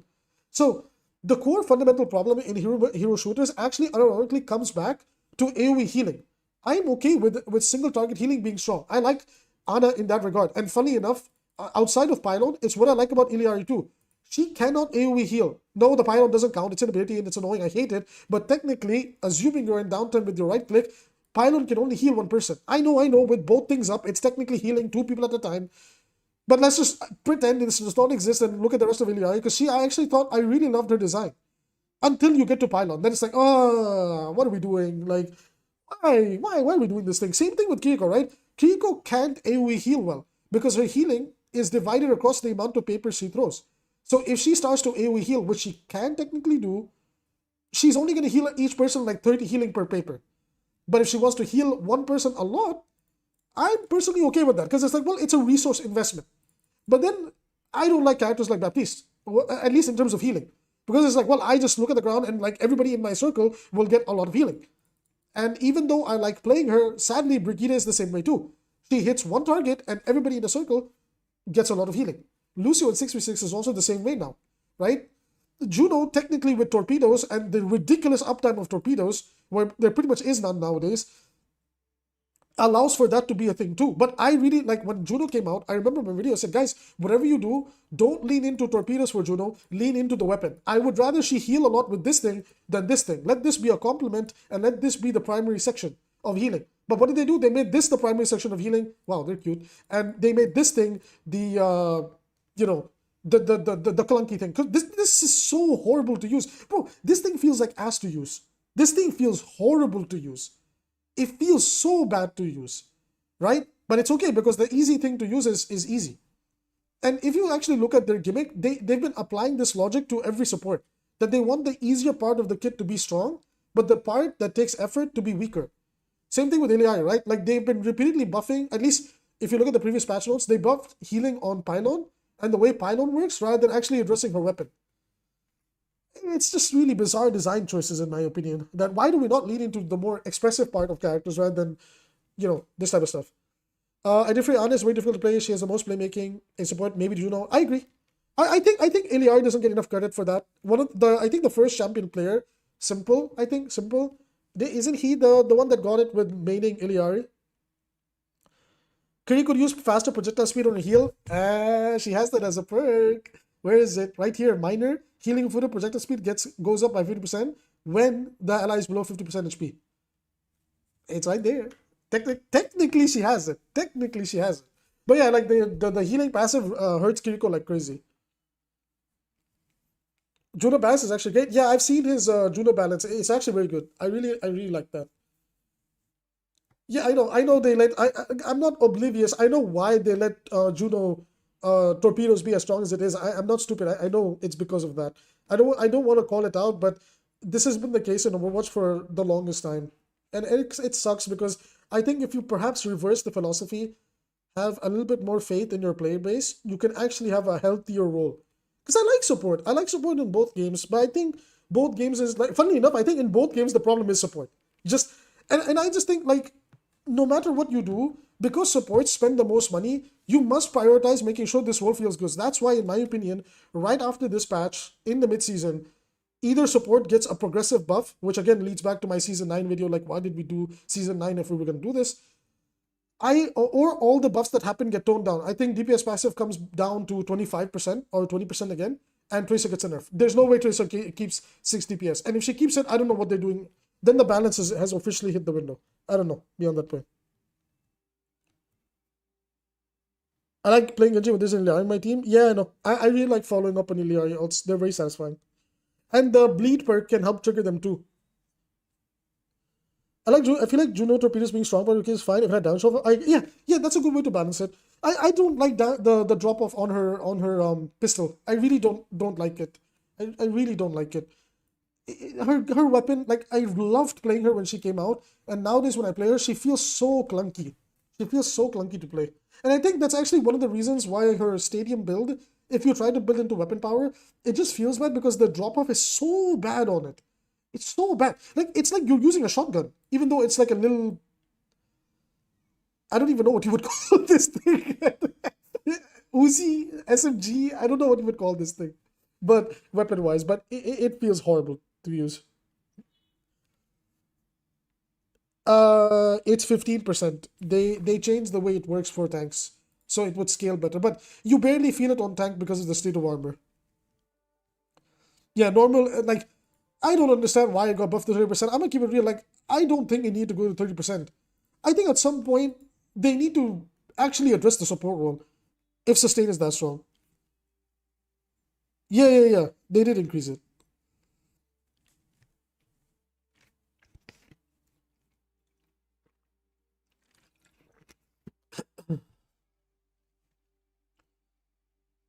Either DPS passive gets nerfed and healing is out, or tanks get buffed again. I wouldn't say tanks are blowing up right now, but I do agree that okay, I think tanks that don't have armor are exploding. I can agree there. Because the tanks with armor also. Oh, the worst thing that could happen is if they start giving armor to tanks that don't have armor, like Zarya. Man, if they start doing that, I genuinely think I will tone down how much I play this game, because the state of armor has taken such a big mental health impact for me, more than the state of support being OP ever has. Like, I genuinely, I never thought I could hate like something more than I've hated annoying support abilities. But then they showed me that, oh yeah, new armor, and I'm just like, new armor is the most uninteractive thing I've ever like interacted with in a video game. Except one thing. I think Grucci might know this because he plays League, but like peak Heartsteel, it just makes me feel like I'm playing against peak Heartsteel.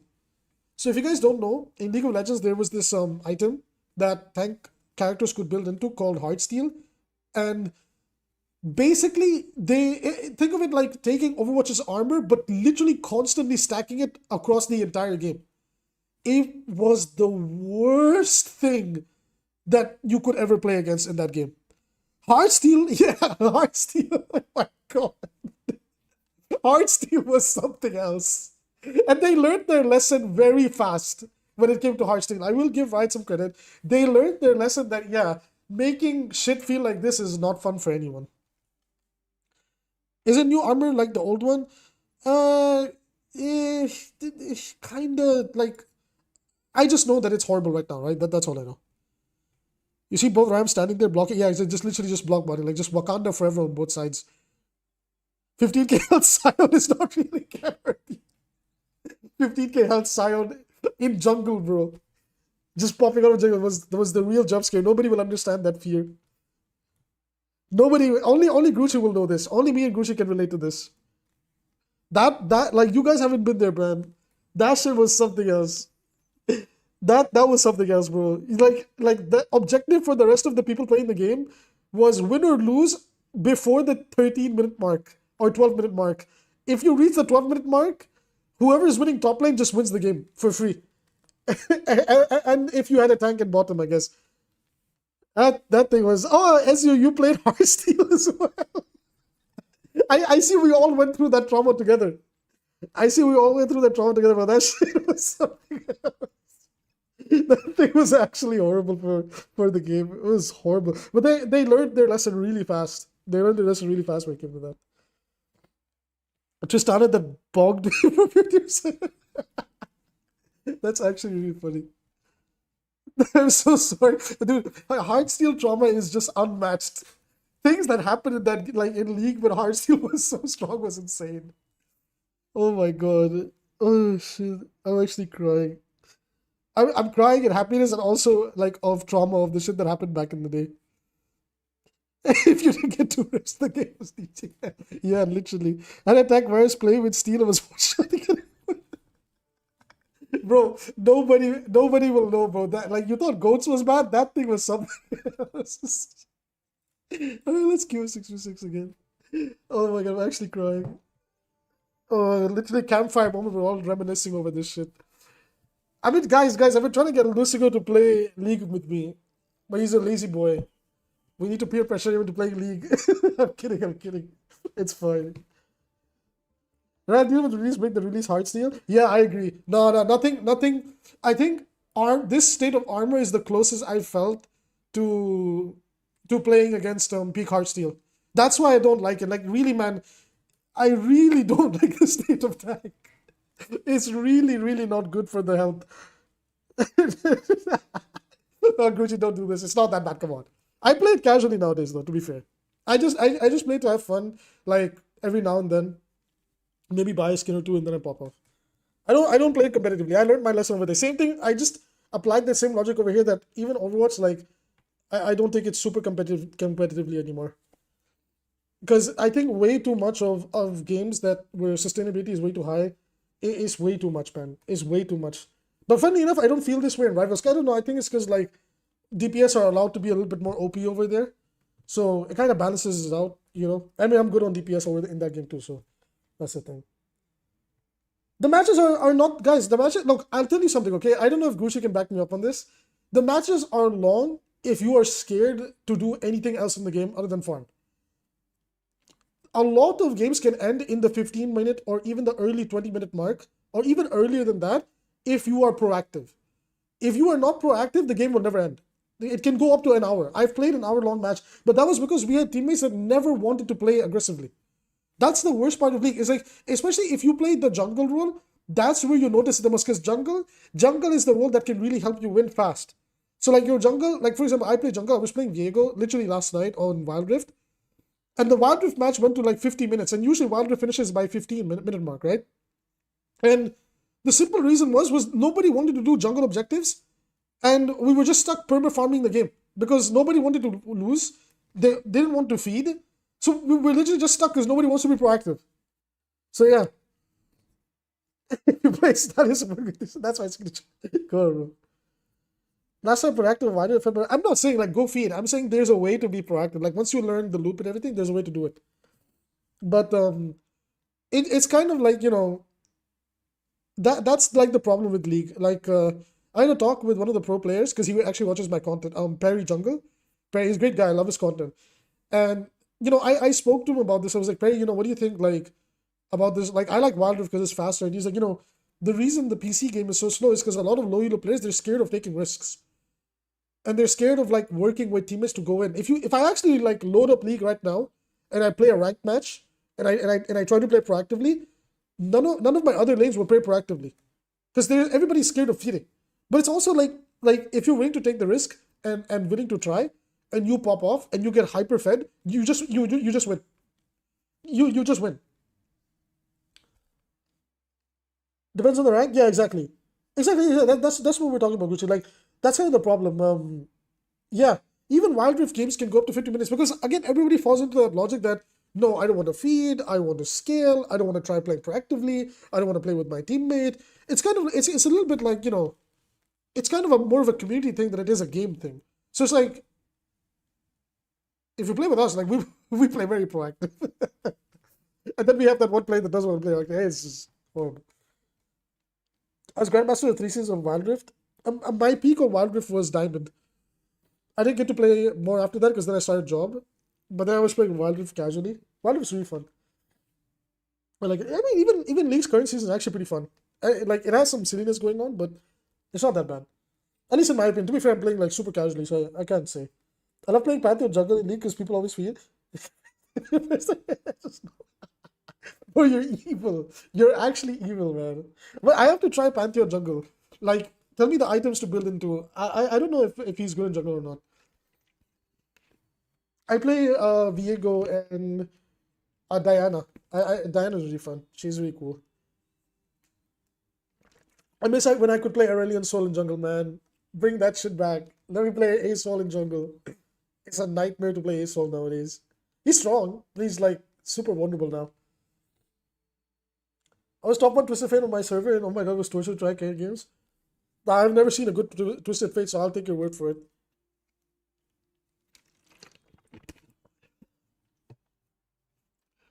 One character that I could never understand how they could carry games, even though like top lane's kind of where they want to be, was like Gangplank.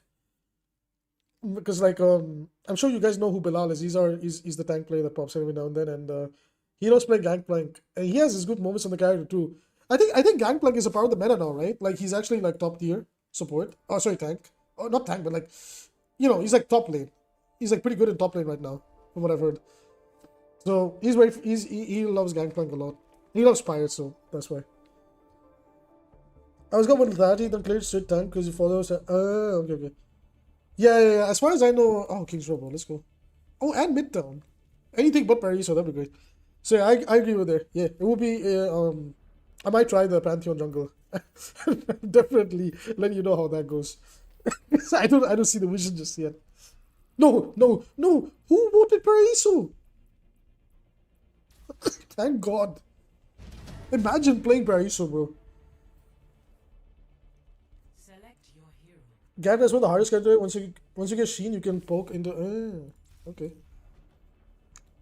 But it's very satisfying, right? Because you like line up all the bears and then like they all blow up. It's very satisfying from what I heard. Select hero bands. Ball. Or Diva. I don't care for anything else. I can handle it. In 6v6, we're a grown man. Because I can unironically play Echo and get away with it. Please don't ban Freya, man. I'll never get to play Freya. I will never play my favorite character. Outside of Gengu. I've done a lot of terrible champs in jungle. I don't think it was bad as Swain jungle. In Wild Rift, I think Swain jungle can work because of the pacing of the game and how damage works over there. No, Freya. Come on, man. I mean, how do I stop Matex from having mortality that? He was 6v6, bro. Braum jungle was better. Yeah. Wild Rift is very fun. I think you'll like Wild Rift. It's really fun.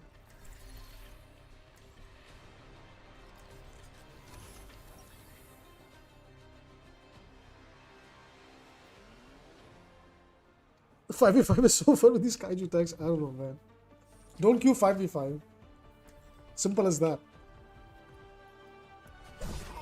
Like I told you, like after I did this, I don't care even if it was early top 500. After I hit top 500 one last time, even if it was early top 500, dude, I just realized I can't stomach 5v5. And it's not because of 5v5 as a format. It was because of the state of armor. I cannot stand the state of armor, man. It sucks the soul out of you. It really sucks the soul out of you.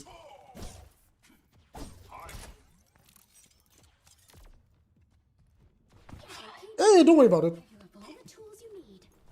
I mean, to be fair, the Wild Rift, it's not like a typical mobile game. It's literally just Pocket League of Legends. Is armor the same as Overwatch 1? I believe so. Oh, damn, Widow's taken. I kind of want to play some snipers here. Wait, are we playing triple DPS? Yeah, okay. I punished this guy. No, wall climb bug! Oh my god, are we serious right now, bro? I am screwed. I am very screwed. I am super screwed. I'm going to die. So they're also playing a solo tank. I could play soldier into this. I don't think I should play Genji here. It'll be too rough. Man, if Freya was open, I think I'll go Hanzo or Reaper. What is Juno doing, bro?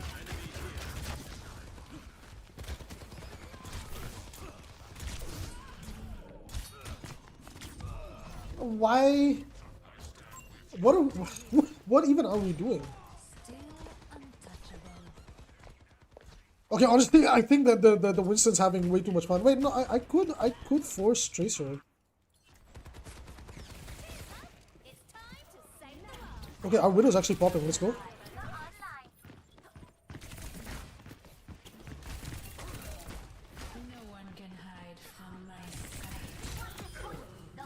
Oh, D.Va doesn't have ice. It's such a shame.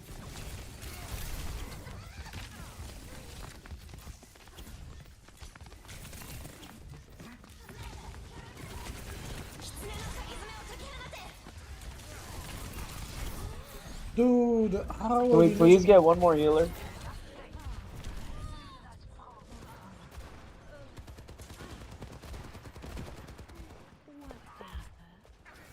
Okay, you know what? Let's fill. Amid discord, we will find tranquility. We'll fill for him, it's fine. Well, where's my hands?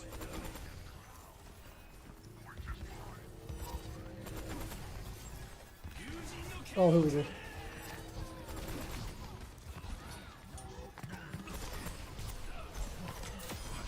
go. The kick is so broken.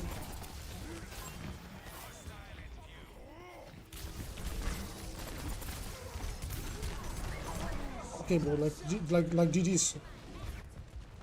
Like this lobby is impossible to win.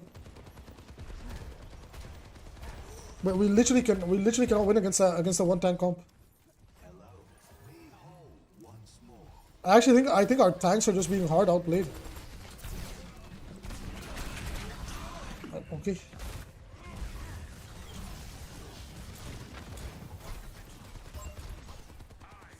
seconds remaining.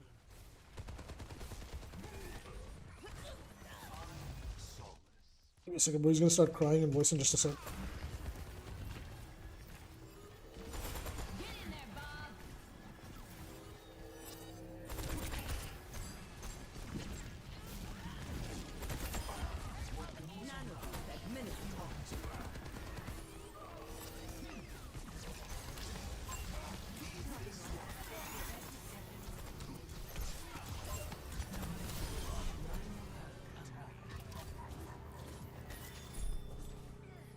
Peace be upon you.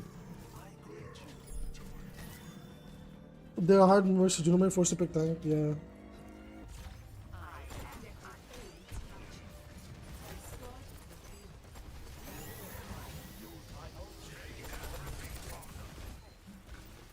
And we have a lever. Dude, like, can any of my tanks actually, like, quote unquote tank? That would be great. Otherwise, I'm just locking Murray and flying into the backline. My ultimate ability, peace be upon you. The Ana is least aware. You know what? You know what? We're chilling. Pinocchio knows nothing.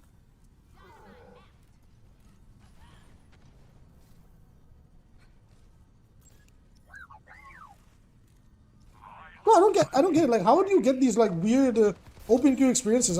Like, for whatever it's worth, like, I've always had good open queue experiences, surprisingly at least, and I don't mind filling in it either.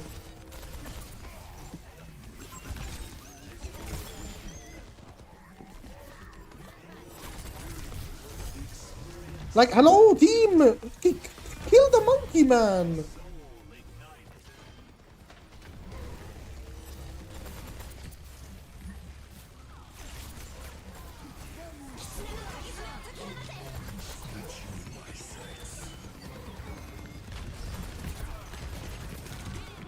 Bro, this team is so astronomically bad that they're losing against a five-man comp.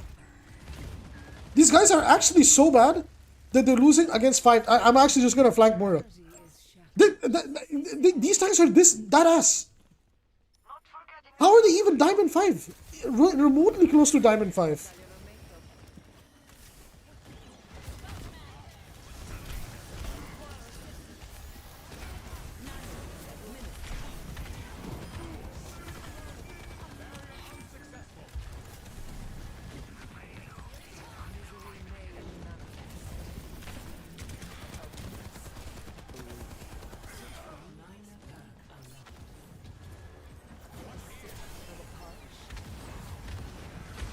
I genuinely feel like I'm playing gold lobby right now.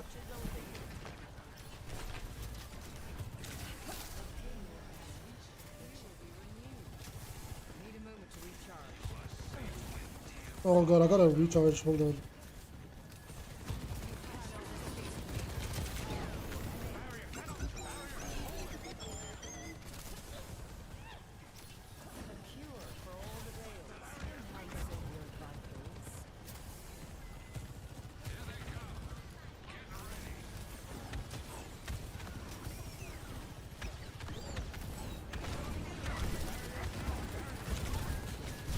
don't have a choice. Like, I'm not gonna get my resources back.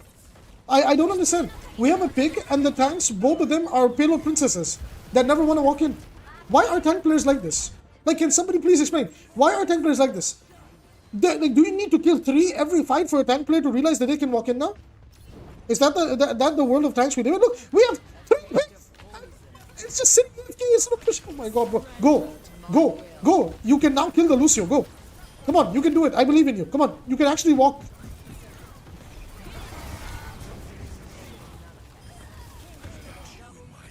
Oh, here we go. We almost lost against a 5-man team. Score 3-0. Switching sides. I think, bro, but like, is Diamond even considered quote unquote a low rank? It's still like top 10%.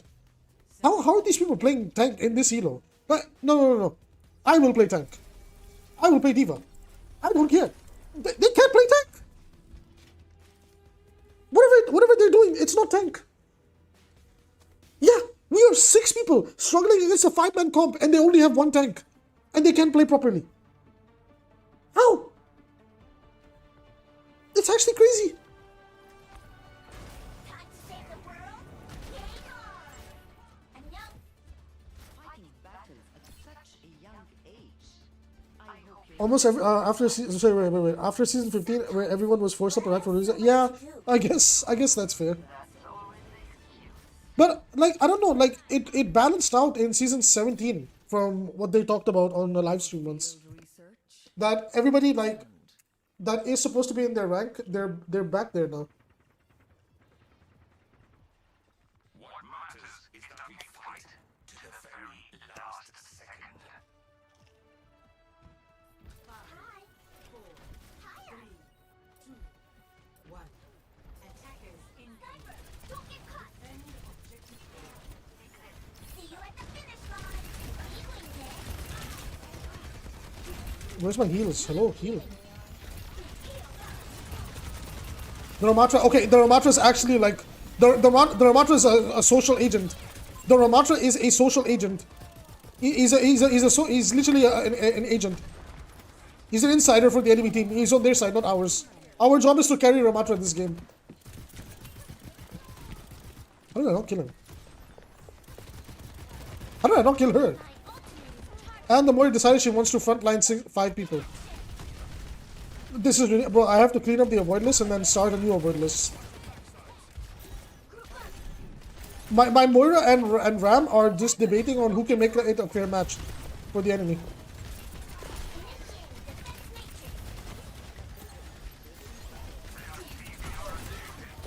Where is Ram? He's AFK. Okay, he's reported. Oh my god, we're playing 5v5. We're unironically playing 5v5. Okay. They banned Zarya, for fuck's sake. Like, what do? Do I mirror the Orisa? Like, nothing else can counter Orisa, right? No, we're playing 5v5, boys. We are outnumbered. Careful, not so fast. This is great. I'm playing 5v5 now. With slightly better HP points sometimes.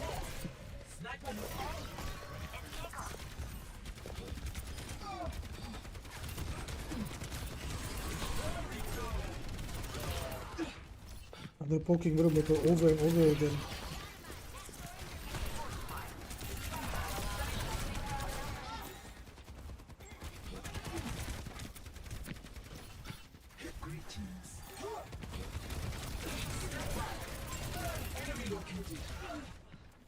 Oh my god, I have to babysit every angle apparently.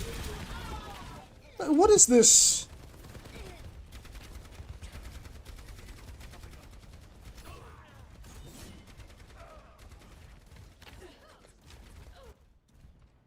My task is not yet finished. Terra Surge is nearly ready. Get in there, Bob. We must hold the payload. Pushing forward.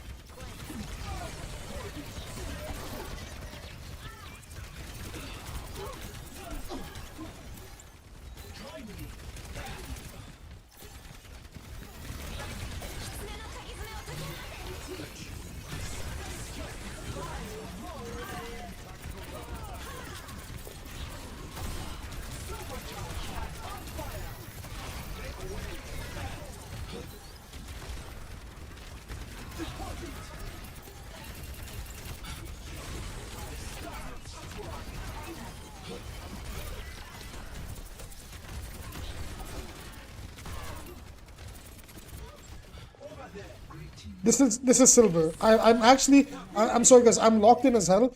I'm playing a silver match right now. I'm literally playing silver elo right now.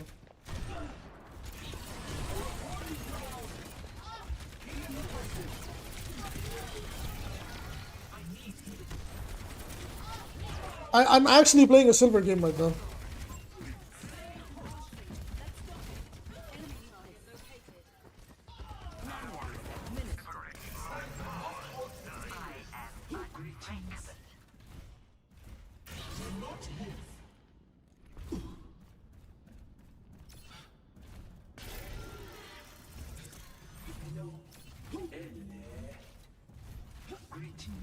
Guys, I can't play any other tank but Orisa. I know she's a snooze fest. I can't.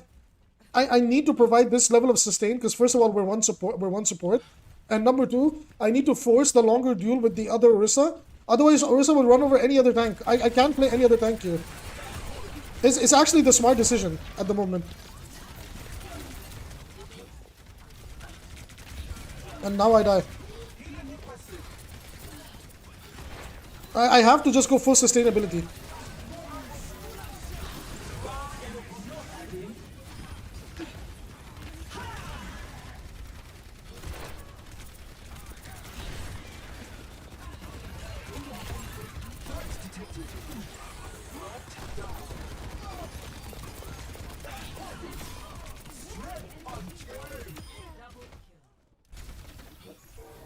The shit you have to do to win the game, bro.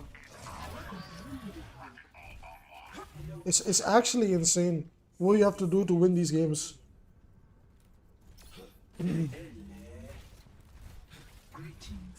Yeah, the Ana is solo supporting, guys. Cut her some slack. Like, there's not much she can do.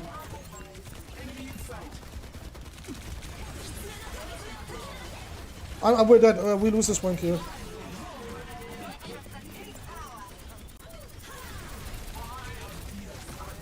I'm dead. I'm just trying to stay alive.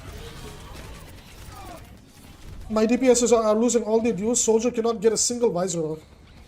Amazing. Amazing. I mean, I don't even know if I go another support. If I go another support, what is Ball gonna do against Ursa? Genuinely, like, what is Ball gonna do against Ursa? Okay, he's Sigma. If he plays Sigma, I can 100% like go brig.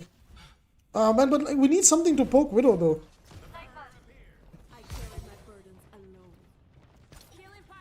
Hold on, I'll just bring the 6th player with Pylon. There you go.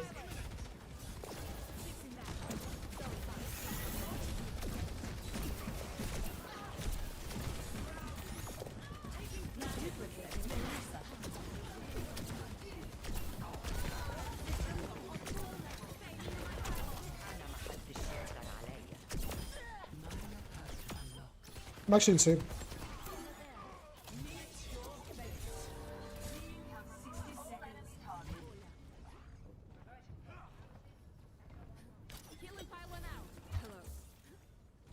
The other way, like, this is why I really like open queue. It tests your flexibility as a player. Like, look at that. I played DPS, tank, and now I'm playing support. And I'm like able to, you know, do my best on all of them.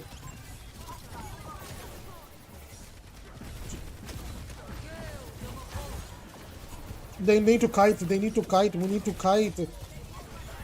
Oh my god. What's the point of standing in Moira beam? We can just kite it. Like, we... Oh, no, I need to die. I need to regroup with team. So I think I can do that. We have Captive Sun. That is literally our last ditch prayer. All we have is Captive Sun here. That's all I can do. Like on my end, Captive Sun and this pylon is all I can do.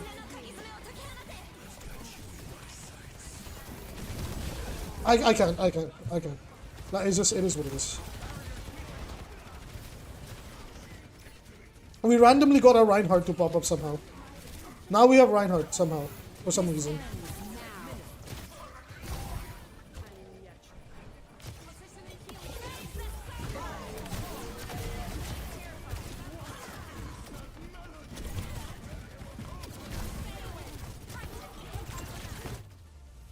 Wait, oh nice, Sigma did it.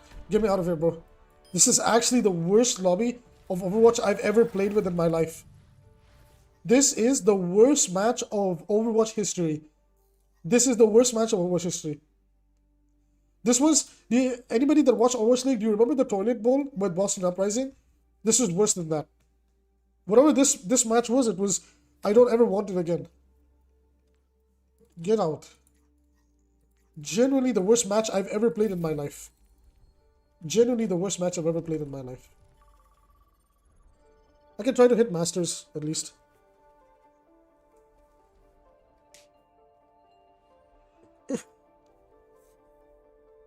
You were the go for open queue team, so I don't like open queue. I don't understand what like I just don't understand what was going on that match. My job was to just do what I can to carry. That any game I play, that's my mentality. I generally don't know what's going on. I don't know what people want to do and why they want to do that. I'm here to carry. Like I do my best there. I don't know why he left either. I don't know why he left. And then like the random Reinhardt pick that just for some reason I was saying like somebody on our team was like, wait, I'm gonna just go Ryan.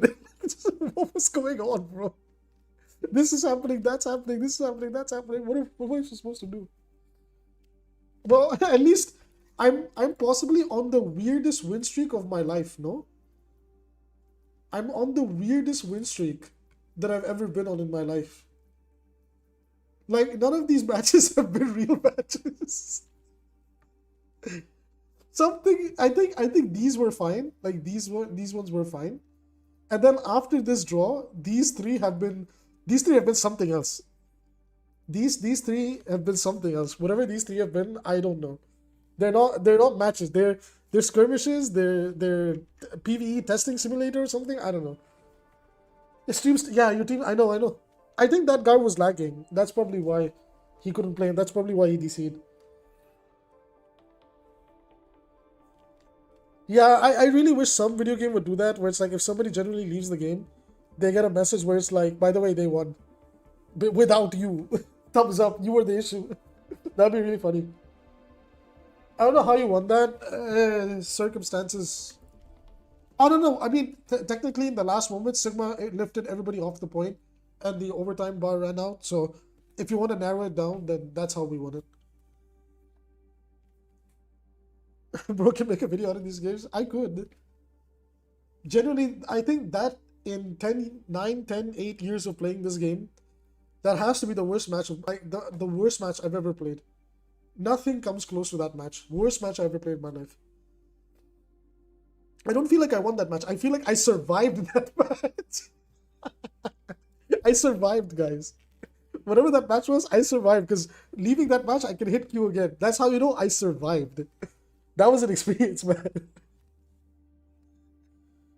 I don't even know. So funny. I mean, probably I could have been Baptiste over there, like maybe instead of Iliari, and just like Immortality fielded, taken an off angle, blow people up from behind, but it is what it is. Kind of wish Minipergo Sigma was replaced with increased hyperspeed range. Yeah, I would. That would actually be really nice. A lot of what Sigma has in the stadium is actually really interesting, of what they could do with him. But my hopes are, I mean, my last hopes for this game's future is Season 18. Because I think Season 18 is where they revise the perk system 6 months later, and they're like, we're gonna look at all the useless perks and try to make them appealing. Like every character will get a new perk. So I don't know. Like that is basically like my last like my like personal like, do I emotionally invest in this game any further? Because I think my problem with this game has always been I want to take dev team on face value and their vision on face value, but I don't like it when they don't follow through with what they say. Because again, the best example is the Reaper and Tracer comment about 5v5, where they were like, hey guys, we know we nerfed them because of 5v5. We know we did all of these things because of all the reasons 5v5 happened. But you know, like you guys can use hero bans and map bans, right? It's just the most immature thing I've ever seen a balanced team do. It's just and it's just kind of like, well, why don't we give Junkrat ability to two tap people like with a combo, or Genji his combo, or I don't know, we could buff Venture to like drilling people like old Doomfist or something. Like why not? If we're just gonna like pick and choose who starts getting breakpoints for no reason, let's just give it to everybody. But yeah. Everything is at Stadium. Yeah, I think Sigma is a big winner of Stadium. He has a very well made like power set, if you want to call it that. Excited for Wu Yang? Yeah, he looks really fun. He looks interesting. I mean, visually he looks very fun and interesting. I hope they have him be a honest hero. I like Juno and Iliari's design. Again, like small annoyances in their kit aside, I do like the direction of support. Like anything is better than whatever Life Fever was. So maybe the bar is not that high. And it is definitely a huge step forward from Kiriko, Baptiste, and Brigitte. You know, three supports back to back that really just, you know, leaned into perhaps a little bit of the wrong side of Overwatch. Yeah, Hanzo got nerfed only for them to embarrassingly revert it. I mean, I called that out. Like, he's actually very good now, by the way. Like, he's surprisingly doing really well in the like. I think people are underestimating his position in the game. I think, man, I really need to get purple for this. Please give me purple. But I think Hanzo's actually legit like a good A minus B plus character now. Like if you're mechanically good on the character, I mean, unless I'll play some Hanzo next game. He's actually like pretty decent now.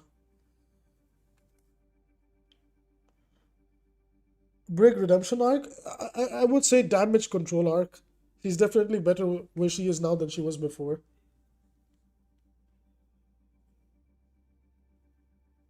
Oh, he got to play Wu Yang? He got to like mess around with Wu Yang? To be honest, I don't know what niche supports don't fill. Like, don't we have something for everything right now? Like we have brawl, dive, rush, death ball, poke. Don't we have all of that? Yeah, no, Brig is definitely one of the healthiest supports now. I agree. I don't disagree. I'm just saying like the damage control is so much better on her than whatever the hell they did with the rest of the supports at least.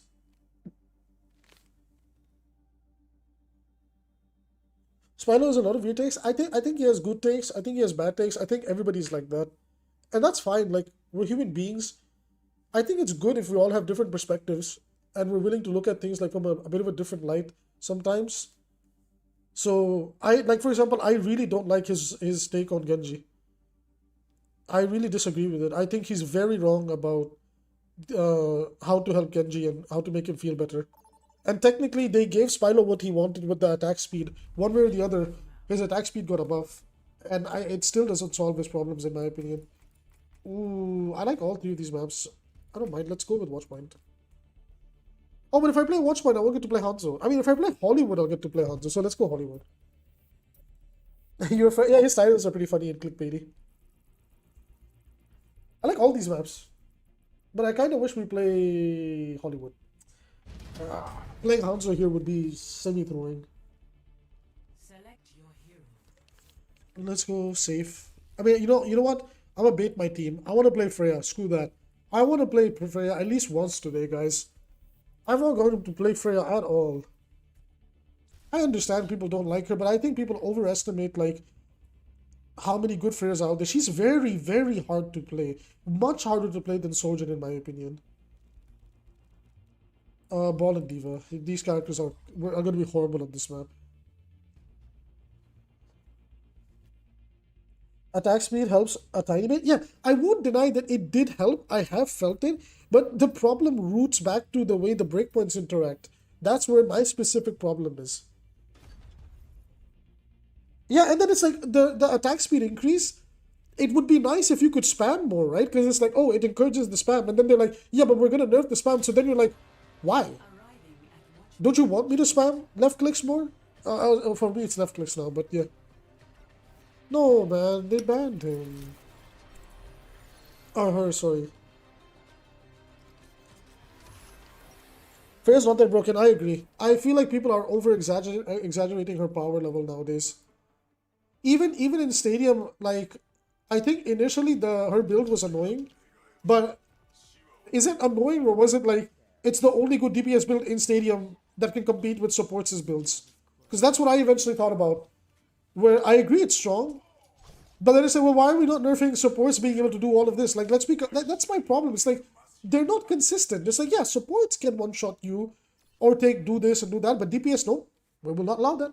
It's not fair. This must be the robot of which Akande speaks so highly. It's annoying. Yeah, I agree. It's really annoying to reload on the character 24/7.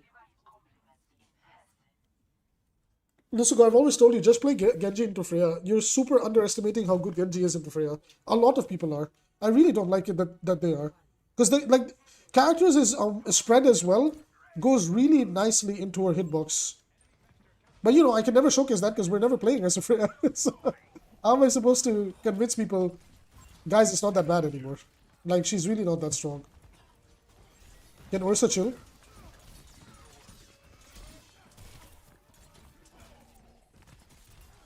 Are they playing double shield poke? No, they're playing triple tank.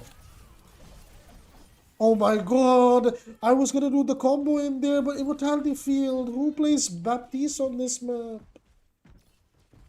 Who plays Junkrat on this map? Bro wants to get farmed. Poor guy.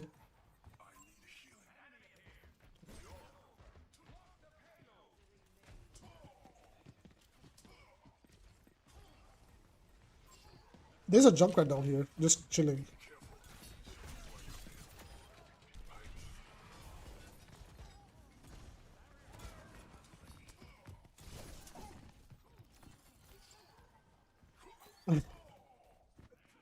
This Junkrat, man. I have to touch.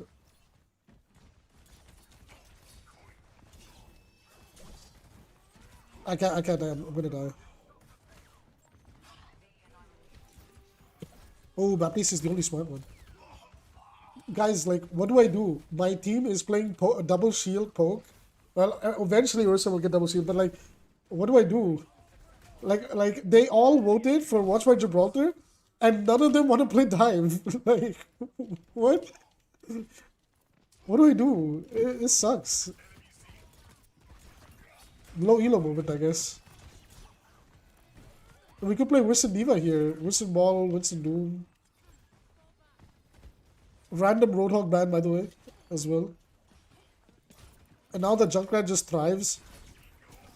He's just like vibing. Okay. Random tire.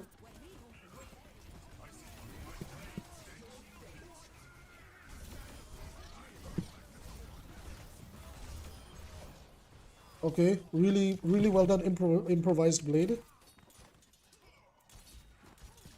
Nice.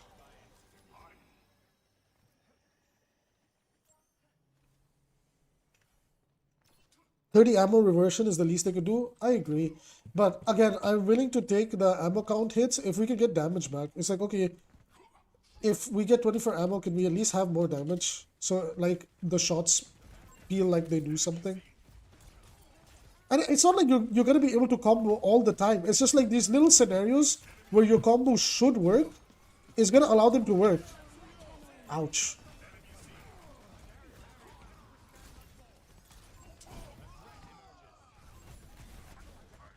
I really don't like the Torbjorn pick. I really don't understand why we're playing Torb here.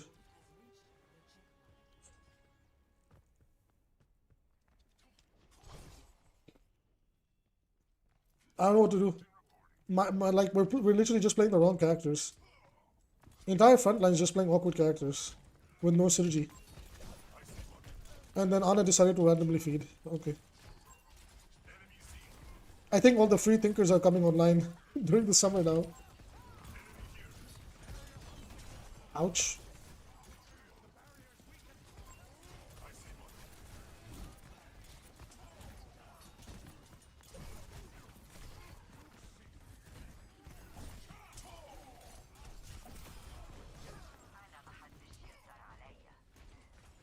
Oh, the grand escape. Watch out, watch out, watch out, watch out, watch out. I can't, like, that's such a clever angle. Like, I'm screwed if I duel him in there. See, like, if I have 27, 28 damage over there, I can kill him there. That's the thing. Like, that's all I ask for.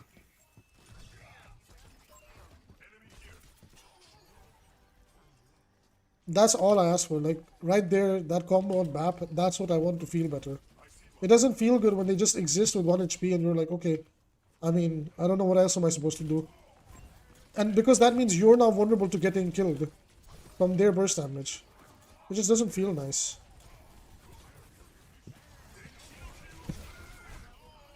Like, see, like, this is the state of the character. It doesn't matter how much HP he has.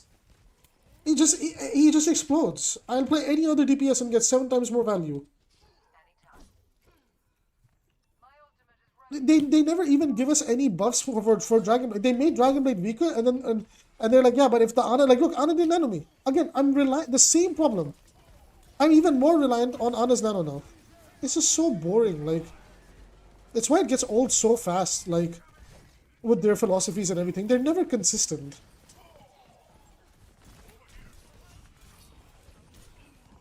And then they allow Moria to have like infinite range, like random nano out of nowhere. No nano blade, random like funny coalescence nano is more important. I'll play Echo here. I don't know what to do, bro. Like if I just have to play for myself, I play Echo. Like I can't. Like the character without support is just crazy. Even the Moria is like, why nano me?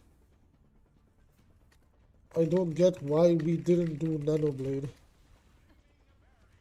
To let you live! Ha ha ha ha! No Eno support! Ha ha ha! I'm using Nano to keep you alive! Ha ha ha! Instead of the one-shot combo that wins us fights for free. By the way, why am I plat?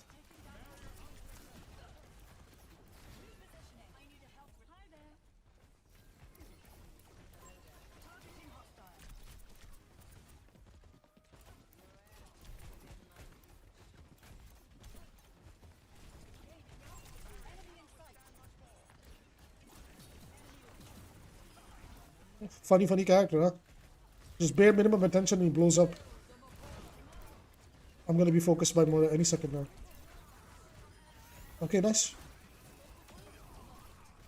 Like, this is the thing, right? Look at Echo's lethality, Freya's lethality, Sojourn's lethality. All of them get their breakpoints or the ability to do what they want at such a safe distance, right? So when I come over and I play Echo and I can make plays like this, I'm never in a position where I can be under pressure. I can safely do it, right? And if things don't go well, I just get out. And I can still poke. But that other character, Genji, he can't do that. If he has to be in range to do something, he's available to every cooldown. Everybody can interact with him. I just never understand, man. I have to copy Sigma here.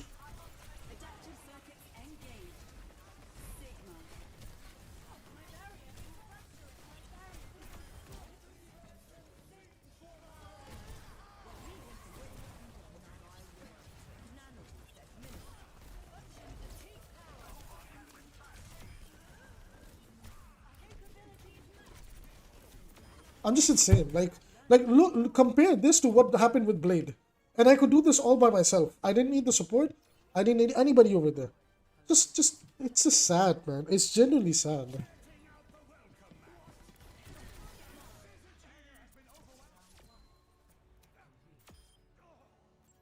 Beer Sparkle. True. My bad, man, my bad. They're falling in love. Nano Moira is powerful. True, man, true. True. I see the vision. You know who else is powerful? Hanzo on a dive map. Let's do it, boys. If we're all just gonna like meme, then I'll meme as well. Why not?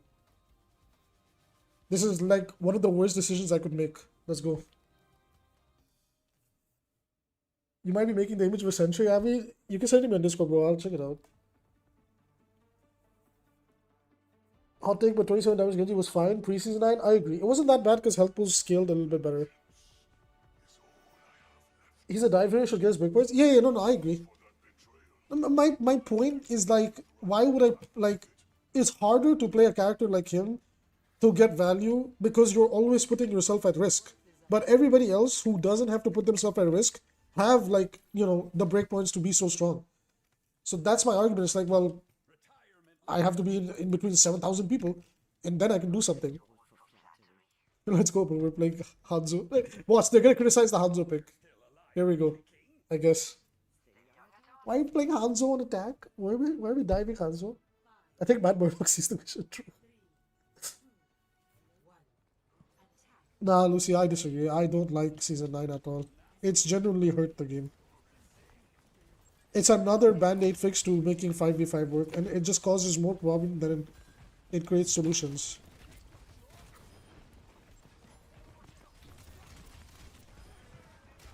You know, Hanzo can work if you just kill. The old FPS logic. Anything can work as long as you can get a kill.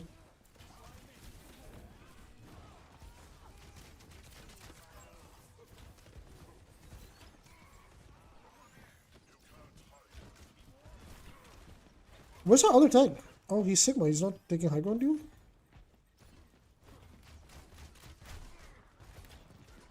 How did I miss that? There we go.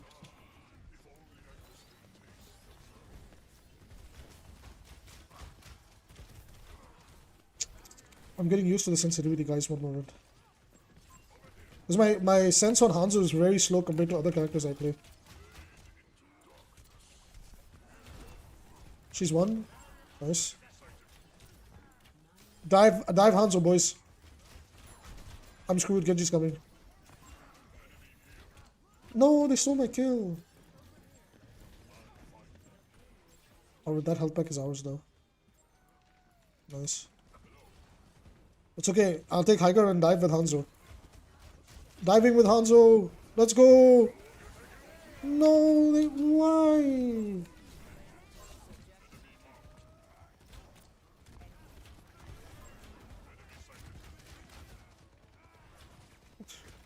It's just so funny, like, making this crap work. There's a Junkrat above us.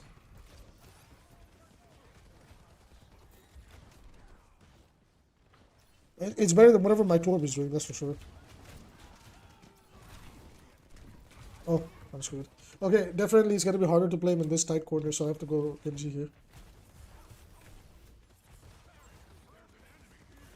Oh, that's fine. If you think Blade is fine, like, I wouldn't mind Blade if it was the 200 HP pool, because the 110, it didn't feel that bad in the 200 HP pool. But ever since the health scaling went up, there's more moments than not where it feels like garbage. Nice. We'll pick. Okay. He's just that good. He's too good for me. He's actually Warlord on Junkrat. Lucifer, this guy is like taking your name, bro. He knows how to lock rat on a dive map and make it work. This guy is next level, bro. Nah, Lucifer's my Junkrat goat. Nobody comes close. Oh my god, Sniper Genji? Actually, Sniper Genji? But boys, let's just Sniper Genji, hold on. They buffed his poke, right? He's a poke damage character now. I just never saw the vision, wait. Okay, Winston poke is better than mine. Should I troll and lock Widowmaker for a little bit? Because I'm bored. Should I troll? You know, guys, you know what? Everybody else gets to have fun. I kind of want to end on Widowmaker for a little bit. I'll carry in the end if it goes bad anyway. It's fine. It's fine. I'll carry if I need to. Guys, my Widow is really, really awkward, okay? I'm practicing. Leave me alone. Guys, ranked is about practicing heroes. That's what gold people tell me all the time. You don't get the ranked experience. How am I supposed to get better at Widowmaker if I don't practice? Right? Oh my god. Guys, I'm practicing. One moment. Shit. I'm so screwed. Okay, I'll ink like one more fight and then I'll swap. I don't want to throw. Am I actually throwing if I'm popping off though?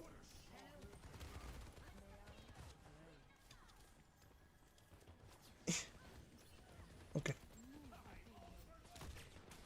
I need Monkey to jump in so they stop looking at me. Oh, look at the space that's being created off of the Widow sideline. I can just scare them like this and get infinite value. This is why this character is so broken.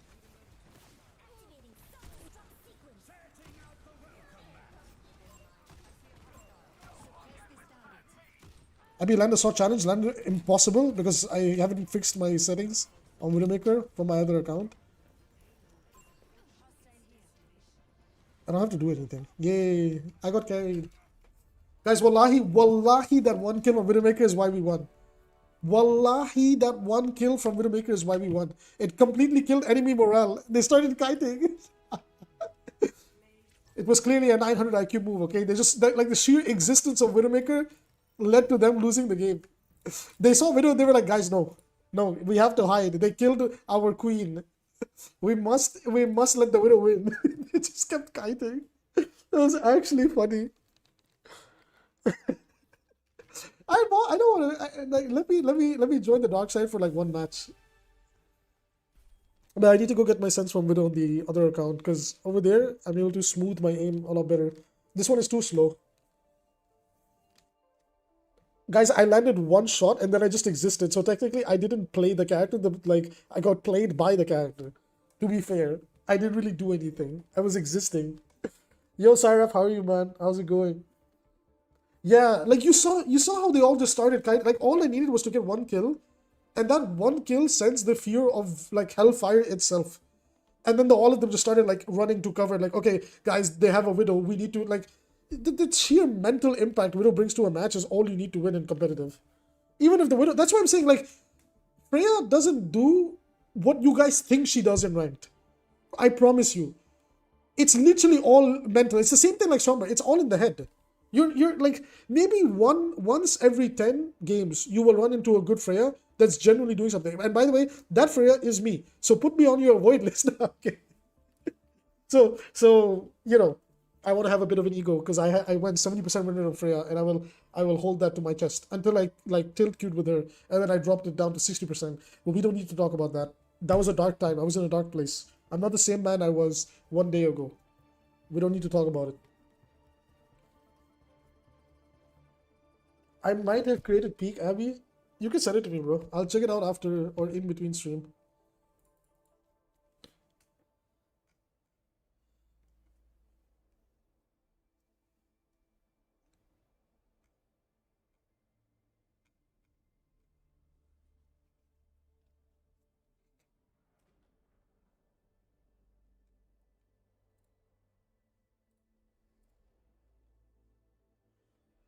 It's rendering. It's all good, man.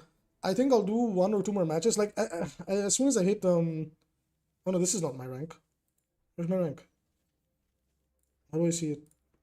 I think as soon as I hit Masters 5, I'll stop the stream. Because I think I can do it. Like the matches have been surprisingly easy. And I've pretty much played DPS for a majority of them. Like very few times I had to fill. So yeah, I mean it's been pretty fair. Play 3 more games and I get the end of season reward. Wait, how does it know? Wait, what is this? What is this title? Is this like the title for the season?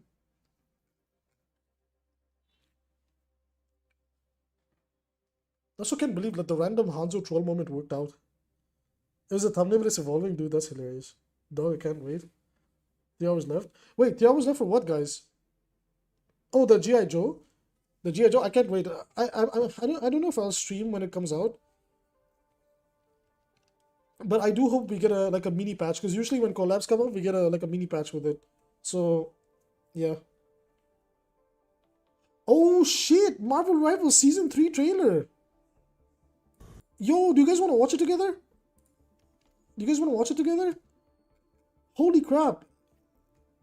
Yo, do you guys want to watch it together? It's like a 1-minute video. Holy crap! It's like a little animated short. Wait. I'm gonna bring up display capture for a second. Yeah, we just got a trailer of Season 3.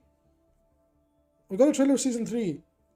The Abyss Awake. In the wake of the time stream entanglement, Null stirs deep within Clintar's core, stretching his shadowed hands across the cosmos. Power promised by the dark symbiote god beckons the awakening of a new queen. The Phoenix arrives from across the stars to erase Clintar before darkness can rise again. However, she'll require unlikely aid from a warrior of 2 worlds who lives to fight against the tide of the night. As the symbiotes and Phoenix collide, who will you burn or embrace the darkness? Let's go, dude. Let's check this out. After yawns, another comes to my Clintar. Oh shit, Hela got corrupted. Or well, she willingly went there. Queen in black.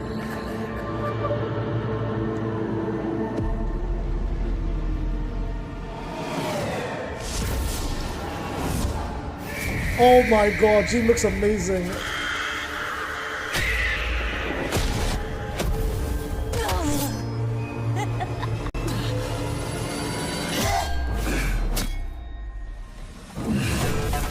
Yo, that's a new job.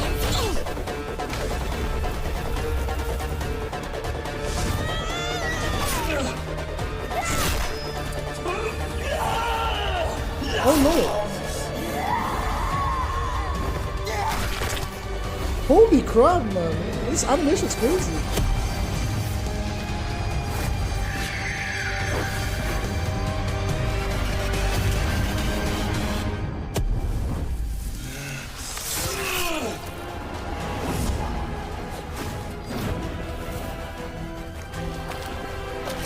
Oh my god. Null is coming, and time will spiral into darkness.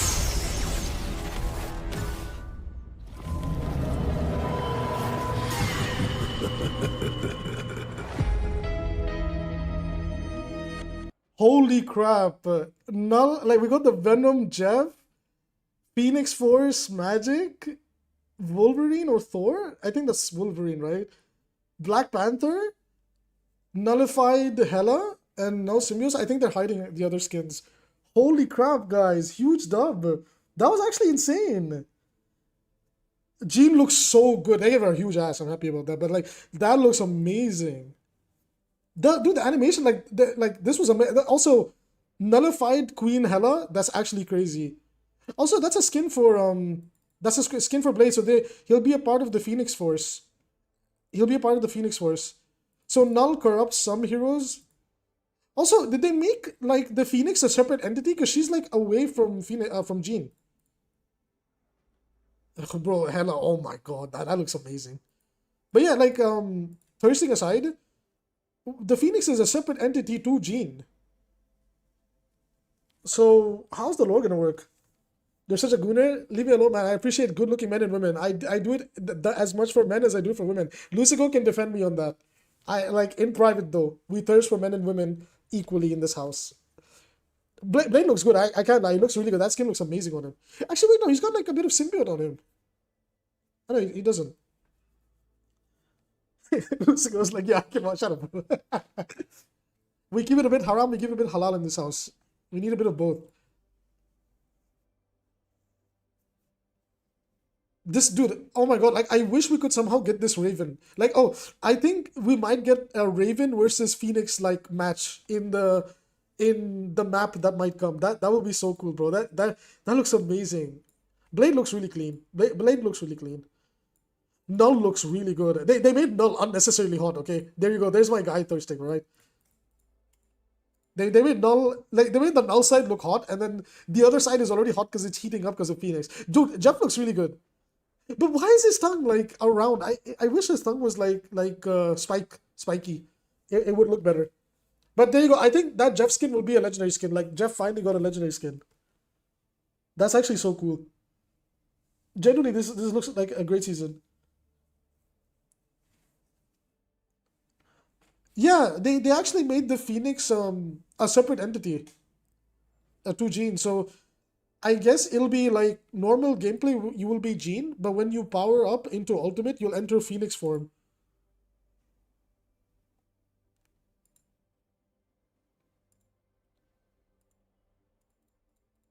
By the way, I like the fact that they spread out who gets the Phoenix Force like power divided onto them. Because for once, it's not just Jean that will have the Phoenix, but she's also powering up others with it, so they can fight back against Null. It is cool, guys. The animations is clean as hell. It is insane. I hope one day we can see a TV show. I think Marvel has the budget to pull this off. It has really good potential. Also, give me Cyclops, man. Where's my boy Cyclops? His base design is really cool. But we couldn't really tell the abilities from this shot either. I also like how they change between 3 different animation styles throughout the animated short. It's really cool.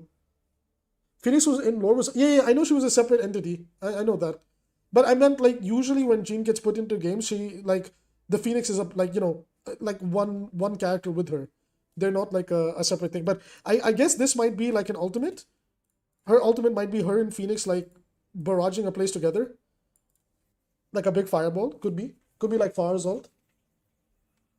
Because I don't know if we can really put together like we can put together like something from the anime shorts.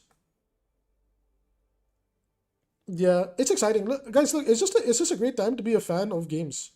Hold up, I gotta swap back now. It's a great time to be a fan of things. Like rather than having these things compete against each other. Find a healthy balance where you like, what you like, and you will be enjoying everything. Guys, okay, I have to cut this stream short because I have a little bit of work to do. So we'll come back later. What is your support? Gucci, I swear to God, don't make me crash out. I need her to be a DPS or a tank. I don't want her as a support. But if she's a support, it's fine. As long as she's an Adam Warlock Ultron like support, like a DPS support. Oh my God. It's a sad time to be a DC fan. I agree. I am a big DC fan as well. Like, not as much of a Marvel fan, but I do feel bad for DC. I think, like, some things they could do better. I guess we could talk about that, in a stream, like how what DC could do to kind of come into this like superhero genre. Because kind of like nowadays, a lot of these like games, they're all trying to make their own superheroes. Like Valorant's doing it. Apex is kind of its own thing. I can't really vouch for that. Rivals is like already a superhero thing. Overwatch is obviously based on heroes. A lot of the stuff nowadays is kind of like, well, we want like a hero and a villain and all this type of stuff. Multiverses has so much potential. I really love playing that game. It was a really fun game. I really enjoyed Multiverses. It's really sad that it flopped. I mean, GC just needs to make more games. Yeah, I was really looking forward to the Wonder Woman one, and then it got cancelled. I was really sad about that. I was really looking forward to that because I think Wonder Woman has really interesting lore and background and story that could then lead into like eventually a Justice League game. That would be cool. Yeah, Multiverses has a sad ending. But to be fair, guys, look, I'll give you guys some hope, okay? Marvel was in this position a few years back too. I personally really enjoyed the game, but when they released Marvel's Avengers, it flopped hard, and people were worried that there was no future for Marvel gaming. And then a couple of years later, outside of like Marvel Spider-Man, things like that, right? A couple of years later, we now have Rivals and a lot of other fun stuff going on. So just like believe in the test of time, because it might work out for DC. You never know. Yeah, Wonder Woman Souls game would legit be peak, honestly. It would have actually been very peak. Okay, guys, I gotta call it for stream here. I really enjoyed everybody's presence. We'll be back tomorrow, same time. We will do the same, like Stadium and 6v6. So if you guys enjoy coming in, talking about stuff, it's gonna be fun. And of course, you can always find me on Twitter. I think most of you follow me on Twitter. Please feel free to interact over there. I'm very talkative. And it's nice. I love you guys. It's super fun. Even though we might butt heads sometimes, it's always good spirits. So